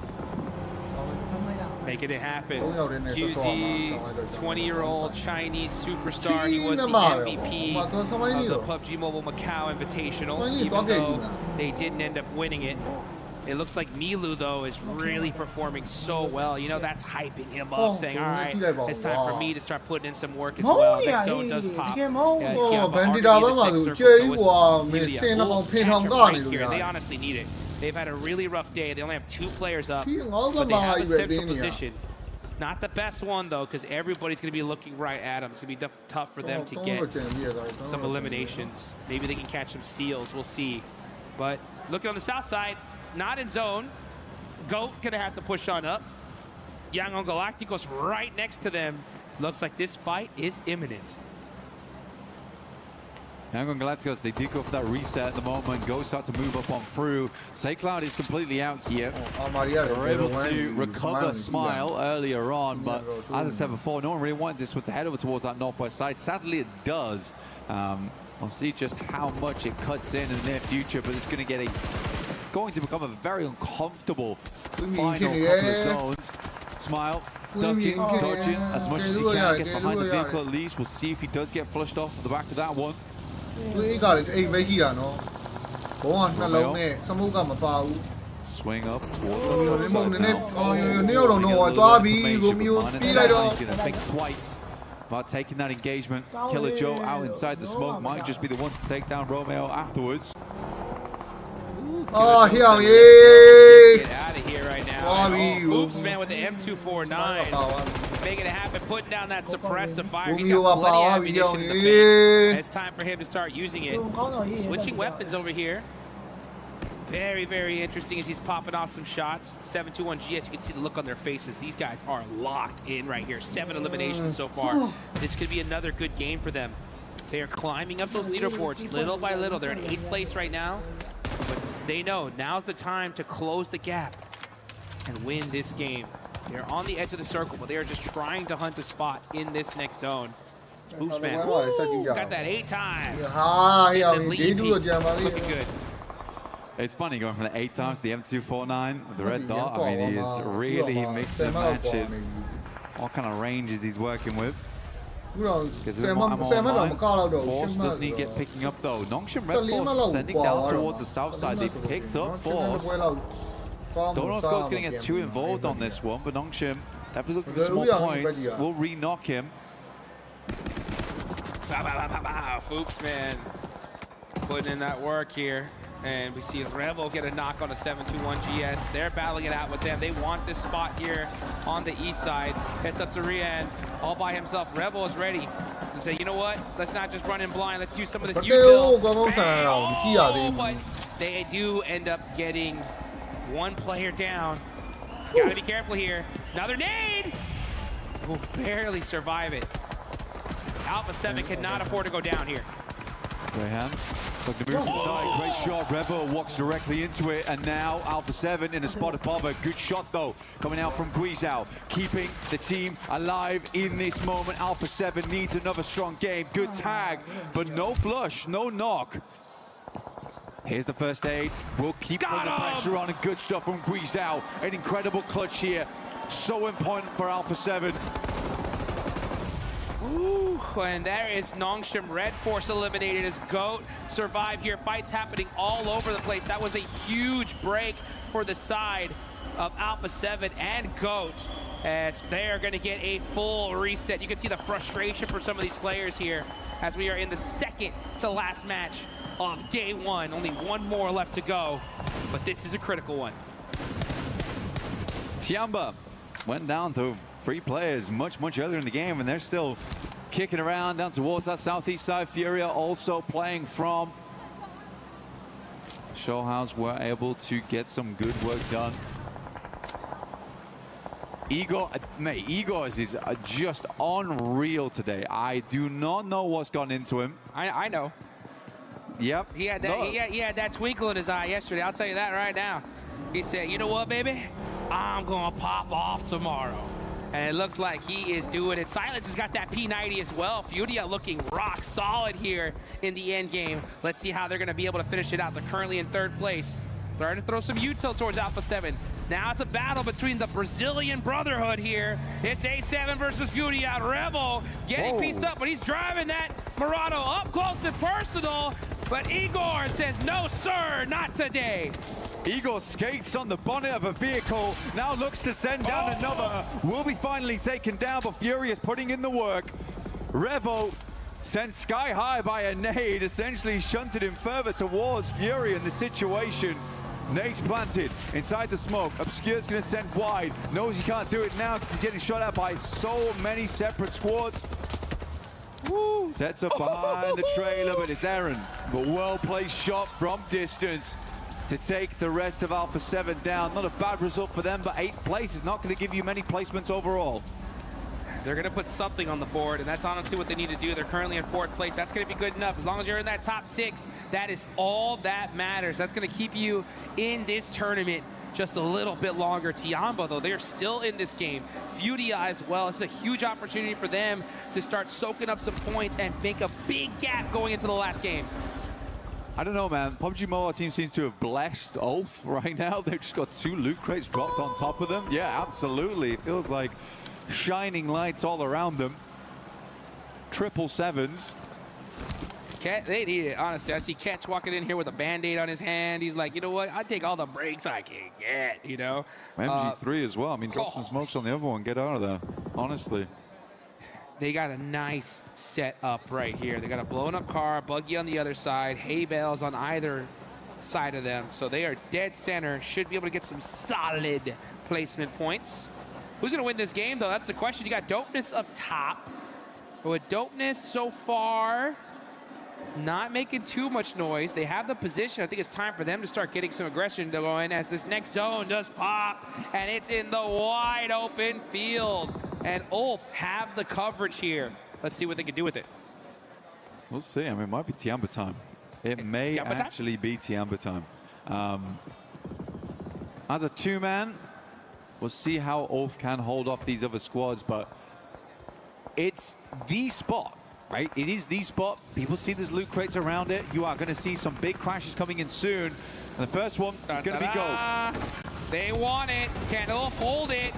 Scarface with the MG3. They got the weapons, but Killer Joe is up close and personal. But it is Ulf that is able to take him down. The duo putting in work. Wolves also looking over towards this location. Milu's going to swing wide down towards that southern edge. Aaron goes down. Teams aren't capitalizing off the back of this one. Finally, Furia makes the move. They're going to be next to face. Can Scarface make this one work? Will stop short, actually. The vehicle's smoking. Flames pouring out the front. They get in the zone. That's all that matters, right? They got some coverage with their vehicles. Ulf now barely holding the spot, but Aaron, are you kidding me? Ulf from the central position being so dangerous. Silence, you gotta move, bro. You gotta move. Ooh, barely escaping those nades. That hay bale coming in clutch. Finally, Silence able to put a little bit of suppressive fire here. Oh, and he gets the knock on the Scarface. That's the MG3 down right now. Might be the thing that saved them before, but it's not in play anymore. Molotov over the top. See if he can sink this one just about right. It's a little far, might spread. Still taking some little shots here and there. Tiamba, in the meantime, were just backing off the Wolves, who have sent themselves crashing into Alula on the western side. Dopeness finally waking up, realizing that, guys, we've got to get a move on from this northern edge. We've got to control this. Our points, our sweet, sweet points getting taken away by all these teams pushing in, but Dopeness getting it done finally. They are getting in the action. 5 eliminations for them. How many more are they going to try to get? Let's see. We got Tiamba as well. They have been waiting, and now starting to get into the action. Furia again, just throwing them long nades. That is going to get Scarface out. It's just Aaron up for the squad. Let's see what he can do. Gorgeous little bouncer there for Ulf, though. We expected way more out of this squad. They're currently on 21 points. The placement points alone will be very, very good, depending on how many more teams do go down. Dopeness trying to split out right now in a 2-2. They're going to try and regroup and take the task over towards Furia on the eastern side. Milu, though, trying to go for some shots. Won't quite tag on. The vehicle does get cut up in the process, though. Woo! Tight looks here on the side of Milu. Milu has been on fire today. One of the craziest 1v4s of the tournament. Already in the bag. Be nice to continue with that and get this chicken dinner here and lock down that spot. The finals. We said 20 points. 20 points was realistically what they were looking at for the last 2 matches of the day. Get up towards 80, and then it's super difficult to drop out. Aaron, how? The flames around him. Nade goes long. First one's a good knock over towards Silence here. Aaron swinging around the sides, has the UMP to work with, but there's absolutely no way he's making it happen. Milu's been watching this the entire time. However, instantaneously, Tiamba is looking to cause problems. They're trying to send nades down this way, clean out these players. They were able to get the res off. This nade goes a little bit too far to the side. Furia now starting to loot up. Looks like they're really low on meds here. They would have been using them already if they had them, but now Eagle, he's got that nade. Furia got to be careful here. All it takes is that one. It's looking pretty good. Oh, just a little overcooked there. Buggy now blown up. Silence getting caught by Milu. Milu is just making it happen here from this angle and just tearing Furia apart. It's the Milu QZZ show right now. Another nade, look to send it through and towards the middle. It certainly has been Tiamba time today. And I don't think we're stopping the clock just yet. Igor underneath.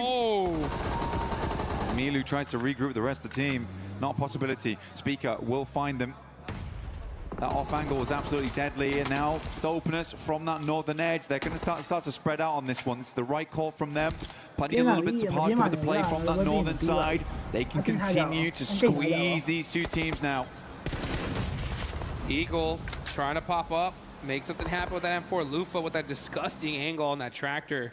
And yeah, he has his car right behind him, so he goes and pops into it. Gonna be pushing up little by little.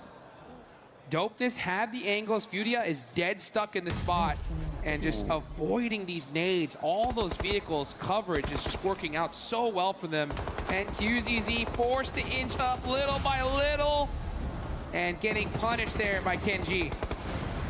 Kenji will take down QZZ as well as Eagle from distance. Now Furia, a lot of work to do here. Eagles, who has been a man on a mission to impress today, now looking to do it again here, but there's only 2 players left. Dopeness on 9 eliminations. Nade goes long, will knock. He finds the first. We'll go for the flush on this one. Every single point counts, and Egos will find at least one more at the end of the game. But it's Dopeness from the north side to take the win. Oh man, and did they need it. You can see the sigh of relief. These guys popping off, they deserve that chicken dinner, and this could be the start of their run towards the finals. Let's get it going. Dopeness, man, did they need that one. Yeah, you can see Furia dapping him up. Igor looking good, my man. That is how you get it done. Yeah, honestly, Furia is looking good today. This is the Furia we expected and wanted whilst watching inside the groups. It's a tough game. That's a tough game to play. I think they worked out well. They had some of the zone towards the early on portions of the game. Going on Tiamba, they kept it cool. I think they kept it very, very cool there. I like the Eagles, honestly, had the courage to play out on the outside edge. That's a hard angle to work with, but he has to play there to fend off versus the likes of Milu when he starts popping up from inside that rock. Tiamba, on the other hand, though, we also have to talk about this team. Yes. Oh my goodness me, what a set of just bold play after bold play that worked out. And it's great to see. I think Milu is feeling it. Oh, Milu is on one right now. I'll tell you that right now. This guy is looking too good. That 1v4 was ridiculous. This is the Tiamba that you know, Max and I saw during the PMMI PUBG Mobile Macau Invitational, and they come group stage. We're like, what is going on? We were talking to each other, being like, this is not something that we have seen from them. They're playing it so passive, not looking confident at all. And then finally, in the survival stage, this is what we've been expecting. This is what we've been waiting for, and they are performing as expected. For Dopeness, there's not been a whole lot of highlights from this team so far. I mean, over in the group, it was a cool finish for them to make their way into survival stage. But this is kind of the major moment for them, right?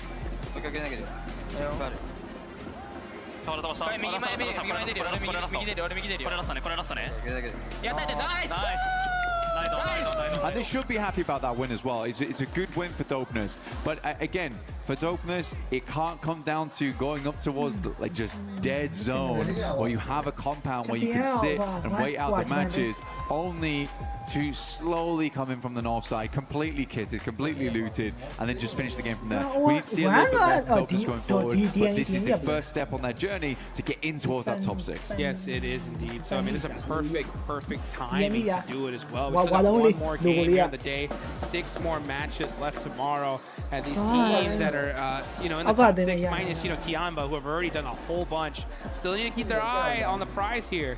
You gotta be able to make it happen if you want to make it to those finals. We got some more action coming up in just a second.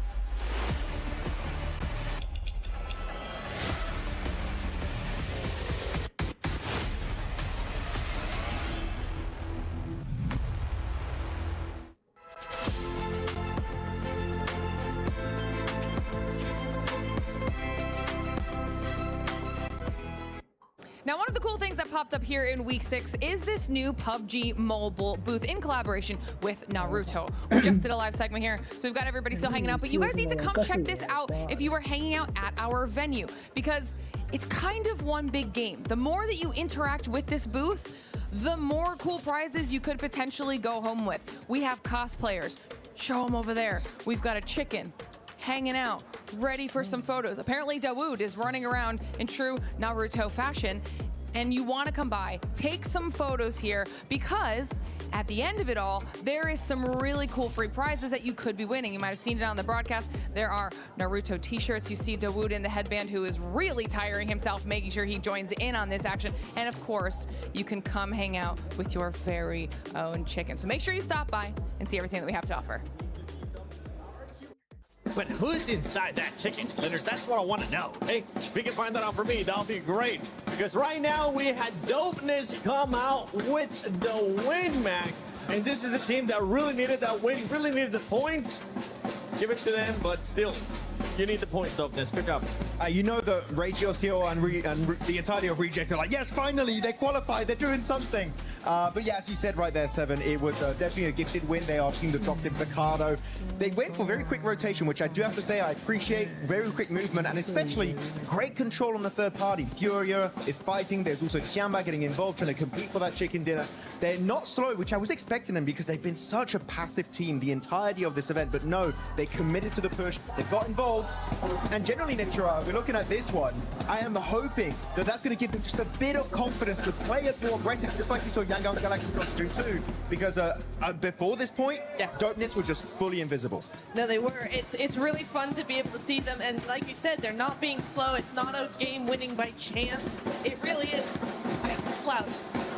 It really is that moving forward and being able to actually, and it's vibrating. The cameras are vibrating. Yeah, keep saying what you were going to say. What were you going to say? Keep saying. What we're going to say is, no, it's really, really nice to see them. They were controlled. They were methodical. It was a really, really good push, slow and steady, but the synergy was really there. Again, they went from 0 to 100. They were able to maintain that pace without letting the earlier games get away from them. Yeah, look, I just want to give it to Team Dopeness, and this is coming out of the group stages. I think you guys have to remember that they actually clawed their way out of the bottom 3 to be in the survival stage. Yep. Yes, Max, kind of a gifted zone for them, I must agree, but also, yeah, their way that they defended that, especially with 9 eliminations, like this is something that they're obviously desperately wanting to hold on to, but when they are gifted those zones, they control it, which is something massive that I love seeing from Team Dopeness, and of course, that was the same kind of team we saw in the last kind of matches in our group stages. So, I mean, it is deserved. Yeah, for Dopeness, though, just quick reminder, it's not about not being in the bottom 3. It's about being in the top 6 here at survival stage if you want to be able to get a chance to actually go to finals. Quick guess, who's going to be the MVP? Milu? Hey, Milu indeed with the 6 elements. And honestly, with the way he's performing, we'll get a chance to do some prediction once again towards the end of the day. But I wouldn't be surprised if that man is going to be none other than the MVP of the day. But let's look at the match ranking. Dopeness there with 21 points. Happy to see that. But Furia was able to have a hell of a match here as well.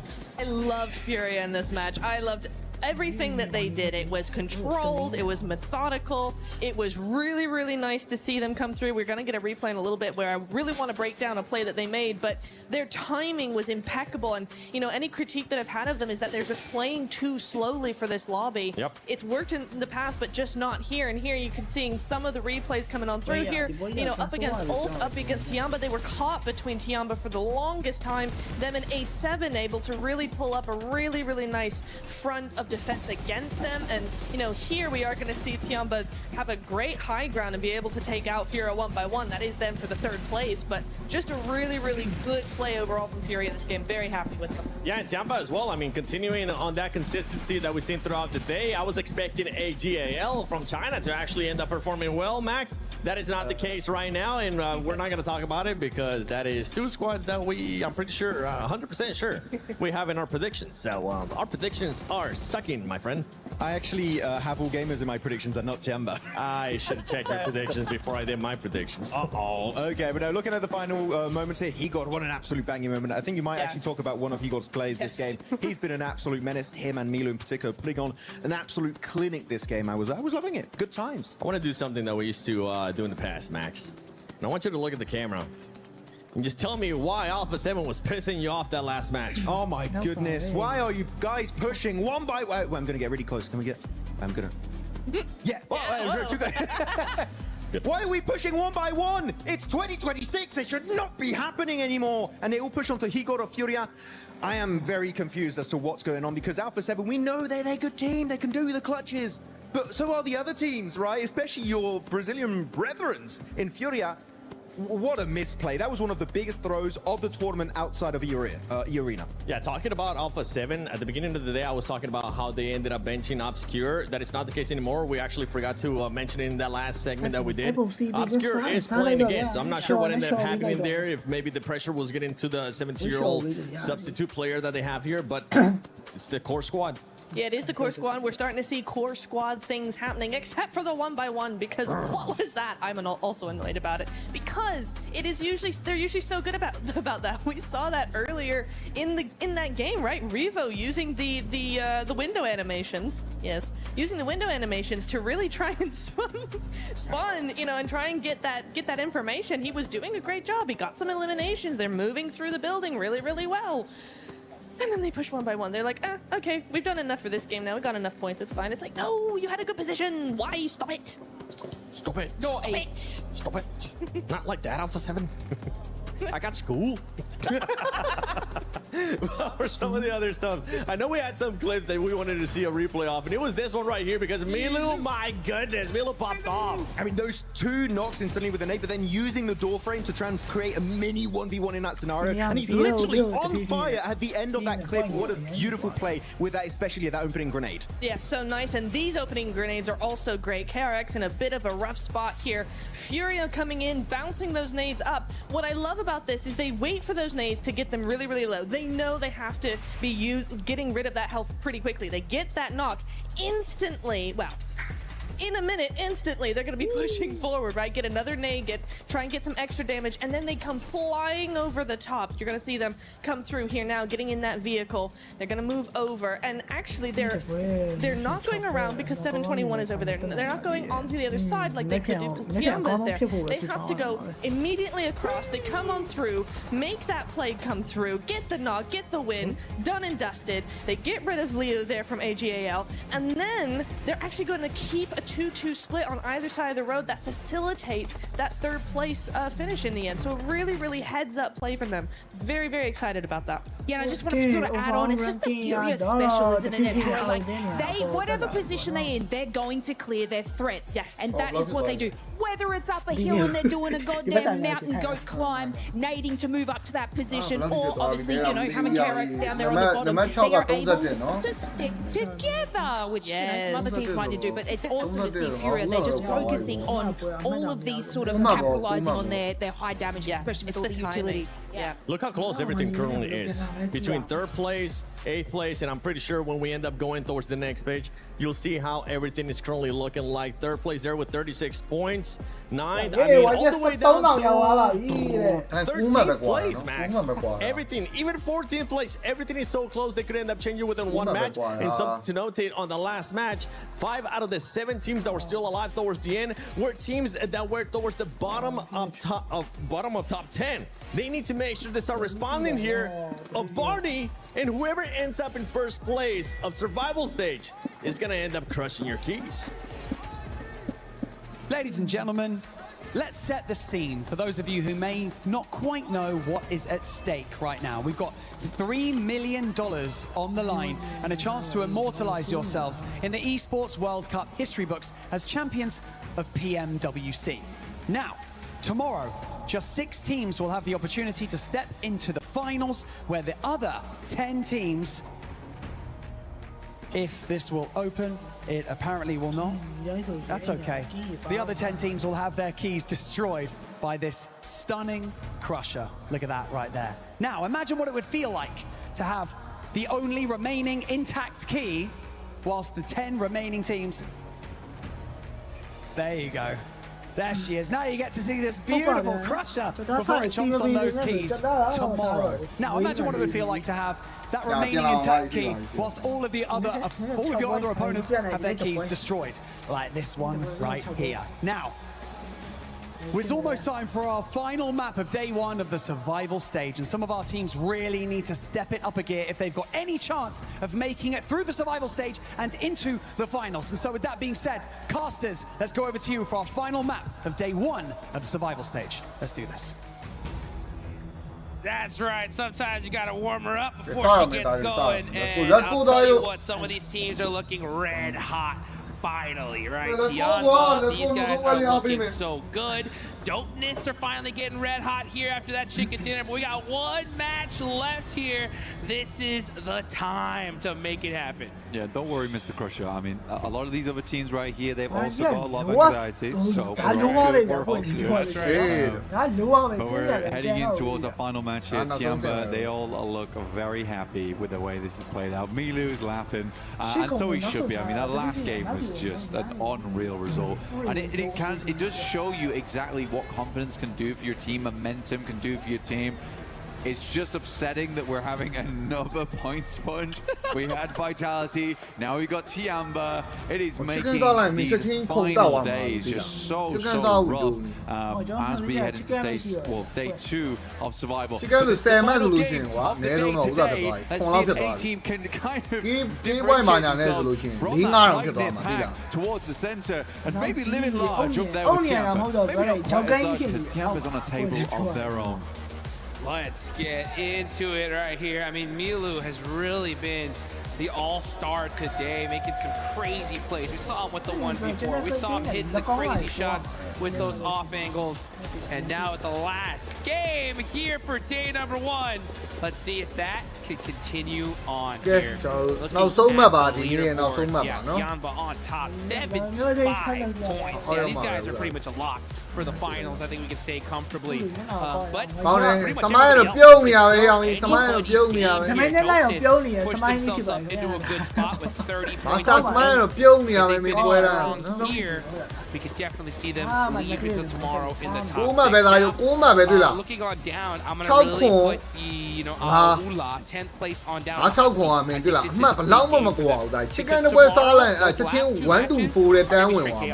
There's going to be teams doing everything and possible. And anything. So, and literally everything. So desperate to try to put up points that it's going to not be a typical game of PUBG Mobile. So the time is now. The time is now to make it happen. We got a pretty disgusting southern playing path here. But you gotta be able to adapt, gotta make it happen no matter what. Yeah, definitely rough. But you're right, down towards 10th and below, it's getting tough. For AGAL as well as KRX, these are the teams that need to have a strong map here. Everyone else is sort of around that 20-point mark, where tomorrow it's possible after your first round, if you get a big win, you can send yourself up towards that top 6 territory. For AGAL as well as KRX, they need some points now. To allow them to have a springboard tomorrow. Otherwise, it is starting to look a little bit dangerous. And I didn't expect this from KRX. They do pretty strong players on side. Flabbergasted of why this is happening right now for them, because this is not a case of just having a bad day. Like this has been throughout the majority of the tournament, just not able to get the momentum on board. I mean, we've given Alpha 7 a lot of grief, but at least they've been able to get themselves towards top 3s consistently. They have been able to close out games. For KRX, it feels like we have never really got that engine started. Yeah, not at all. I mean, that's the format, this tournament in general. Someone's got to be at the bottom, right? We got serious names here. Still, KRX 9 points is a big question. It's like, what happened? 9? Like, okay, if we saw the bottom of the tables and there's only a few point gaps, like, yeah, I mean, it is what it is. But 5 matches, only 9 points. Hopefully we can see them make something happen here, and honestly they need to, because if they don't, you kind of start counting them out a little bit. Absolutely, I agree. I think for AGAL, there is a tiny hope tomorrow if they don't do well here. But for KRX,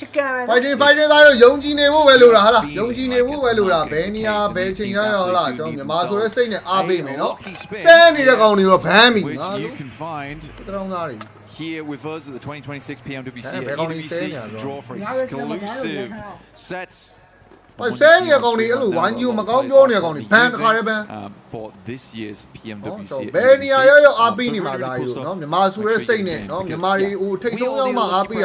But I would say AGAL as well as KRX need a bigger one. Right, they need one of those Alpha 7 blessings that we saw a little bit earlier, right, in Erangel. They need a good, solid circle to help them out here.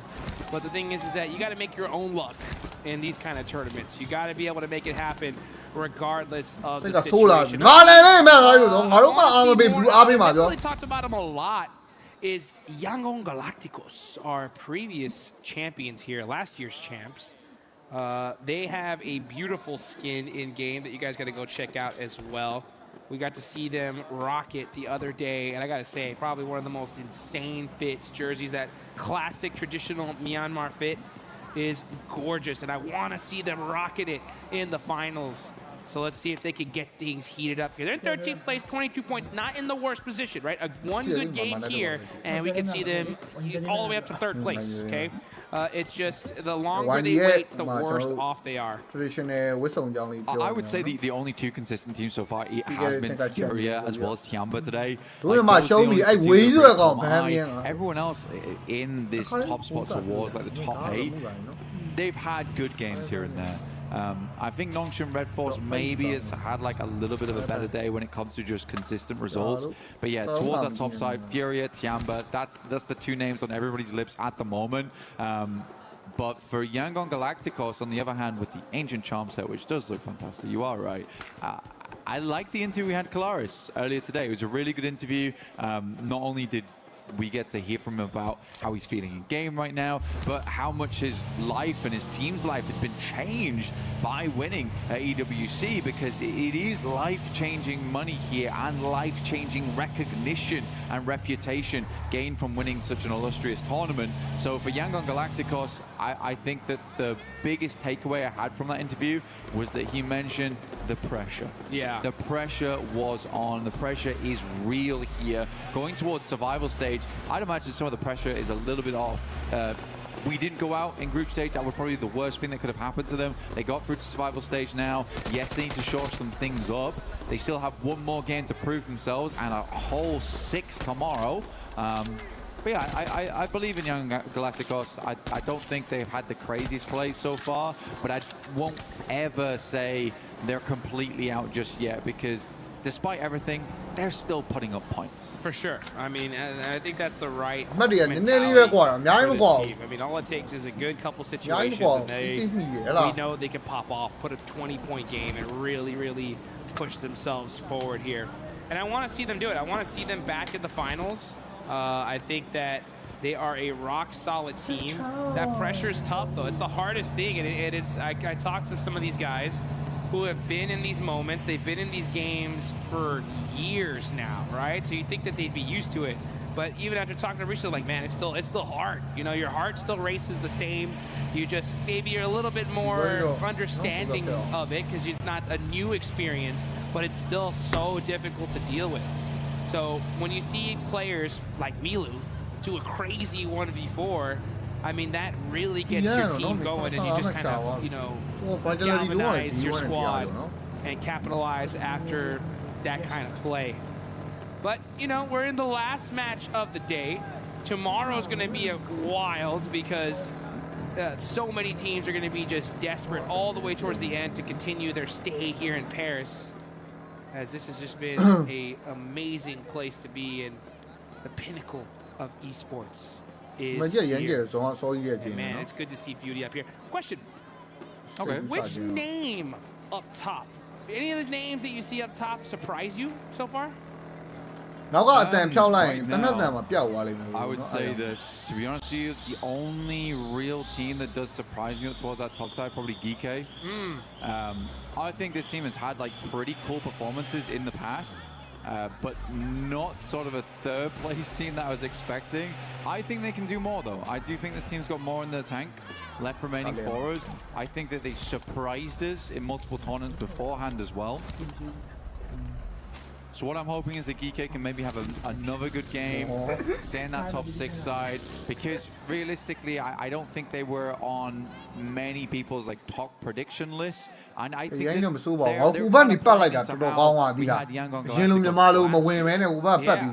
think that, you know, something definitely happened in their day off. Because I agree with you. I think out of all those southern shift. Oh, the bad pollution. So what? Who upon my gym? We're gonna see another crazy urban finish. That would be wild to finish things off for the day. You can see teams, quick, fast now, immediately, right now. Yeah. Moving down south, not wasting any time. Not later. Immediately. Yeah, immediately. Right now. We're not waiting around. We are sending down. The migration is real. I mean, it's always awkward having to move down from that north side as well, past La Bandita. Talked about it before, Minister Generales. Awkward rotational paths for some of these squads. Fury, on the other hand, they can kind of slip in towards that south side. They are rotating alongside with Nongshim Red Force. Tiamba, though, they like to play down here anyway. They went for a central position. They looted up in Los Leones first, so they're good to go. And they can set up their vehicles very fast and start to be on the lookout, be on the overwatch for some of these other squads as they make their way in. That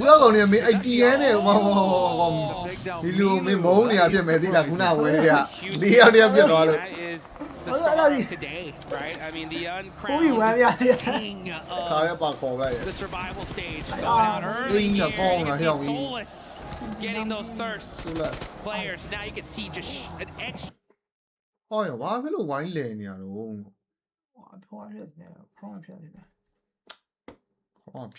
little bit of sharpness in these shots. They know there's no time to waste here. Last game of the day. We got to make it happen if we want to continue our dreams here in Paris, France. It is amusing, though, to me that RRQ pretty much went out of their way there. They were like, we've got to find Milu. We've got to take Milo out. Where is he? Because if Milu's in the lobby, so a bit of revenge, you know, redemption almost. Get him out in the first 10 minutes of the game and never have to experience another 1v4 again. It's not possible versus Milu's there, he could eliminate you. You do not want that. You do not want to go back to the lobby here. So Tiamba are going to go to the rest of this match with a 3-man. They do have a spot in this next circle, but with this zone, it's pretty scary here because, I mean, it could always hard shift down straight to Los Leones. That'll be a wild game to see if that's the case. Young Galacticos are going to be doing a beautiful wrap all the way down to the south, most likely hitting that Los Leones urban side. Everybody else just trying to set up a position here in this circle. You got Tiamba right next to La Bendita. QGZ up on the roof, just trying to keep away. Oh no, QXZZ getting knocked there and beat up as well. So, are you kidding me? Those shots onto Binny. Unbelievable stuff. Now from RQ. Just get absolutely obliterated by Hoxie. Luckily, Durinkin moves through the window, ball maneuver, terror down. Lepar, as per usual, and picking up the slack here for RQ. Benny throwing in the nade. He makes sure that his teammate is eliminated by his own nade. Benny, though, with the pump shotgun, trying to find some angles here. He's low on HP. He's got to be picture perfect. Jump shot for the QBZ. He's not going to do it. And that is KRX out of there in last place. The worst case scenario. Tomorrow, if they want to make it happen, have to just go insane. Yeah, he got a They weren't in a good position. If they were to have a bad game here, it is miracles that need to happen tomorrow to get them in. Very unfortunate for the squad. Not what was expected from a team that tenure-wise has had great success over the years. Feels like survival stage might just be the final hurdle for them. They just could not get over. Got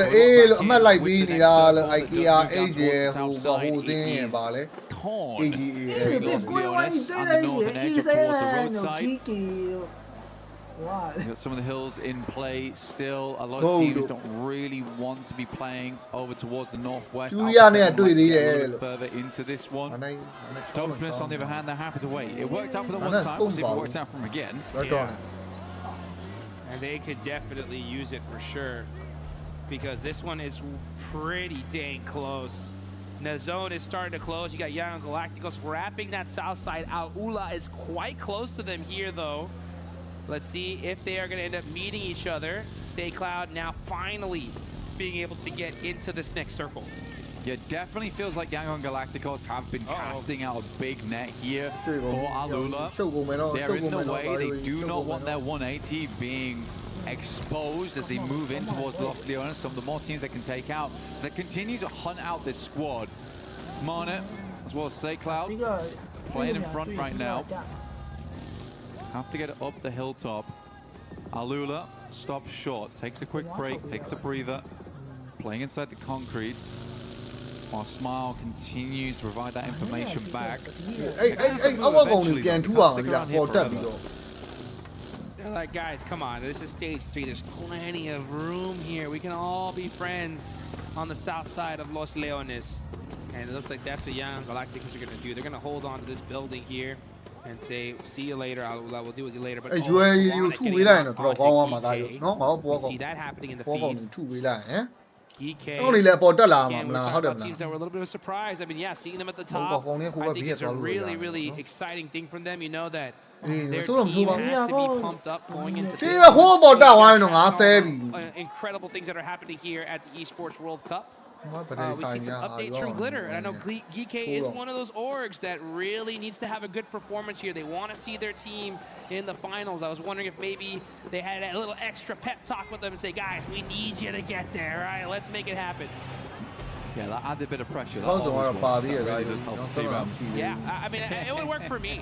You know, usually, I'm at my peak performance if I have at least 2 women yelling at me during the day. Yeah, that's when I'm really pushing myself. I think for because they didn't cast the net, but they essentially just gave the northern rotate to Alula and have banked on this ending in Los Leones. I feel like this is a bad trade, you know. Yeah, not the best. We got like a grubby card for a holographic. Look at the hype, man. I mean, I love the Alpha 7 fans. Oh, they're getting hype. They felt the pressure coming as Carrillo making them happy here, making them dance a little bit extra here, doing that salsa as Carrillo getting that elimination is going to open things up a little bit. This is outside the circle, though. All eyes are going to be on them. Dopeness. Now in position to gatekeep. That vehicle. It's time to get moving. The fight has begun. Ding, ding, ding. Looking to finish it quickly. Very low here. Goodness me, has to drop out the vehicle. Towards the northern side. Wonder how much of this they have heard. The waiting strategy did not work out this time around. Did something. I think you have to congratulate them because this is the big complaint we've had for a long, long time. Finally clear out some space for themselves. Great news. Now they can play in towards the south side and hopefully play a little bit further into the south side later on. Alpha 7 crowd, I know you are in here. I want to have old school cheerleading chants, right? Be aggressive. Be aggressive. That's what we need to see from Alpha 7 because when they do. Where did he throw that nade from? That was like nestled perfectly in his lap. Oh, he like heard the click of the nade before it popped on him. Yudia, Silence, getting the early lemon style there. Yeah, dopeness. That's where they'll be cut short. Down to 14 teams. 50 players still left alive here. Alpha 7 still taking it a little bit slow. Smoke's going down. They've got Furia down towards their south side. Can certainly play off the back of that. Come on, Zone. Go south. Zone come on.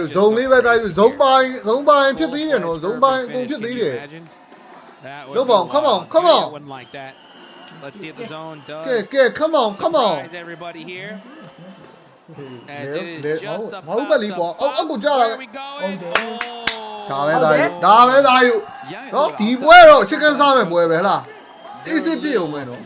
Right. Yeah. They're a little lucky. They do get themselves a lovely central spot here. Buildings to play in as you do heading up towards those really awkward circles where they line up. But now Alpha 7 We got to get out the building. Come on, Nairo, come on. The word on you, my DM on you. Too many Similarly as well. I know it's disgusting. Not fun. Not enjoyable. Tiamba, however, tearing Ulf apart. They have lost Eagle and Milo at this point, but Tiamba has been a consistent threat inside the lobby. Shame that they moved over towards the northern side.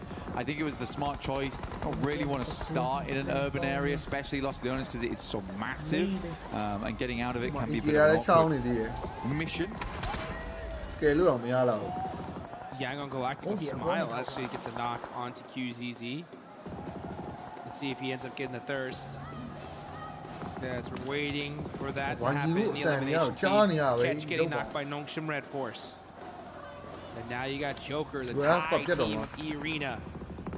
Just again, so shocked that they're even here in the first place. They had a record-breaking rondo. 39 total points and still weren't able to make it into the finals directly. So now they're here in 7th place. They're right there on that cutoff.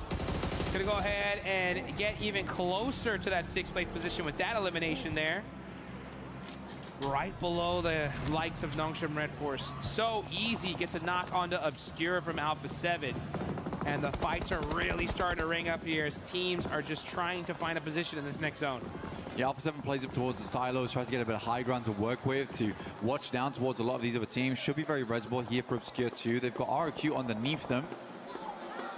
Nade plays should go well. I mean, Carrillo has come on, Dario, come on. Just doesn't want to expose himself to other angles from within the city. That's not a bad position to kind of stepping stone from. Potentially, your Fury coming in from that western side. Egos taken down by Alula at distance. This is hard though. You're gonna have to stop off right now. A lot of smokes were already invested. Egos gonna need to be res. Delaying the push in. Revo's down again. Can't be getting knocked. Oh, and thirsted by Baton. So the Wolves stealing that elimination. Now Carrillo says, okay, this is the angle. This is the util. RQ are just cooked in the spot. This is a really bad position. Fortunately for them, though, there's so many other teams right above. Forcing Carrillo to not be able to make some plays. He finds an angle, puts some pressure, immediately pops back on over. And Kuria with the push onto RQ. They're getting punished here, but they do end up taking out RQ. But is Alpha 7 going to get in there? Yeah, Carrillo steals an elimination. Yeah, this is exactly what they need. I mean, Carrillo's been doing a good amount of work here, waiting for the rest of the team to recuperate, revitalize. Morevo's completely down now. Ayala underneath. Towards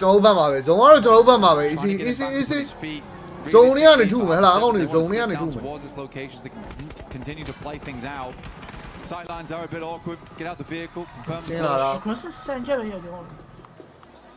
Oh no, Guazao ends up getting knocked here. Carrillo gets popped back and forth. Ayala doing a great job of just continuing on that pressure. Looks like it is a 2v2 situation now. Carrillo and Obscure versus Ayala and Igor. Guazao gets knocked by Schweppes though. Finished. And the nades are starting to ring out here. Ayala gonna be throwing someone back, but Obscure catches the edge of Igor.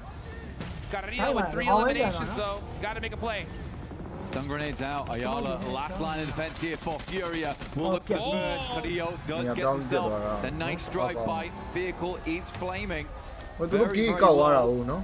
Alpha 7 definitely looking a little bit more aggressive here. And Carrillo honestly has stepped up this game. I think Carrillo is the main driving force of this match so far, which is a good thing to say. We've been with the team for a long, long time.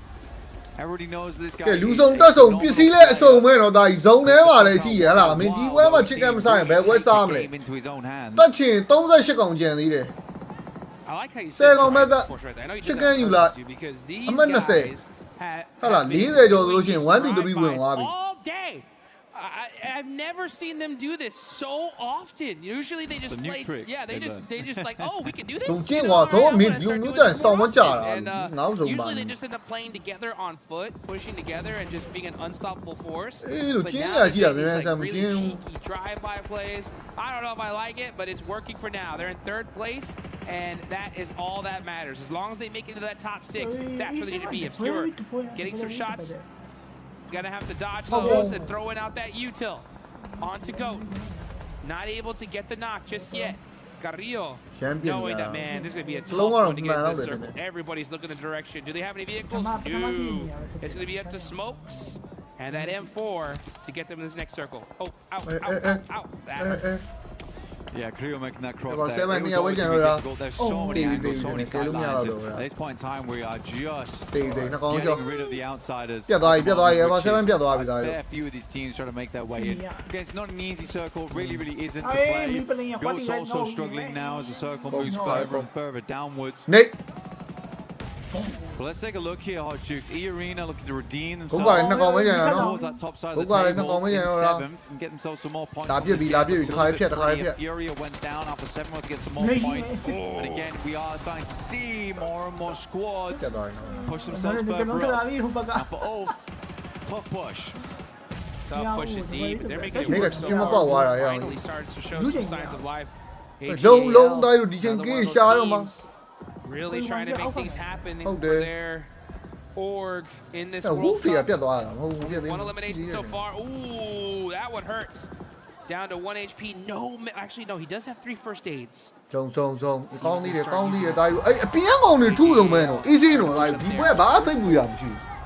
for the res. Should be able to get it on the Solus. He does. Zone. About to close in the next 39 seconds, though. Can they get these? Bounce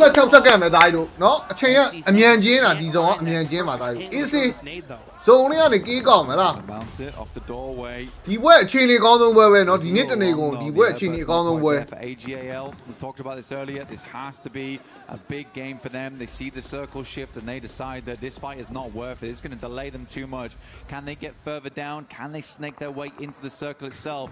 Tiamba, last player alive here in QZZ, and again, I respect the motion here because they know that they're on 75 points. It doesn't necessarily guarantee them tomorrow if they have a really horrendous day. So for QZZ, he's going to put all the stock into trying to live out this game as long as possible as a solo.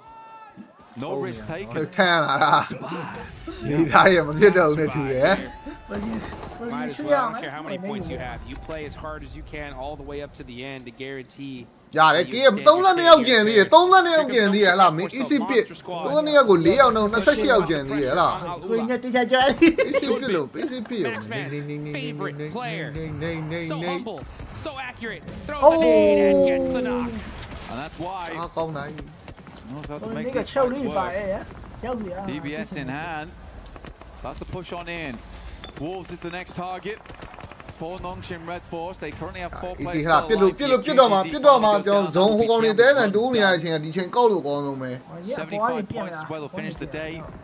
ဝူကလည်းလေမာဒီကကောင်တွေလည်းကိုရီဝိုင်းလိုပဲမင်း easy 2လာ for top 6. ဘုံနဲ့တည်တဲ့ကောင်ပြီးဟိအောင် Arena. စီကလောက်တယောက်တည်းဖြစ်နေတာလို့အိုးကောင်းနေစီကလောက်လုတ်ပေါင်းတခါလည်းအပခေါကေးဟလာကေးစယူပြီးသားလို့နေမင်း Have to drop those smokes down. Just closer to them. Los Leones uncomfortable in the center. နေတော်တော်သေးတော့မှာဒီလားကောင်သေးတော့မှာတော်တော်သွေးနေကောင်းတယ်ကေးအဲ့ဒါကေးသားလို့ကေးစရပြီလားအန်ကြည့်ပြီးတော့ပြည့်ုံမဲ့သားလို့ဒီမှာနော်အသာကြီးဒီပွဲကဘာကြီးစမားဒါပဲသားလို့ဒါပဲအန်ကြည့်ပြီးတော့ပြည့်ုံမဲ့ဟလားမင်းအကုန်တီးစင်ဘောပဲလားဒီပွဲစင်ဘောပဲ As we now reached the final circle shift here, we are in stage 8. I don't know who it was that wanted to see a Los Leones Urban finish. Whoever it is, they got what they wished for. From all, we got 6 points on this easy game. Easy နော်ဒါယူ easy ဒါချက်ချင်း1 to 3ပြန်ဝင်သွားမယ်ပွဲကြီးနော် easy shot ပွဲပဲလို့လားအများကြီးမလို့ decent innings. But you're right, we're almost heading in towards stage 9. I was surprised that Yangon Gladiators didn't try to hit the train here.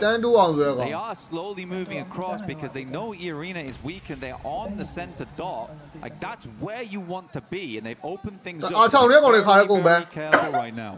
By the way. Okay, ဇုံထဲမှာပဲဒါယူဇုံထဲမှာပဲ easy ပဲဒီဘက်ခီးတွေကိုပြစ်နေပြီနော်စမိုင်းပြစ်နေပြီနော် 8 teams still remaining. None of them can afford to go out right now. easy ပြ On the southwest side, those guys need some points. Big Young Galacticos are previous champs. These are the squads that really need them more than anybody else. Red Force and E-Arena right there. You can see the Wolves getting some easy action. They take out quick. Now they're rocking a 2-2 split. DK are still in this match. All 4 up. It's really going to come down to the last second here.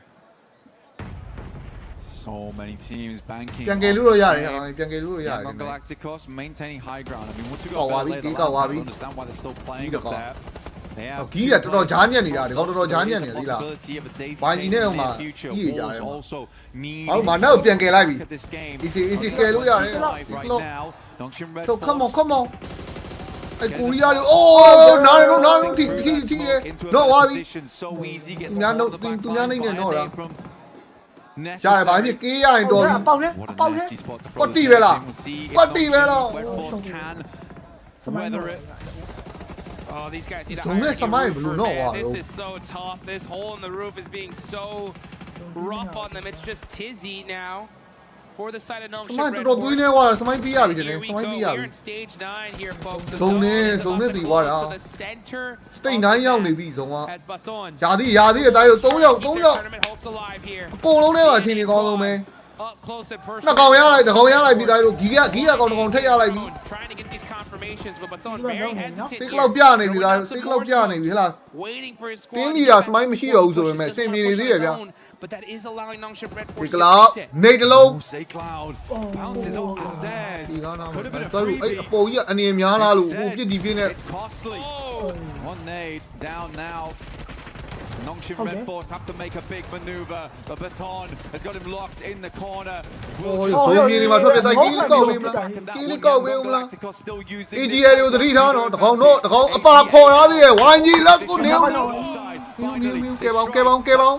he went up high from behind. The Wolves finding a bit of an area to play off the back of.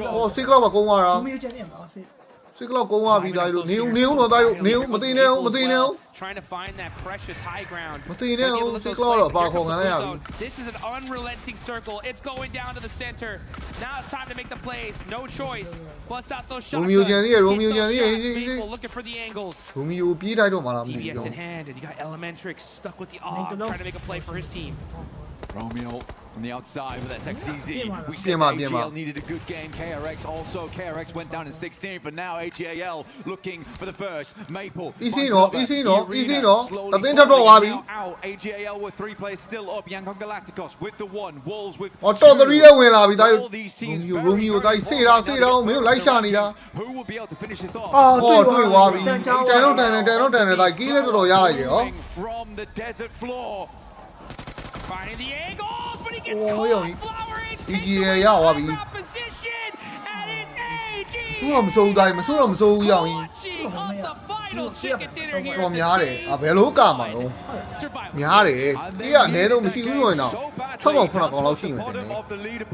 Getting themselves further up there. But that's all it is. So many expectations. Just delivering.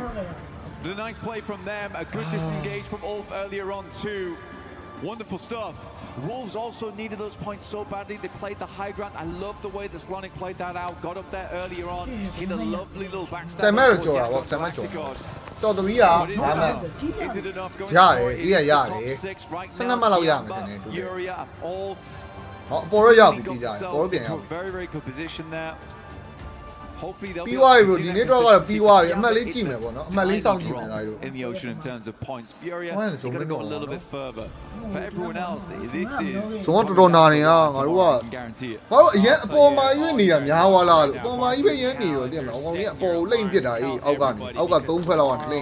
going to be one heck of a show. Look at Maple. Are you serious? I'll tell you what, all of AGL, their fans, organization are so excited for them right here.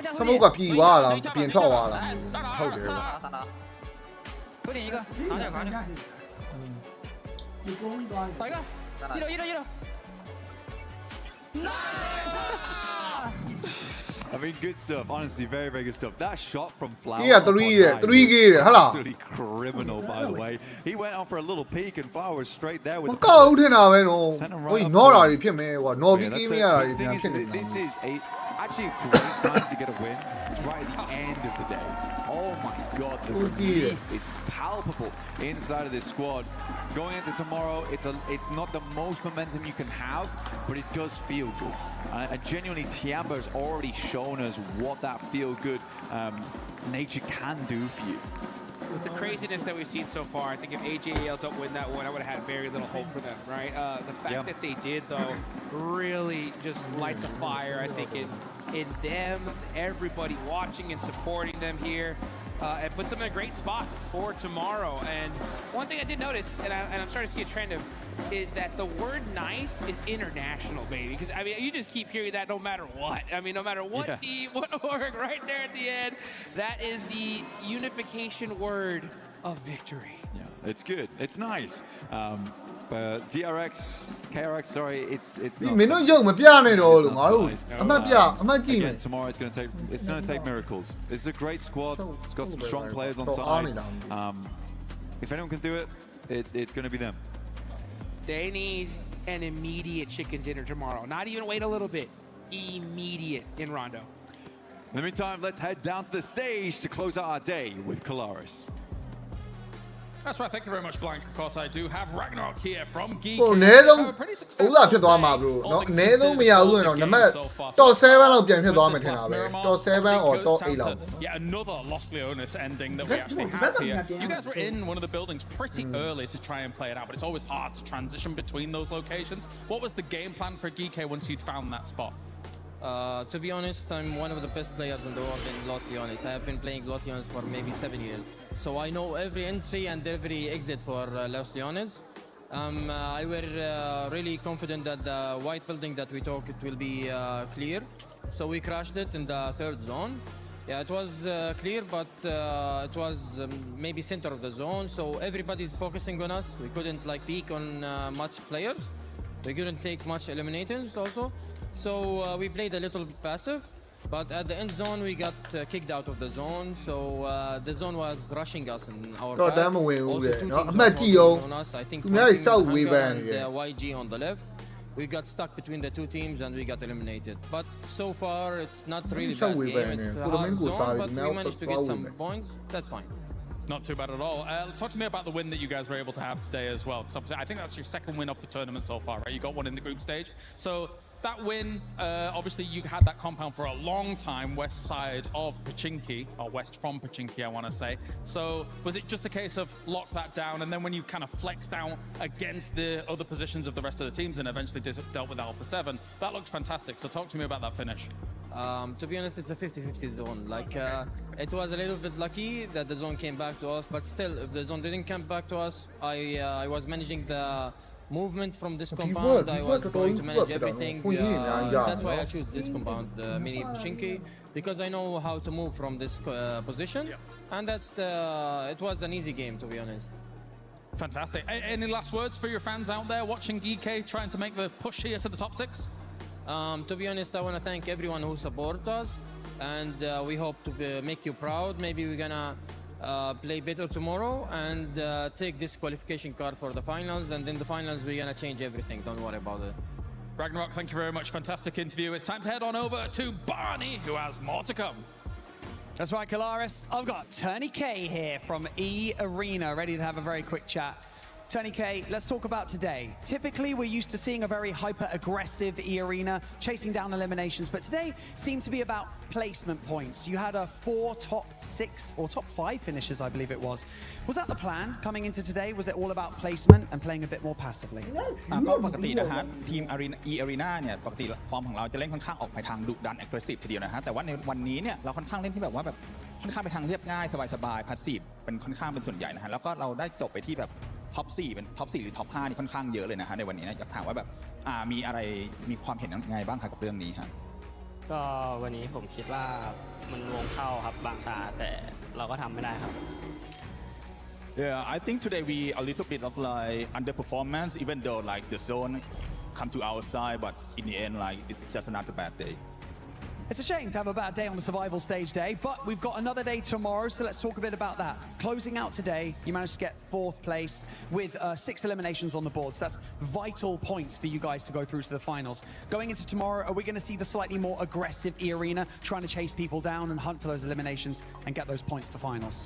อยากถามนะครับพรุ่งนี้น่าจะเป็นวันสุดท้ายของรอบ Survival Stage แล้วนะฮะอยากถามว่าตอนนี้เนี่ยในรอบในอันดับของเราในตอนนี้ฮะแล้วก็แบบว่าอยากถามว่ารู้สึกยังไงบ้างครับว่าพรุ่งนี้ฟอร์มของเราจะเป็นยังไงบ้างจะเล่นพาสซีฟเหมือนเดิมไหมหรือว่าเราจะไปทาง aggressive มากขึ้นครับก็เล่นเรื่อยๆครับตามวงจังหวะไหนเล่นไม่ได้ก็เข้าไปเล่นครับ Well to be honest I would say that ကဲမနေ့ကလည်းပြပေးမယ်နော်ညီကိုတို့မနေ့ကလည်းကျွန်တော်မြန်မာစံတော်ချိန်9နာရီကိုရှိမယ်ဗျာ We're going to play passively so hopefully the zone going to be on our side tomorrow That's the smart answer, Tony K. Nicely done. In day 2 of the survival stage, like I said earlier on, only 6 teams will make it through into the finals, and so these teams have got to start scrambling for points. But for now, let's head back to the studio to round out day 1 of the survival stage. Thank you, Barney. Tony K, a man of few words, but tomorrow he is not going to be allowed to be quiet if he wants to be on those top 6. Overall, an interesting day. We ended up seeing his sponge points, especially towards the top, the consistency that we saw at Tiamba as well. But in this last game, Max, it couldn't have been any better for those teams that are trying to even keep it closer towards that top 6, because the top 3 teams didn't really do much. It's like, you want an opportunity for a comeback? Los Leones finished. I can't do much about that. But overall, it was very fun to see how many of the teams were at the very tippity bottom, right, if you can say that, of the rankings. So overall, I got to say a big compliment to the entirety of that lobby, in the sense that a lot of the teams are trying to play the outskirts of the city in case it does go up in the city itself or outside of it. So big compliment to all of these teams. I think they played as good as they really could for a city finish. But take a look at the overall ranking after day 1 of survival stage. Tiamba sitting at the top with 75 points, followed by Furia, Alpha 7 as well there with 42. But just look how everything is going to be so close, Natura. This is what we're going to be looking at tomorrow. Between 3rd place all the way down to 8th, and I'm pretty sure when we end up seeing the 2nd page as well, everything is just going to be super tight. It can change within 1 match. You know, it really can, and this is going to be a crazy 2nd day coming through. We've seen such consistency, I feel like, from a lot of these teams here. Yes, they've not had as much presence as we might have liked them to. Maybe they've had a bit of a fumble here and there, right? But Alpha 7, no wins, still 3rd place. You've got E-Arena. They said they had a bad day, but they're still 5th here. Wolves as well, just continuing that momentum game to game until now. They're 2 points behind 6th place here. So it is looking like a lot of these teams really stepping up, and with 6 more games tomorrow, who knows how big the points are going to be then. And I want to sort of touch off E-Arena, they're sort of saying they're playing to the zone. Furia didn't really play to the zone. They were catching those eliminations, and look at where they're sitting. If E-Arena can just mimic that kind of play style, because when you actually have a look at this lobby, yes, Tiamba are skyrocketing up there, especially with placement points in general. But the only other super aggressive team is Furia. And if we add E-Arena, we've seen them do it before, where they're able to catch these eliminations anyway. Dominance lah, no? I think if they change back to that style, they could be definitely up there with Furia. Max, on the 2nd page of the overall ranking, I want you to look at one team specifically, and that is none other than GOAT team. ကဲအားလုံးပဲခုနိုင်ပါဆရာသမားတွေเนาะကျွန်တော်တော့လောက်ပါတော့ညာချမ်းလေးကိုပိုင်ဆိုင်ရပါသေးတယ်เนาะမနေ့ကညရင်တော့ဆက်လက်ပြီးတော့အားပေးကြတာပေါ့ဗျာเนาะပွဲတော့ပြီးသေးပါဘူးဒါပေမဲ့မြန်မာစံတော်ချိန်9နာရီခွဲကြရင်ပြန်တွေ့မယ်ပေါ့เนาะကျွန်တော်ဒီနေ့တော့စောစောလေးတက်လာခဲ့ပြီးပါမယ်เนาะနောက်မနေ့ကညရင်စောစောလေးတက်ခဲ့ and those elimination points, yeah, 4 placement points. I don't like using harsh words, but okay, that is absolutely terrible from GOAT team. Harsh. Okay. Yeah, but it was like PG. It's harsh in like the PG realm of what I do here on the show. Very unfortunate in terms of the placement points. We need to see more late game finishes. I'm going to also say a similar point. They get that one chicken dinner in a city finish, which you never know what's going to happen in a city finish. It's kind of like you throw in the hat, hopefully your name comes out at the end, but you remove that chicken dinner, Natura, only 2 placement points over the course of 5 matches. That also is really bad in a PG way. No, it really is. I don't like that at all, and tomorrow has to be a massive step up from them, because yes, we are seeing a lot of ties partly due to Tiamba's point sponge situation going on there, but I think in a regular lobby or in a regular day, they would be bottom of the leaderboard, except for KRX. They're actually bottom of the leaderboard. What's going on with KRX, by the way? You tell me. What is happening? I don't even know I'm because just we haven't had enough time to even see them. They just keep going out. Max, you have an opinion? Max, please tell us what's going on with KRI.